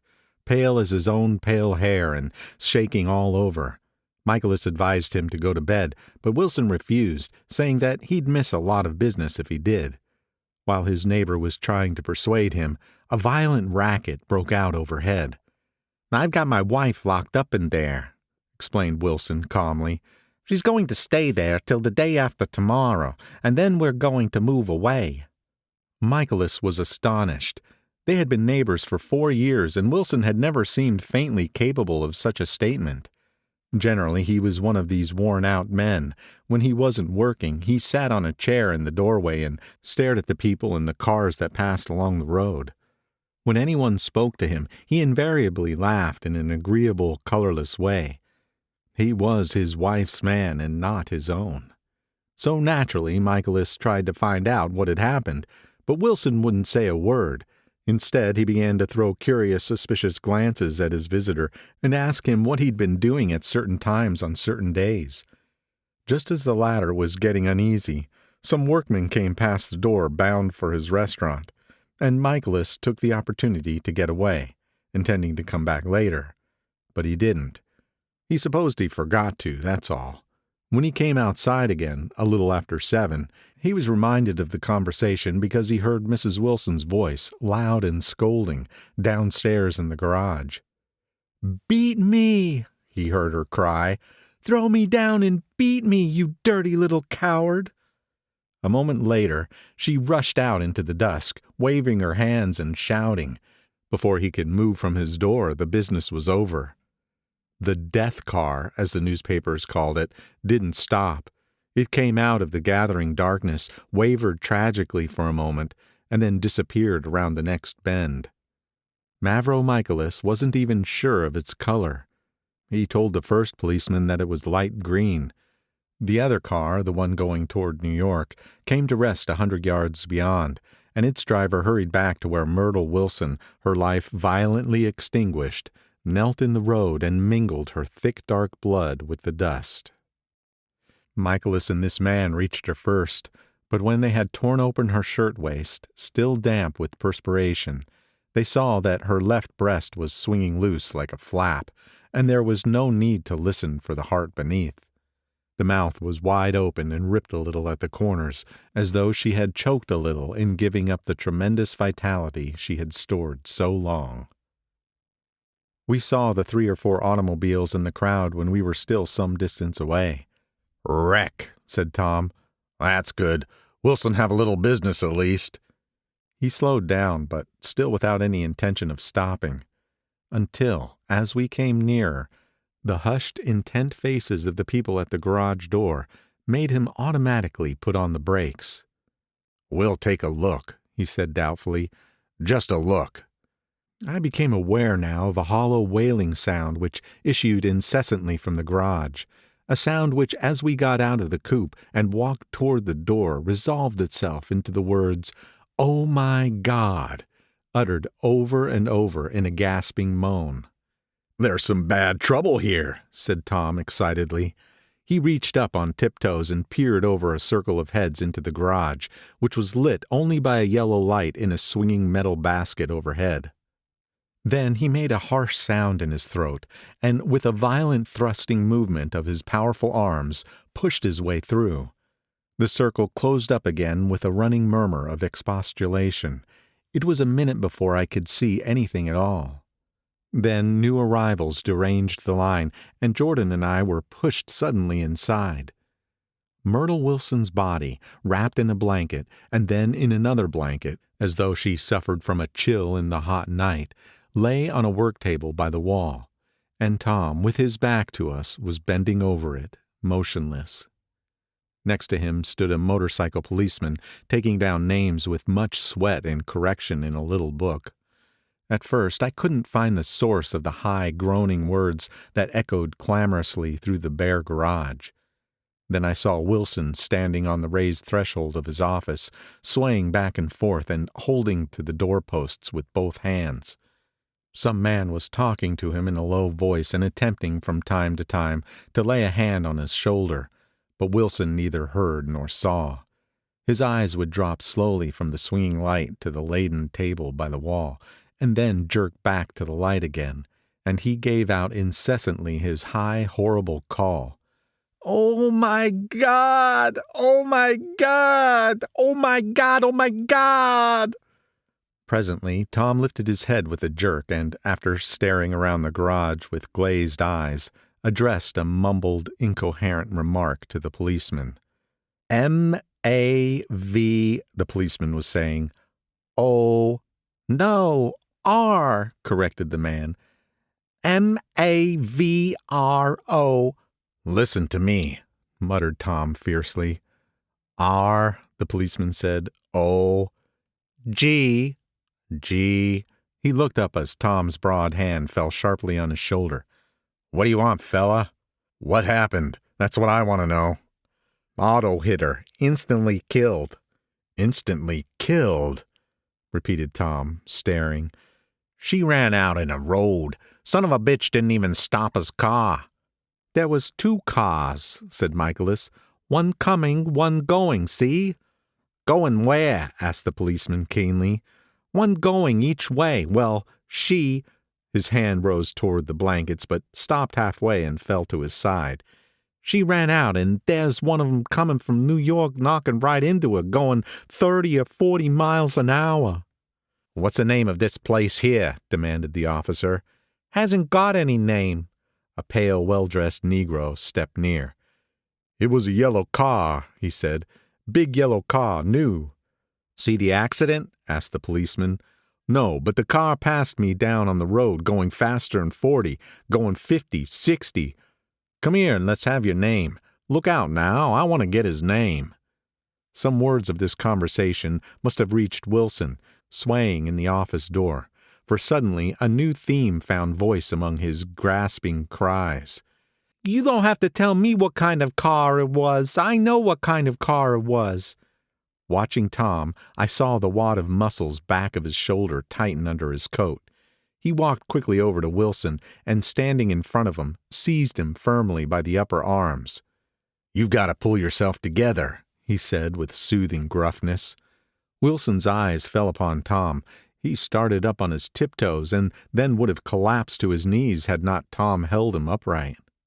"Listen," said Tom, shaking him a little. "I just got here a minute ago from New York. I was bringing you that coupe we've been talking about. That yellow car I was driving this afternoon wasn't mine. Do you hear? I haven't been in it all afternoon." Only the Negro and I were near enough to hear what he said, but the policeman caught something in the tone and looked over with truculent eyes. "What's all that?" he demanded.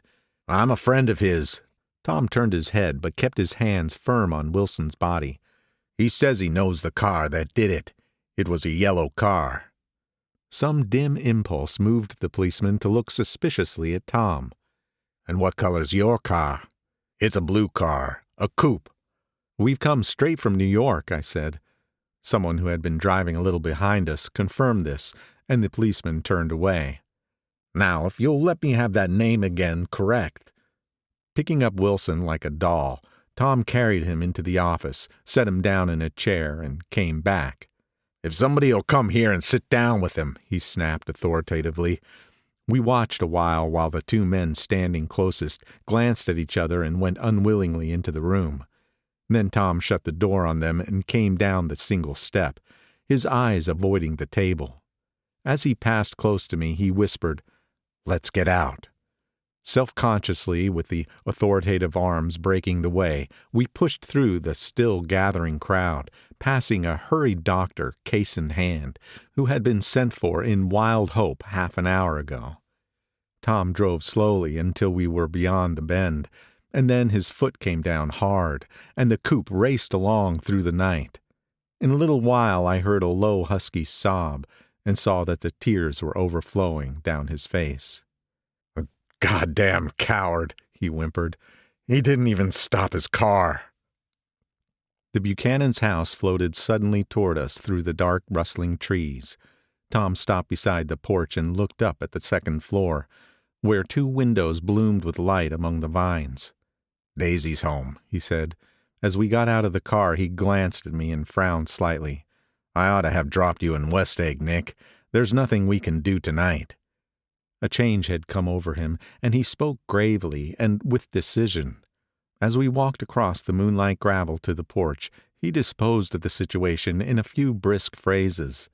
"I'll telephone for a taxi to take you home, and while you're waiting, you and Jordan better go in the kitchen and have them get you some supper. If you want any." He opened the door. "Come in." "No thanks, but I'd be glad if you'd order me the taxi. I'll wait outside." Jordan put her hand on my arm. "Won't you come in, Nick?" "No thanks." I was feeling a little sick, and I wanted to be alone, but Jordan lingered for a moment more. "It's only 9:30, she said. I'd be damned if I'd go in. I'd had enough of all of them for one day, and suddenly that included Jordan, too.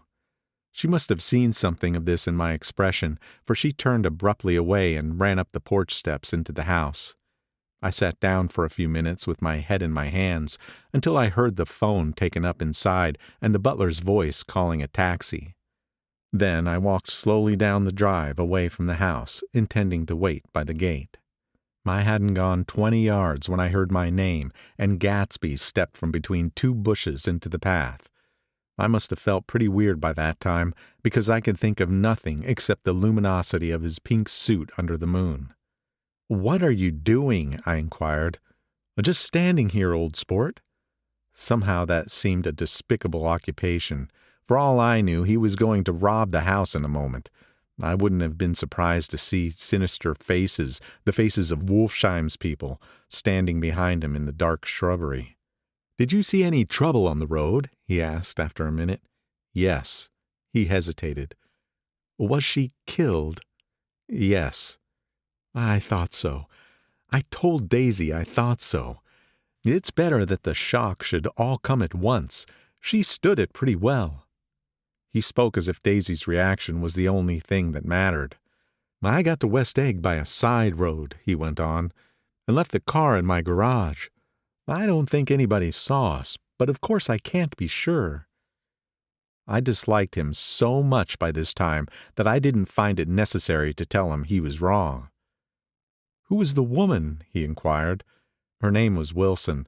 Her husband owns the garage." "How the devil did it happen?" "Well, I tried to swing the wheel." He broke off, and suddenly I guessed at the truth. "Was Daisy driving?" "Yes," he said after a moment. "But of course I'll say I was. You see, when we left New York, she was very nervous and thought it would steady her to drive. And this woman rushed out at us just as we were passing a car coming the other way. It all happened in a minute, but it seemed to me that she wanted to speak to us. Thought we were somebody she knew. Well, first Daisy turned away from the woman toward the other car, and then she lost her nerve and turned back. The second my hand reached the wheel, I felt the shock. It must have killed her instantly." "It ripped her open." "Don't tell me, old sport." He winced. "Anyhow, Daisy stepped on it. I tried to make her stop, but she couldn't.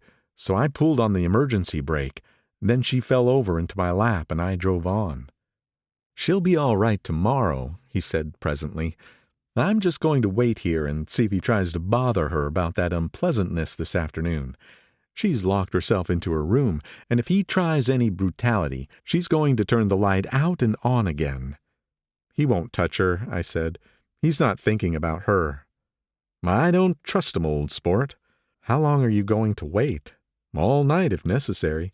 Anyhow, till they all go to bed." A new point of view occurred to me. Suppose Tom found out that Daisy had been driving. He might think he saw a connection in it. He might think anything. I looked at the house. There were 2 or 3 bright windows downstairs and the pink glow from Daisy's room on the ground floor. "You wait here," I said. "I'll see if there's any sign of a commotion." I walked back along the border of the lawn, traversed the gravel softly, and tiptoed up the veranda steps. The drawing-room curtains were open, and I saw that the room was empty. Crossing the porch where we had dined that June night 3 months before, I came to a small rectangle of light which I guessed was the pantry window. The blind was drawn, but I found a rift at the sill.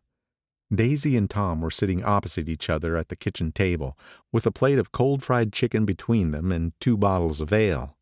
He was talking intently across the table at her, and in his earnestness his hand had fallen upon and covered her own. Once in a while she looked up at him and nodded in agreement. They weren't happy, and neither of them had touched the chicken or the ale. And yet they weren't unhappy either. There was an unmistakable air of natural intimacy about the picture, and anybody would have said that they were conspiring together. As I tiptoed from the porch, I heard my taxi feeling its way along the dark road toward the house. Gatsby was waiting where I had left him in the drive. "Is it all quiet up there?" he asked anxiously. "Yes, it's all quiet." I hesitated.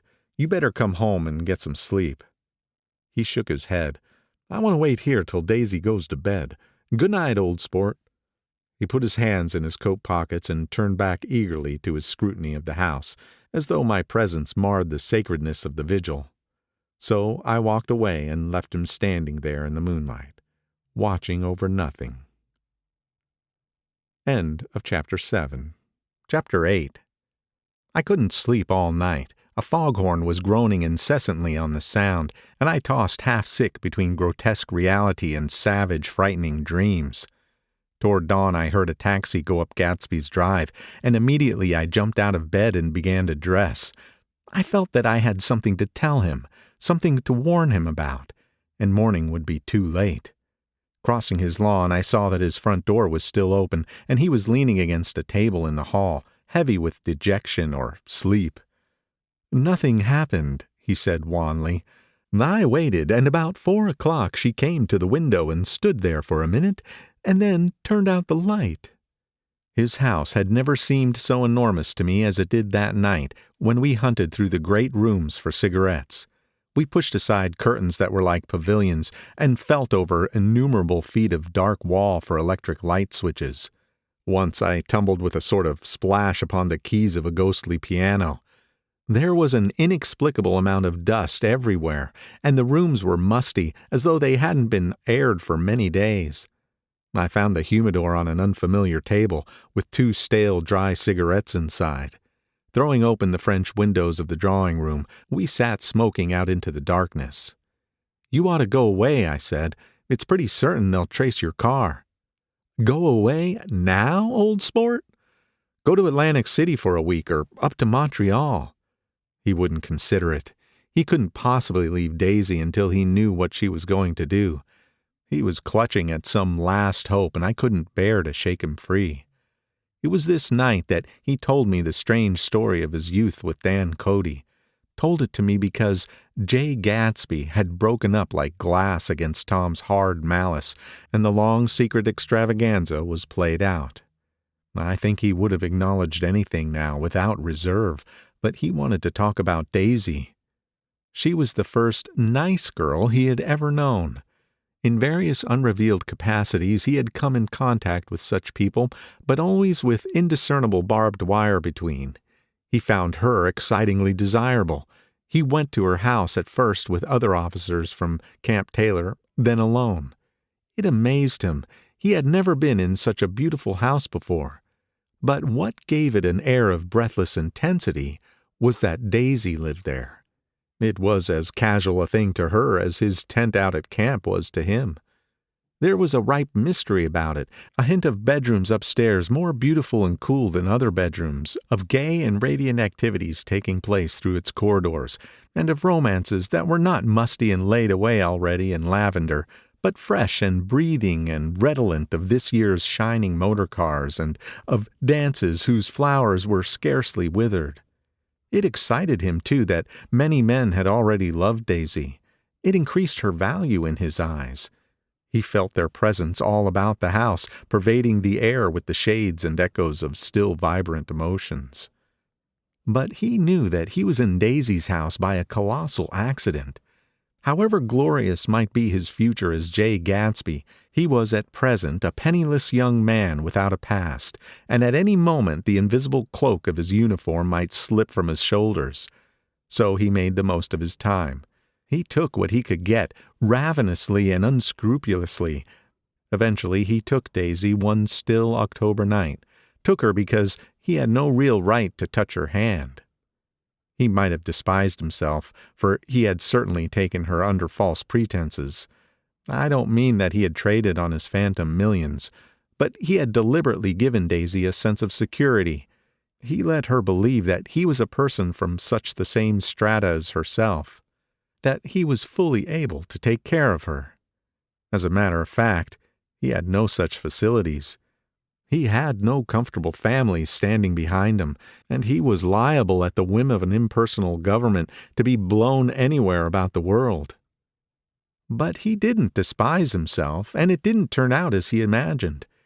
He had intended, probably, to take what he could and go, but now he found that he had committed himself to the following of a grail.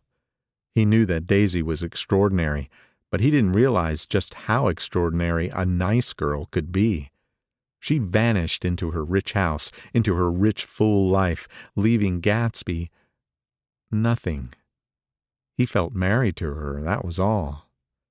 When they met again 2 days later, it was Gatsby who was breathless, who was somehow betrayed. Her porch was bright with the bought luxury of starshine. The wicker of the settee squeaked fashionably as it turned toward him, and he kissed her curious and lovely mouth. She had caught a cold, and it made her voice huskier and more charming than ever, and Gatsby was overwhelmingly aware of the youth and mystery that wealth imprisons and preserves, of the freshness of many clothes, and of Daisy, gleaming like silver, safe and proud above the hot struggles of the poor. I can't describe to you how surprised I was to find out I loved her, old sport. I even hoped for a while that she'd throw me over, but she didn't, because she was in love with me, too. She thought I knew a lot because I knew different things from her. Well, there I was, way off my ambitions, getting deeper in love every minute, and all of a sudden, I didn't care. What was the use of doing great things if I could have a better time telling her what I was going to do? On the last afternoon before he went abroad, he sat with Daisy in his arms for a long, silent time. It was a cold fall day, the fire in the room and her cheeks flushed. Now and then she moved and she changed his arm a little, and once he kissed her dark shining hair. The afternoon had made them tranquil for a while, as if to give them a deep memory of the long parting the next day promised.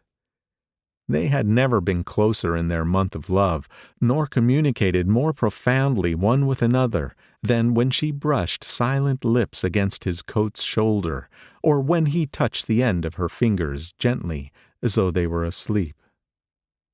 He did extraordinarily well in the war. He was a captain before he went to the front, and following the Argonne battles he got his majority and the command of the divisional machine guns.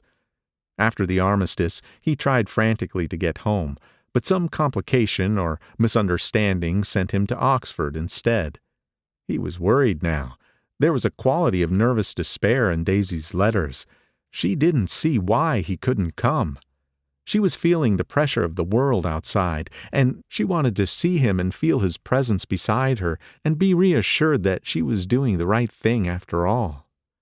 For Daisy was young, and her artificial world was redolent of orchids and pleasant cheerful snobbery and orchestras which set the rhythm of the year, summing up the sadness and suggestiveness of life in new tunes. All night the saxophones wailed the hopeless comment of the Beale Street Blues, while 100 pairs of golden and silver slippers shuffled the shining dust. At the gray tea hour there were always rooms that throbbed incessantly with this low sweet fever, while fresh faces drifted here and there like rose petals blown by the sad horns around the floor. Through this twilight universe Daisy began to move again with the season. Suddenly she was again keeping 6 dates a day with 6 men, and drowsing asleep at dawn with the beads and chiffon of an evening dress tangled among dying orchids on the floor beside her bed. And all the time something within her was crying for a decision. She wanted her life shaped now, immediately, and the decision must be made by some force, of love, of money, of unquestionable practicality, that was close at hand. That force took shape in the middle of spring with the arrival of Tom Buchanan. There was a wholesome bulkiness about his person and his position, and Daisy was flattered. Doubtless there was a certain struggle and a certain relief. The letter reached Gatsby while he was still at Oxford. It was dawn now on Long Island, and we went about opening the rest of the windows downstairs, filling the house with gray-turning, gold-turning light. The shadow of a tree fell abruptly across the dew, and ghostly birds began to sing among the blue leaves. There was a slow, pleasant movement in the air, scarcely a wind, promising a cool, lovely day. I don't think she ever loved him. Gatsby turned around from a window and looked at me challengingly. You must remember, old sport, she was very excited this afternoon. He told her those things in a way that frightened her, that made it look as if I was some kind of cheap sharper. And the result was she hardly knew what she was saying. He sat down gloomily. Of course she might have loved him just for a minute when they were first married, and loved me even more then, do you see? Suddenly he came out with a curious remark. In any case, he said, it was just personal. What could you make of that, except to suspect some intensity in his conception of the affair that couldn't be measured? He came back from France when Tom and Daisy were still on their wedding trip, and made a miserable but irresistible journey to Louisville on the last of his army pay. He stayed there a week, walking the streets where their footsteps had clicked together through the November night, and revisiting the out-of-the-way places to which they had driven in their white car. Just as Daisy's house had always seemed to him more mysterious and gay than other houses, so his idea of the city itself, even though she was gone from it, was pervaded with this melancholy beauty. He left feeling that if he had searched harder, he might have found her, that he was leaving her behind. The day coach, he was penniless now, was hot. He went out to the open vestibule and sat down on a folding chair, and the station slid away and the backs of unfamiliar buildings moved by. Then out into the spring fields, where a yellow trolley raced them for a minute with people in it who might once have seen the pale magic of her face along the casual street. The track curved, and now it was going away from the sun, which, as it sank lower, seemed to spread itself in benediction over the vanishing city where she had drawn her breath. He stretched out his hand desperately, as if to snatch only a wisp of air, to save a fragment of the spot that she had made lovely for him.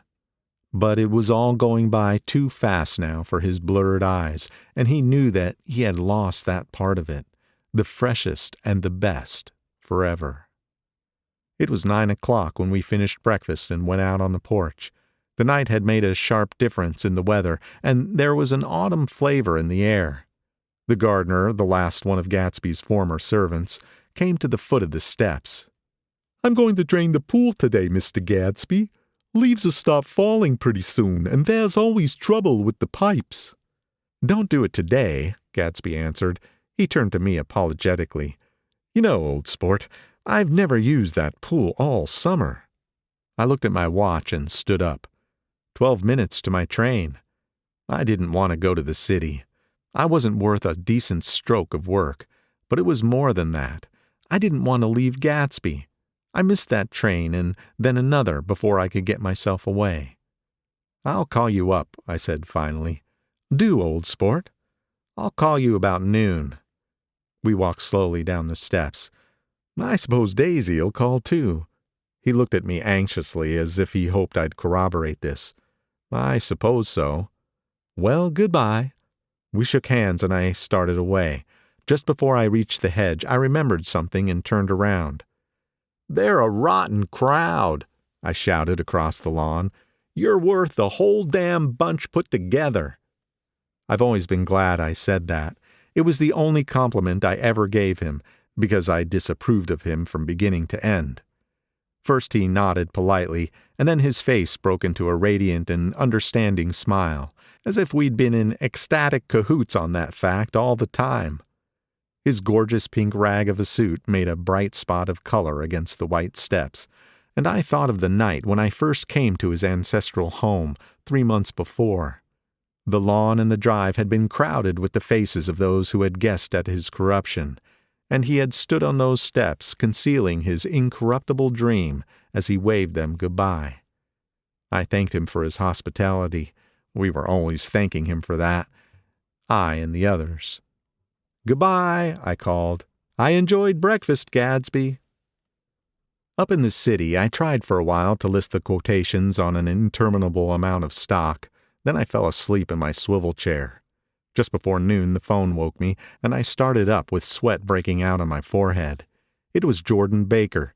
She often called me up at this hour because the uncertainty of her own movements between hotels and clubs and private houses made her hard to find in any other way.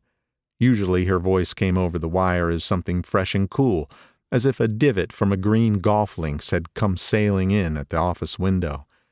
But this morning it seemed harsh and dry. "I've left Daisy's house," she said.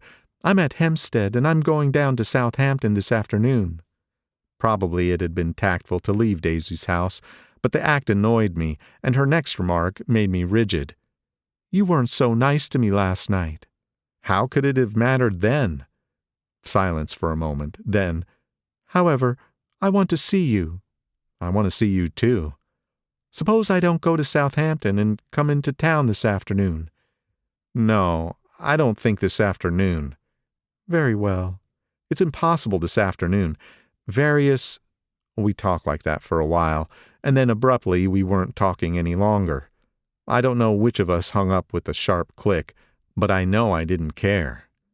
I couldn't have talked to her across a tea table that day if I never talked to her again in this world. I called Gatsby's house a few minutes later, but the line was busy. I tried 4 times.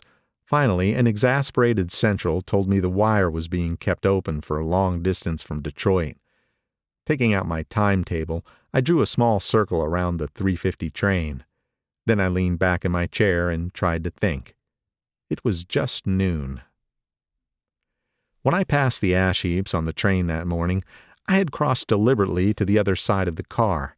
I supposed there would be a curious crowd around there all day, with little boys searching for dark spots in the dust, and some garrulous man telling over and over what had happened, until it became less and less real, even to him, and he could tell it no longer, and Myrtle Wilson's tragic achievement was forgotten.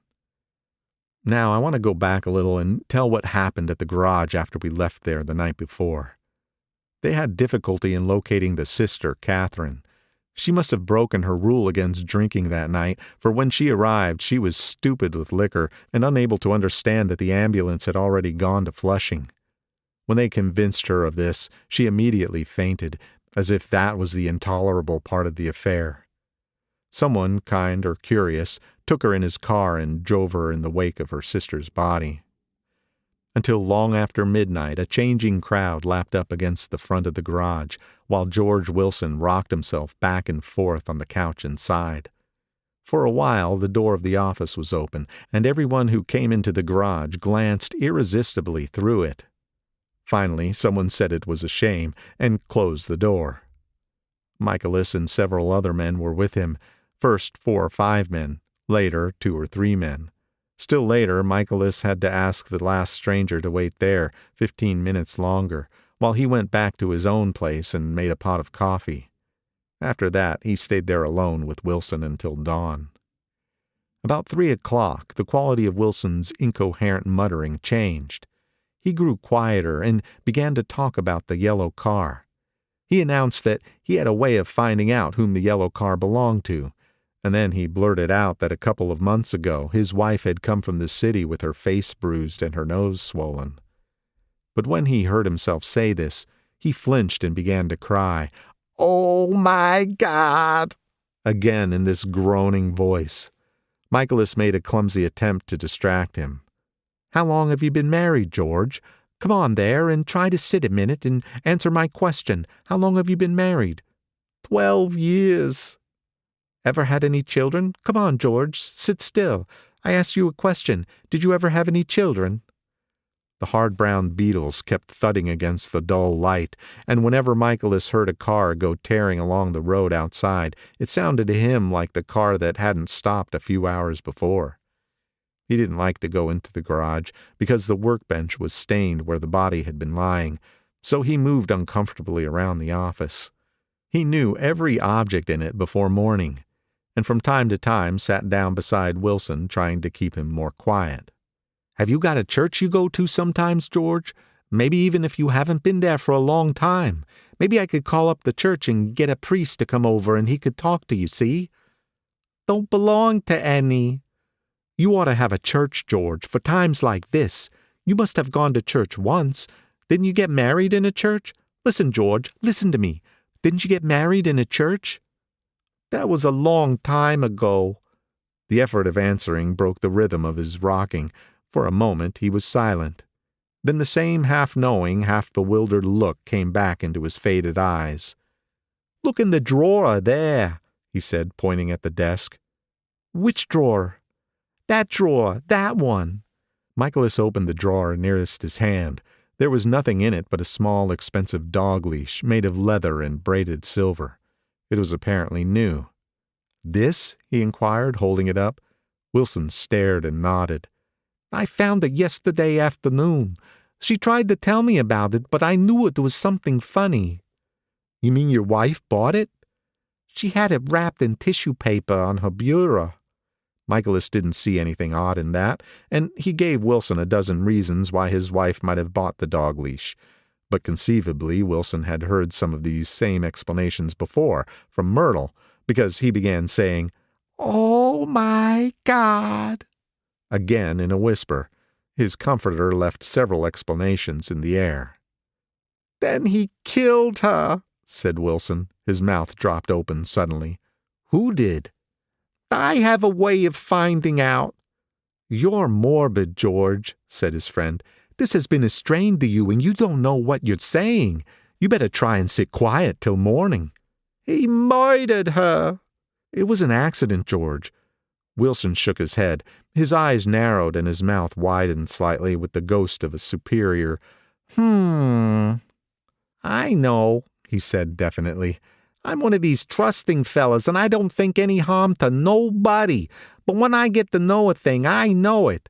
It was the man in that car. She ran out to speak to him, and he wouldn't stop. Michaelis had seen this too, but it hadn't occurred to him that there was any special significance in it. He believed that Mrs. Wilson had been running away from her husband, rather than trying to stop any particular car. How could she have been like that? She's a deep one, said Wilson, as if that answered the question. He began to rock again, and Michaelis stood twisting the leash in his hand. Maybe you got some friend that I could telephone for, George. This was a forlorn hope. He was almost sure that Wilson had no friend. There was not enough of him for his wife. He was glad a little later when he noticed a change in the room, a blue quickening by the window, and realized that dawn wasn't far off. About 5 o'clock, it was blue enough outside to snap off the light. Wilson's glazed eyes turned out to the ash heaps, where small gray clouds took on fantastic shapes and scurried here and there in the faint dawn wind.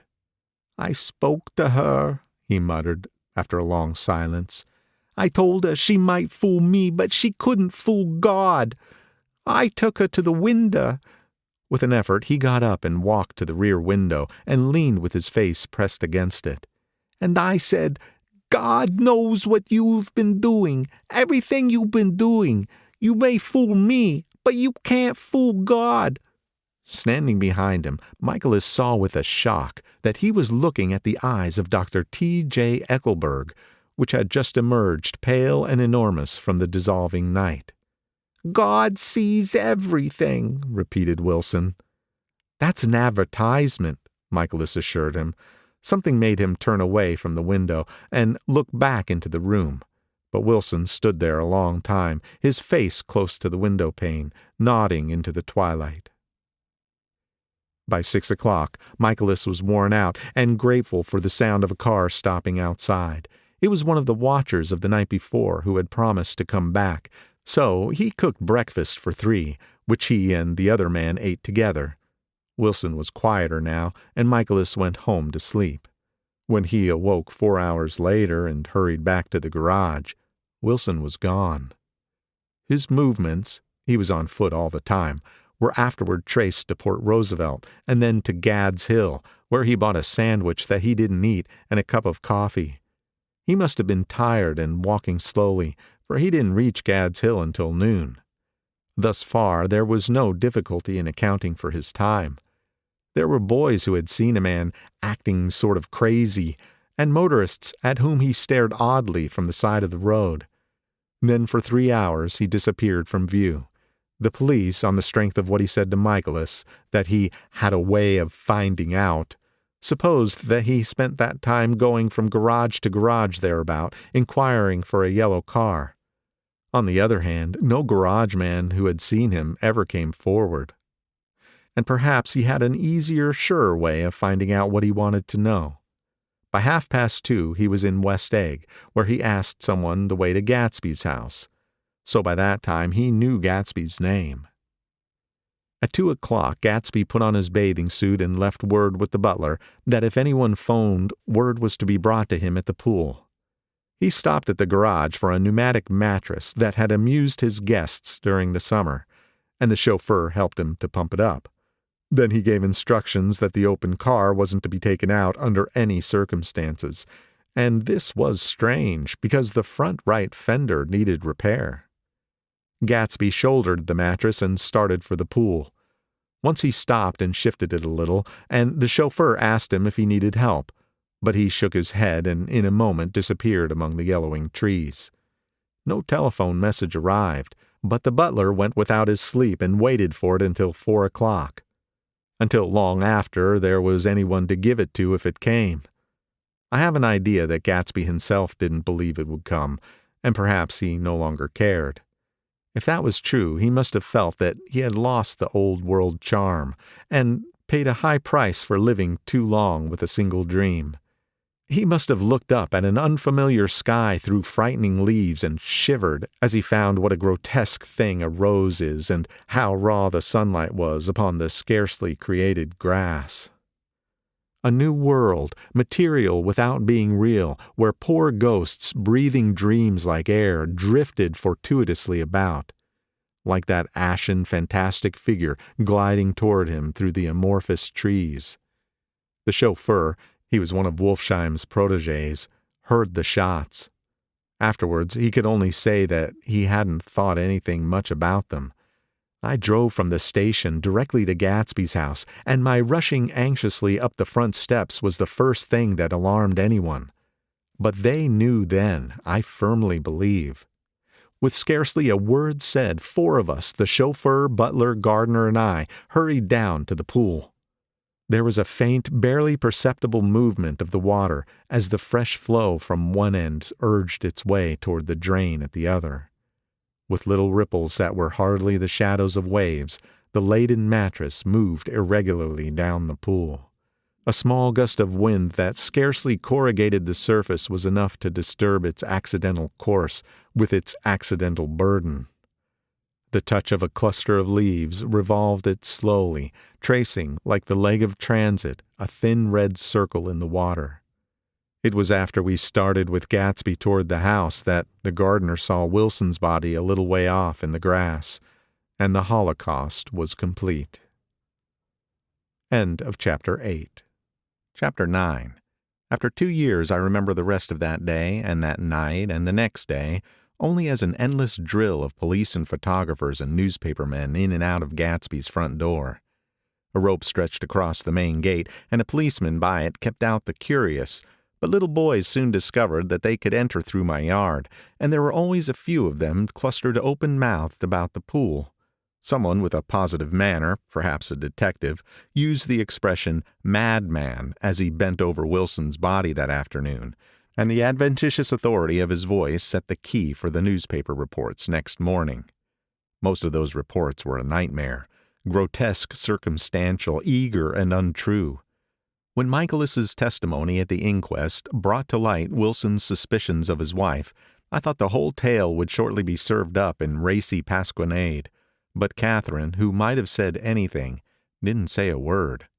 She showed a surprising amount of character about it, too, looked at the coroner with determined eyes under that corrected brow of hers, and swore that her sister had never seen Gatsby, that her sister was completely happy with her husband, that her sister had been into no mischief whatever.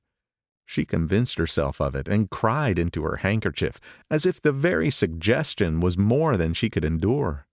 So Wilson was reduced to a man deranged by grief, in order that the case might remain in its simplest form. And it rested there. But all this part of it seemed remote and unessential. I found myself on Gatsby's side, and alone. From the moment I telephoned news of the catastrophe to West Egg Village, every surmise about him and every practical question was referred to me. At first I was surprised and confused. Then, as he lay in his house and didn't move or breathe or speak, hour upon hour, it grew upon me that I was responsible, because no one else was interested. Interested, I mean, with that intense personal interest to which everyone has some vague right at the end. I called up Daisy half an hour after we found him, called her instinctively and without hesitation, but she and Tom had gone away early that afternoon and taken baggage with them. Left no address? No. Say when they'd be back? No. Any idea where they are, how I could reach them? I don't know, can't say. I wanted to get somebody for him. I wanted to go into the room where he lay and reassure him. I'll get somebody for you, Gatsby. Don't worry. Just trust me and I'll get somebody for you. Meyer Wolfsheim's name wasn't in the phone book. The butler gave me his office address on Broadway, and I called information, But by the time I had the number, it was long after 5, and no one answered the phone. Will you ring again? I've rung 3 times. It's very important. Sorry, I'm afraid no one's there. I went back to the drawing room and thought for an instant that they were chance visitors, all these official people who suddenly filled it. But though they drew back the sheet and looked at Gatsby with shocked eyes, his protest continued in my brain. Look here, old sport, you've got to get somebody for me. You've got to try hard. I can't go through this alone. Somebody started to ask me questions, but I broke away and, going upstairs, looked hastily through the unlocked parts of his desk. He'd never told me definitely that his parents were dead, but there was nothing, only the picture of Dan Cody, a token of forgotten violence, staring down from the wall. Next morning I sent the butler to New York with a letter to Wolfsheim, which asked for information and urged him to come out on the next train. That request seemed superfluous when I wrote it. I was sure he'd start when he saw the newspapers, just as I was sure there'd be a wire from Daisy before noon. But neither a wire nor Wolfsheim arrived. No one arrived except more police and photographers and newspapermen. When the butler brought back Wolfsheim's answer, I began to have feelings of defiance, of scornful solidarity between Gatsby and me against them all. Dear Mr. Carroway, this has been one of the most terrible shocks of my life. To me, I hardly can believe it that it is true at all. Such a mad act as that man did should make us all think. I cannot come down now, as I am tied up in some very important business and cannot get mixed up in this thing now. If there's anything I can do a little later, let me know in a letter by Edgar. I hardly know where I am when I hear about a thing like this, and I am completely knocked down and out. Yours truly, Meyer Wolfsheim. And then hastily addenda beneath. Let me know about the funeral, etc. Do not know his family at all. When the phone rang that afternoon and long distance said Chicago was calling, I thought this would be Daisy at last. But the connection came through as a man's voice, very thin and far away. This is Slago speaking. Yes? The name was unfamiliar. Head of a note, isn't it? Get my wire? There haven't been any wires. Young Park's in trouble, he said rapidly. They picked him up when he handed the bonds over the counter. They got a circular from New York giving him numbers just 5 minutes before. What do you know about that, eh? You never can tell in these hick towns. Hello, I interrupted breathlessly. Look here, this isn't Mr. Gatsby. Mr. Gatsby's dead. There was a long silence on the other end of the wire, followed by an exclamation, then a quick squawk as the connection was broken. I think it was on the 3rd day that a telegram signed Henry C. Gatz arrived from a town in Minnesota. It said only that the sender was leaving immediately and to postpone the funeral until he came. It was Gatsby's father, a solemn old man, very helpless and dismayed, bundled up in a long, cheap ulster against the warm September day. His eyes leaked continuously with excitement, and when I took the bag and umbrella from his hands, he began to pull so incessantly at his sparse gray beard that I had difficulty in getting off his coat. He was on the point of collapse, so I took him into the music room and made him sit down while I sent for something to eat. But he wouldn't eat, and the glass of milk spilled from his trembling hand. I saw it in the Chicago newspaper, he said. It was all in the Chicago newspaper. I started right away. I didn't know how to reach you. His eyes, seeing nothing, moved ceaselessly about the room. It was a madman, he said. He must have been mad. Wouldn't you like some coffee? I urged him. I don't want anything. I'm all right now, Mr. Carroway. Well, I'm all right now. Where have they got Jimmy? I took him into the drawing room where his son lay and left him there. Some little boys had come up on the steps and were looking into the hall. When I told them who had arrived, they went reluctantly away. After a little while, Mr. Gatz opened the door and came out, his mouth ajar, his face flushed slightly, his eyes leaking isolated and unpunctual tears. He had reached an age where death no longer has the quality of ghastly surprise, and when he looked around him now for the first time and saw the height and splendor of the hall and the great rooms opening out from it into other rooms, his grief began to be mixed with an awed pride. I helped him to a bedroom upstairs. While he took off his coat and vest, I told him that all arrangements had been deferred until he came. I didn't know what you'd want, Mr. Gatsby. Gats is my name. Mr. Gats, I thought you might want to take the body west. He shook his head. Jimmy always liked it better down east. He rose up to his position in the east. Were you a friend of my boy's, Mr.? We were close friends. He had a big future before him, you know.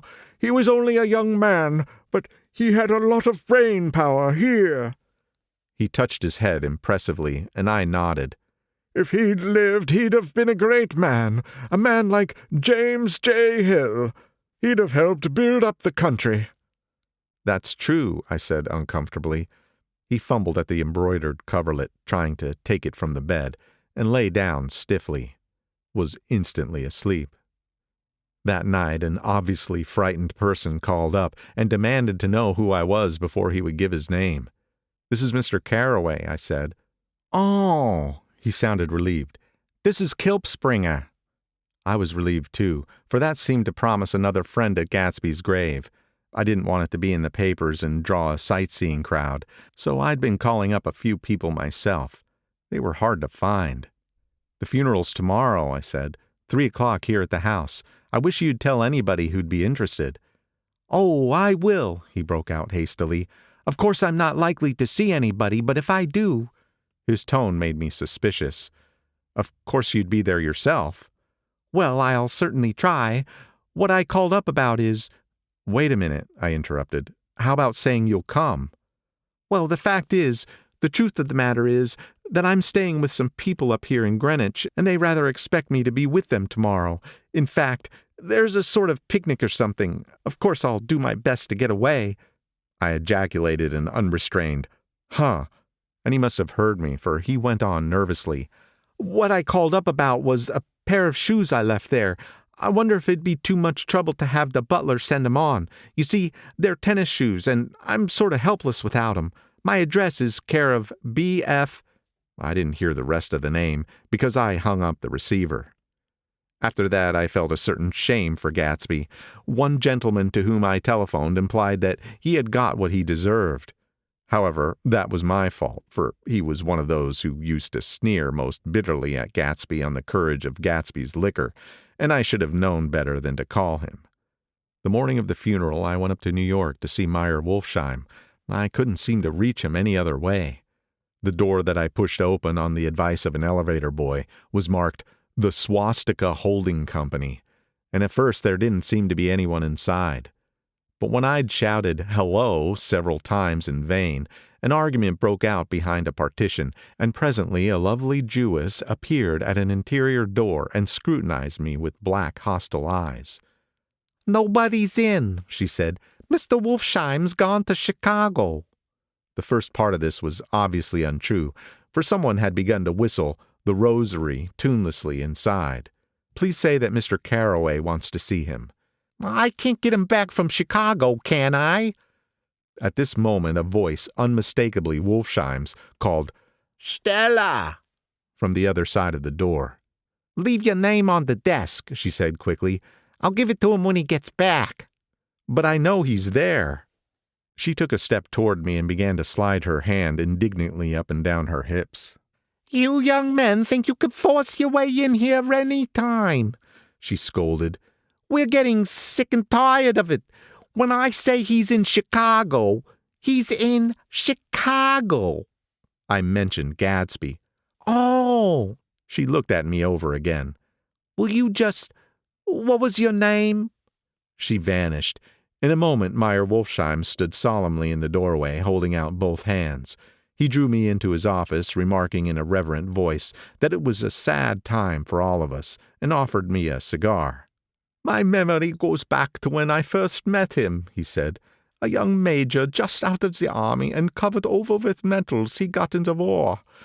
He was so hard up he had to keep on wearing his uniform because he couldn't buy some regular clothes. First time I saw him was when he came into Weinbrenner's pool room at 43rd Street and asked for a job. He hadn't eat anything for a couple of days. Come on, have some lunch with me, I said. He ate more than $4 worth of food in half an hour. Did you start him in business? I inquired. Start him? I made him. Oh. I raised him up out of nothing, right out of the gutter. I saw right away that he was a fine-appearing, gentlemanly young man, and when he told me he was at Oxford, I knew I could use him good. I got him to join the American Legion, and he used to stand high there. Right off, he did some work for a client of mine up to Albany. We were so thick like that in everything. He held up 2 bulbous fingers. Always together.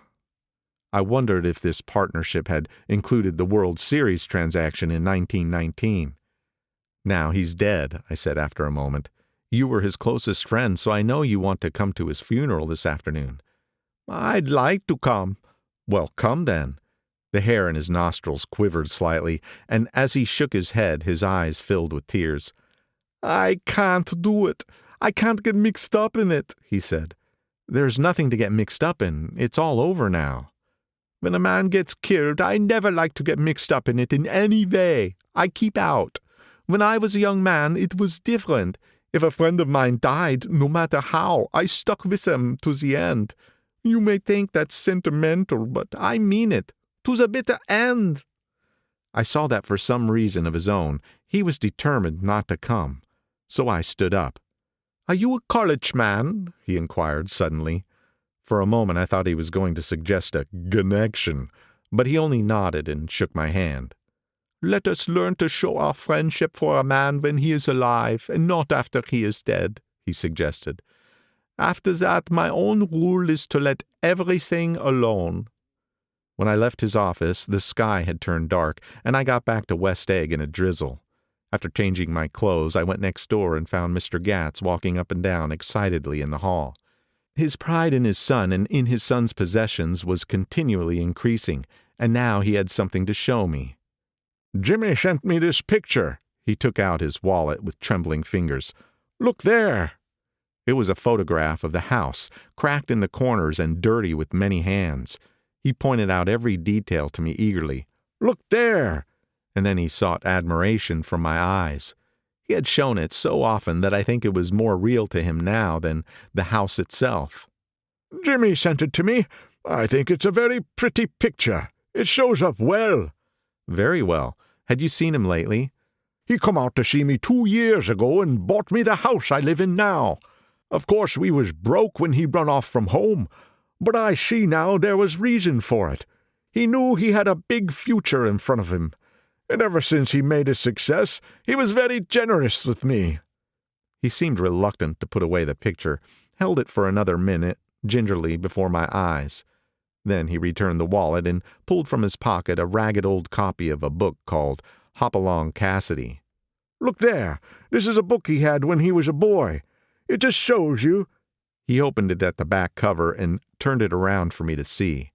On the last flyleaf was printed the word Schedule, and the date September 12th, 1906, and underneath, rise from bed, 6 a.m., dumbbell exercise and wall scaling, 6:15 to 6:30 a.m., study electricity, 7:15 to 8:15 a.m., work, 8:30 to 4:30 p.m., baseball and sports, 4:30 to 5 p.m., practice elocution, poise, and how to attain it, 5 to 6 p.m., study needed inventions, 7 to 9 p.m.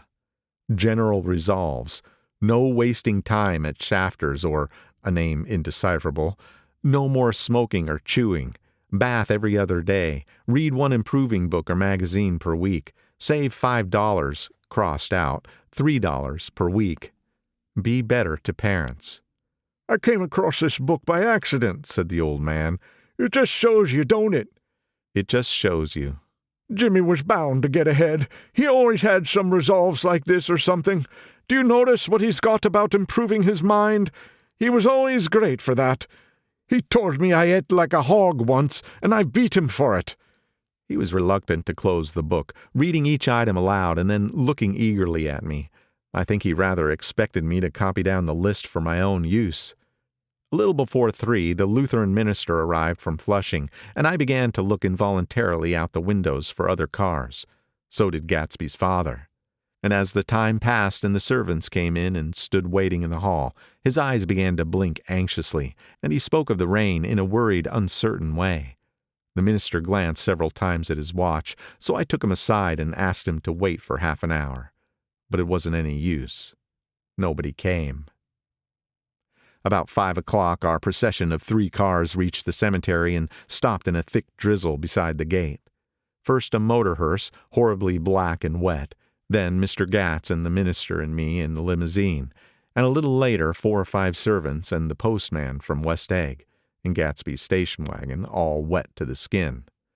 As we started through the gate into the cemetery, I heard a car stop and then the sound of someone splashing after us over the soggy ground. I looked around. It was the man with owl-eyed glasses whom I had found marveling over Gatsby's books in the library one night 3 months before. I'd never seen him since then. I don't know how he knew about the funeral or even his name. The rain poured down his thick glasses, and he took them off and wiped them to see the protecting canvas unrolled from Gatsby's grave. I tried to think about Gatsby then for a moment, but he was already too far away, and I could only remember, without resentment, that Daisy hadn't sent a message or a flower. Dimly I heard someone murmur, "Blessed are the dead that the rain falls on," and then the owl-eyed man said, "Amen to that," in a brave voice. We straggled down quickly through the rain to the cars. Owl Eyes spoke to me by the gate. "I couldn't get to the house," he remarked. Neither could anybody else. "Go on," he started. "Why, my God, they used to go there by the hundreds." He took off his glasses and wiped them again, outside and in. "The poor son of a bitch," he said. One of my most vivid memories is of coming back west from prep school and later from college at Christmas time. Those who went farther than Chicago would gather in the old dim Union Station at 6 o'clock of a December evening, with a few Chicago friends already caught up into their own holiday gaieties, to bid them a hasty goodbye. I remember the fur coats of the girls returning from Miss This or That's, and the chatter of frozen breath, and the hands waving overhead as we caught sight of old acquaintances, and the matchings of invitations. "Are you going to the Ordways, the Hershey's, the Schultz's?" and the long green tickets clasped tight in our gloved hands. And last, the murky yellow cars of the Chicago, Milwaukee, and St. Paul Railroad, looking cheerful as Christmas itself on the tracks beside the gate. When we pulled out into the winter night and the real snow, our snow, began to stretch out beside us and twinkle against the windows, and the dim lights of small Wisconsin stations moved by, a sharp, wild brace came suddenly into the air. We drew in deep breaths of it as we walked back from dinner through the cold vestibules, unutterably aware of our identity with this country for one strange hour, before we melted indistinguishably into it again. That's my Middle West, not the wheat or the prairies or the lost Swede towns, but the thrilling returning trains of my youth, and the street lamps and sleigh bells in the frosty dark, and the shadows of holly wreaths thrown by lighted windows on the snow. I am part of that, a little solemn with the feel of those long winters, a little complacent from growing up in the Caraway house in a city where dwellings are still called through decades by a family name. I see now that this has been a story of the West, after all. Tom and Gatsby, Daisy and Jordan and I were all Westerners, and perhaps we possessed some deficiency in common which made us suddenly unadaptable to Eastern life. Even when the East excited the most, even when I was most keenly aware of its superiority to the bored, sprawling, swollen towns beyond the Ohio, with their interminable inquisitions which spared only the children and the very old, even then it had always for me a quality of distortion. West Egg especially still figures in my more fantastic dreams. I see it as a night scene by El Greco, 100 houses, at once conventional and grotesque, crouching under a sullen, overhanging sky, and a lusterless moon. In the foreground, 4 solemn men in dress suits are walking along the sidewalk with a stretcher on which lies a drunken woman in a white evening dress. Her hand, which dangles over the side, sparkles cold with jewels. Gravely the men turn in at a house, the wrong house, but no one knows the woman's name, and no one cares. After Gatsby's death, the East was haunted for me like that, distorted beyond my eyes' power of correction. So when the blue smoke of brittle leaves was in the air and the wind blew the wet laundry stiff on the line, I decided to come back home. There was one thing to be done before I left, an awkward, unpleasant thing that perhaps had better have been let alone. But I wanted to leave things in order and not just trust that obliging and indifferent sea to sweep my refuse away. I saw Jordan Baker and talked over and around what had happened to us together, and what had happened afterward to me, and she lay perfectly still, listening, in a big chair. She was dressed to play golf, and I remember thinking she looked like a good illustration, her chin raised a little jauntily, her hair the color of an autumn leaf, her face the same brown tint as the fingerless glove on her knee. When I had finished, she told me without comment that she was engaged to another man. I doubted that, though there were several she could have married at the nod of her head, but I pretended to be surprised. For just a minute I wondered if I was making a mistake. Then I thought it all over again quickly and got up to say goodbye. "Nevertheless, you did throw me over," said Jordan suddenly. "You threw me over on the telephone. I don't give a damn about you now, but it was a new experience for me, and I felt a little dizzy for a while." We shook hands. "Oh, and do you remember," she added, "a conversation we had once about driving a car?" "Why, not exactly." "You said a bad driver was only safe until she met another bad driver. Well, I met another bad driver, didn't I? I mean, it was careless of me to make such a wrong guess. I thought you were rather an honest, straightforward person. I thought it was your secret pride."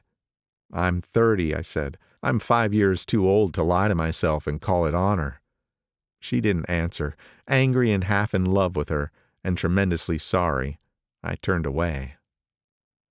One afternoon, late in October, I saw Tom Buchanan. He was walking ahead of me along Fifth Avenue in his alert, aggressive way, his hands out a little from his body as if to fight off interference, his head moving sharply here and there, adapting itself to his restless eyes. Just as I slowed up to avoid overtaking him, he stopped and began frowning into the windows of a jewelry store. Suddenly he saw me and walked back, holding out his hand. "What's the matter, Nick? Do you object to shaking hands with me?" "Yes. You know what I think of you." "You're crazy, Nick," he said quickly. "Crazy as hell. I don't know what's the matter with you." "Tom," I inquired, "what did you say to Wilson that afternoon?" He stared at me without a word, and I knew I had guessed right about those missing hours. I started to turn away, but he took a step after me and grabbed my arm. "I told him the truth," he said. "He came to the door while we were getting ready to leave, and when I sent down word that we weren't in, he tried to force his way upstairs. He was crazy enough to kill me if I hadn't told him who owned the car. His hand was on a revolver in his pocket every minute he was in the house." He broke off defiantly. "What if I did tell him? That fellow had it coming to him. He threw dust into your eyes like he did in Daisy's, but he was a tough one. He ran over Myrtle like you'd run over a dog and never even stopped his car." There was nothing I could say except the one unutterable fact that it wasn't true. "And if you think I didn't have my share of suffering, look here. When I went to give up that flat and saw that damn box of dog biscuits sitting there on the sideboard, I sat down and cried like a baby. By God, it was awful." I couldn't forgive him or like him, but I saw that what he had done was, to him, entirely justified. It was all very careless and confused. They were careless people, Tom and Daisy. They smashed up things and creatures and then retreated back into their money or their vast carelessness or whatever it was that kept them together, and let other people clean up the mess they had made. I shook hands with him. It seemed silly not to, for I felt suddenly as though I were talking to a child. Then he went into the jewelry store to buy a pearl necklace, or perhaps only a pair of cuff buttons, rid of my provincial squeamishness forever. Gatsby's house was still empty when I left. The grass on his lawn had grown as long as mine. One of the taxi drivers in the village never took a fare past the entrance gate without stopping for a minute and pointing inside. Perhaps it was he who drove Daisy and Gatsby over to East Egg the night of the accident, and perhaps he had made a story about it all his own. I didn't want to hear it, and I avoided him when I got off the train. I spent my Saturday nights in New York because those gleaming, dazzling parties of his were with me so vividly that I could still hear the music and the laughter, faint and incessant, from his garden, and the cars going up and down his drive. One night I did hear a material car there and saw its lights stop at his front steps. But I didn't investigate. Probably it was some final guest who had been away at the ends of the earth and didn't know that the party was over. On the last night, with my trunk packed and my car sold to the grocer, I went over and looked at the huge incoherent failure of a house once more. On the white steps, an obscene word, scrawled by some boy with a piece of brick, stood out clearly in the moonlight, and I erased it, drawing my shoe raspingly along the stone. Then I wandered down to the beach and sprawled out on the sand. Most of the big shore places were closed now, and there were hardly any lights except the shadowy moving glow of a ferryboat across the sound. And as the moon rose higher, the inessential houses began to melt away until gradually I became aware of the old island here that flowered once for Dutch sailors' eyes, a fresh green breast of the New World. Its vanished trees, the trees that had made way for Gatsby's house, had once pondered in whispers to the last and greatest of all human dreams. For a transitory enchanted moment, man must have held his breath in the presence of this continent, compelled into an aesthetic contemplation he neither understood nor desired, face to face for the last time in history with something commensurate to his capacity for wonder. And as I sat there brooding on the old unknown world, I thought of Gatsby's wonder when he first picked out the green light at the end of Daisy's dock. He had come a long way to this blue lawn, and his dream must have seemed so close that he could hardly fail to grasp it. He did not know that it was already behind him, somewhere back in that vast obscurity beyond the city, where the dark fields of the Republic rolled on under the night. Gatsby believed in the green light, the orgastic future that year by year recedes before us. It eluded us then, but that's no matter. Tomorrow we will run faster, stretch out our arms further, and one fine morning. So we beat on, boats against the current, borne back ceaselessly into the past. End of Chapter 9. Read by Scotty Smith. End of The Great Gatsby by F. Scott Fitzgerald.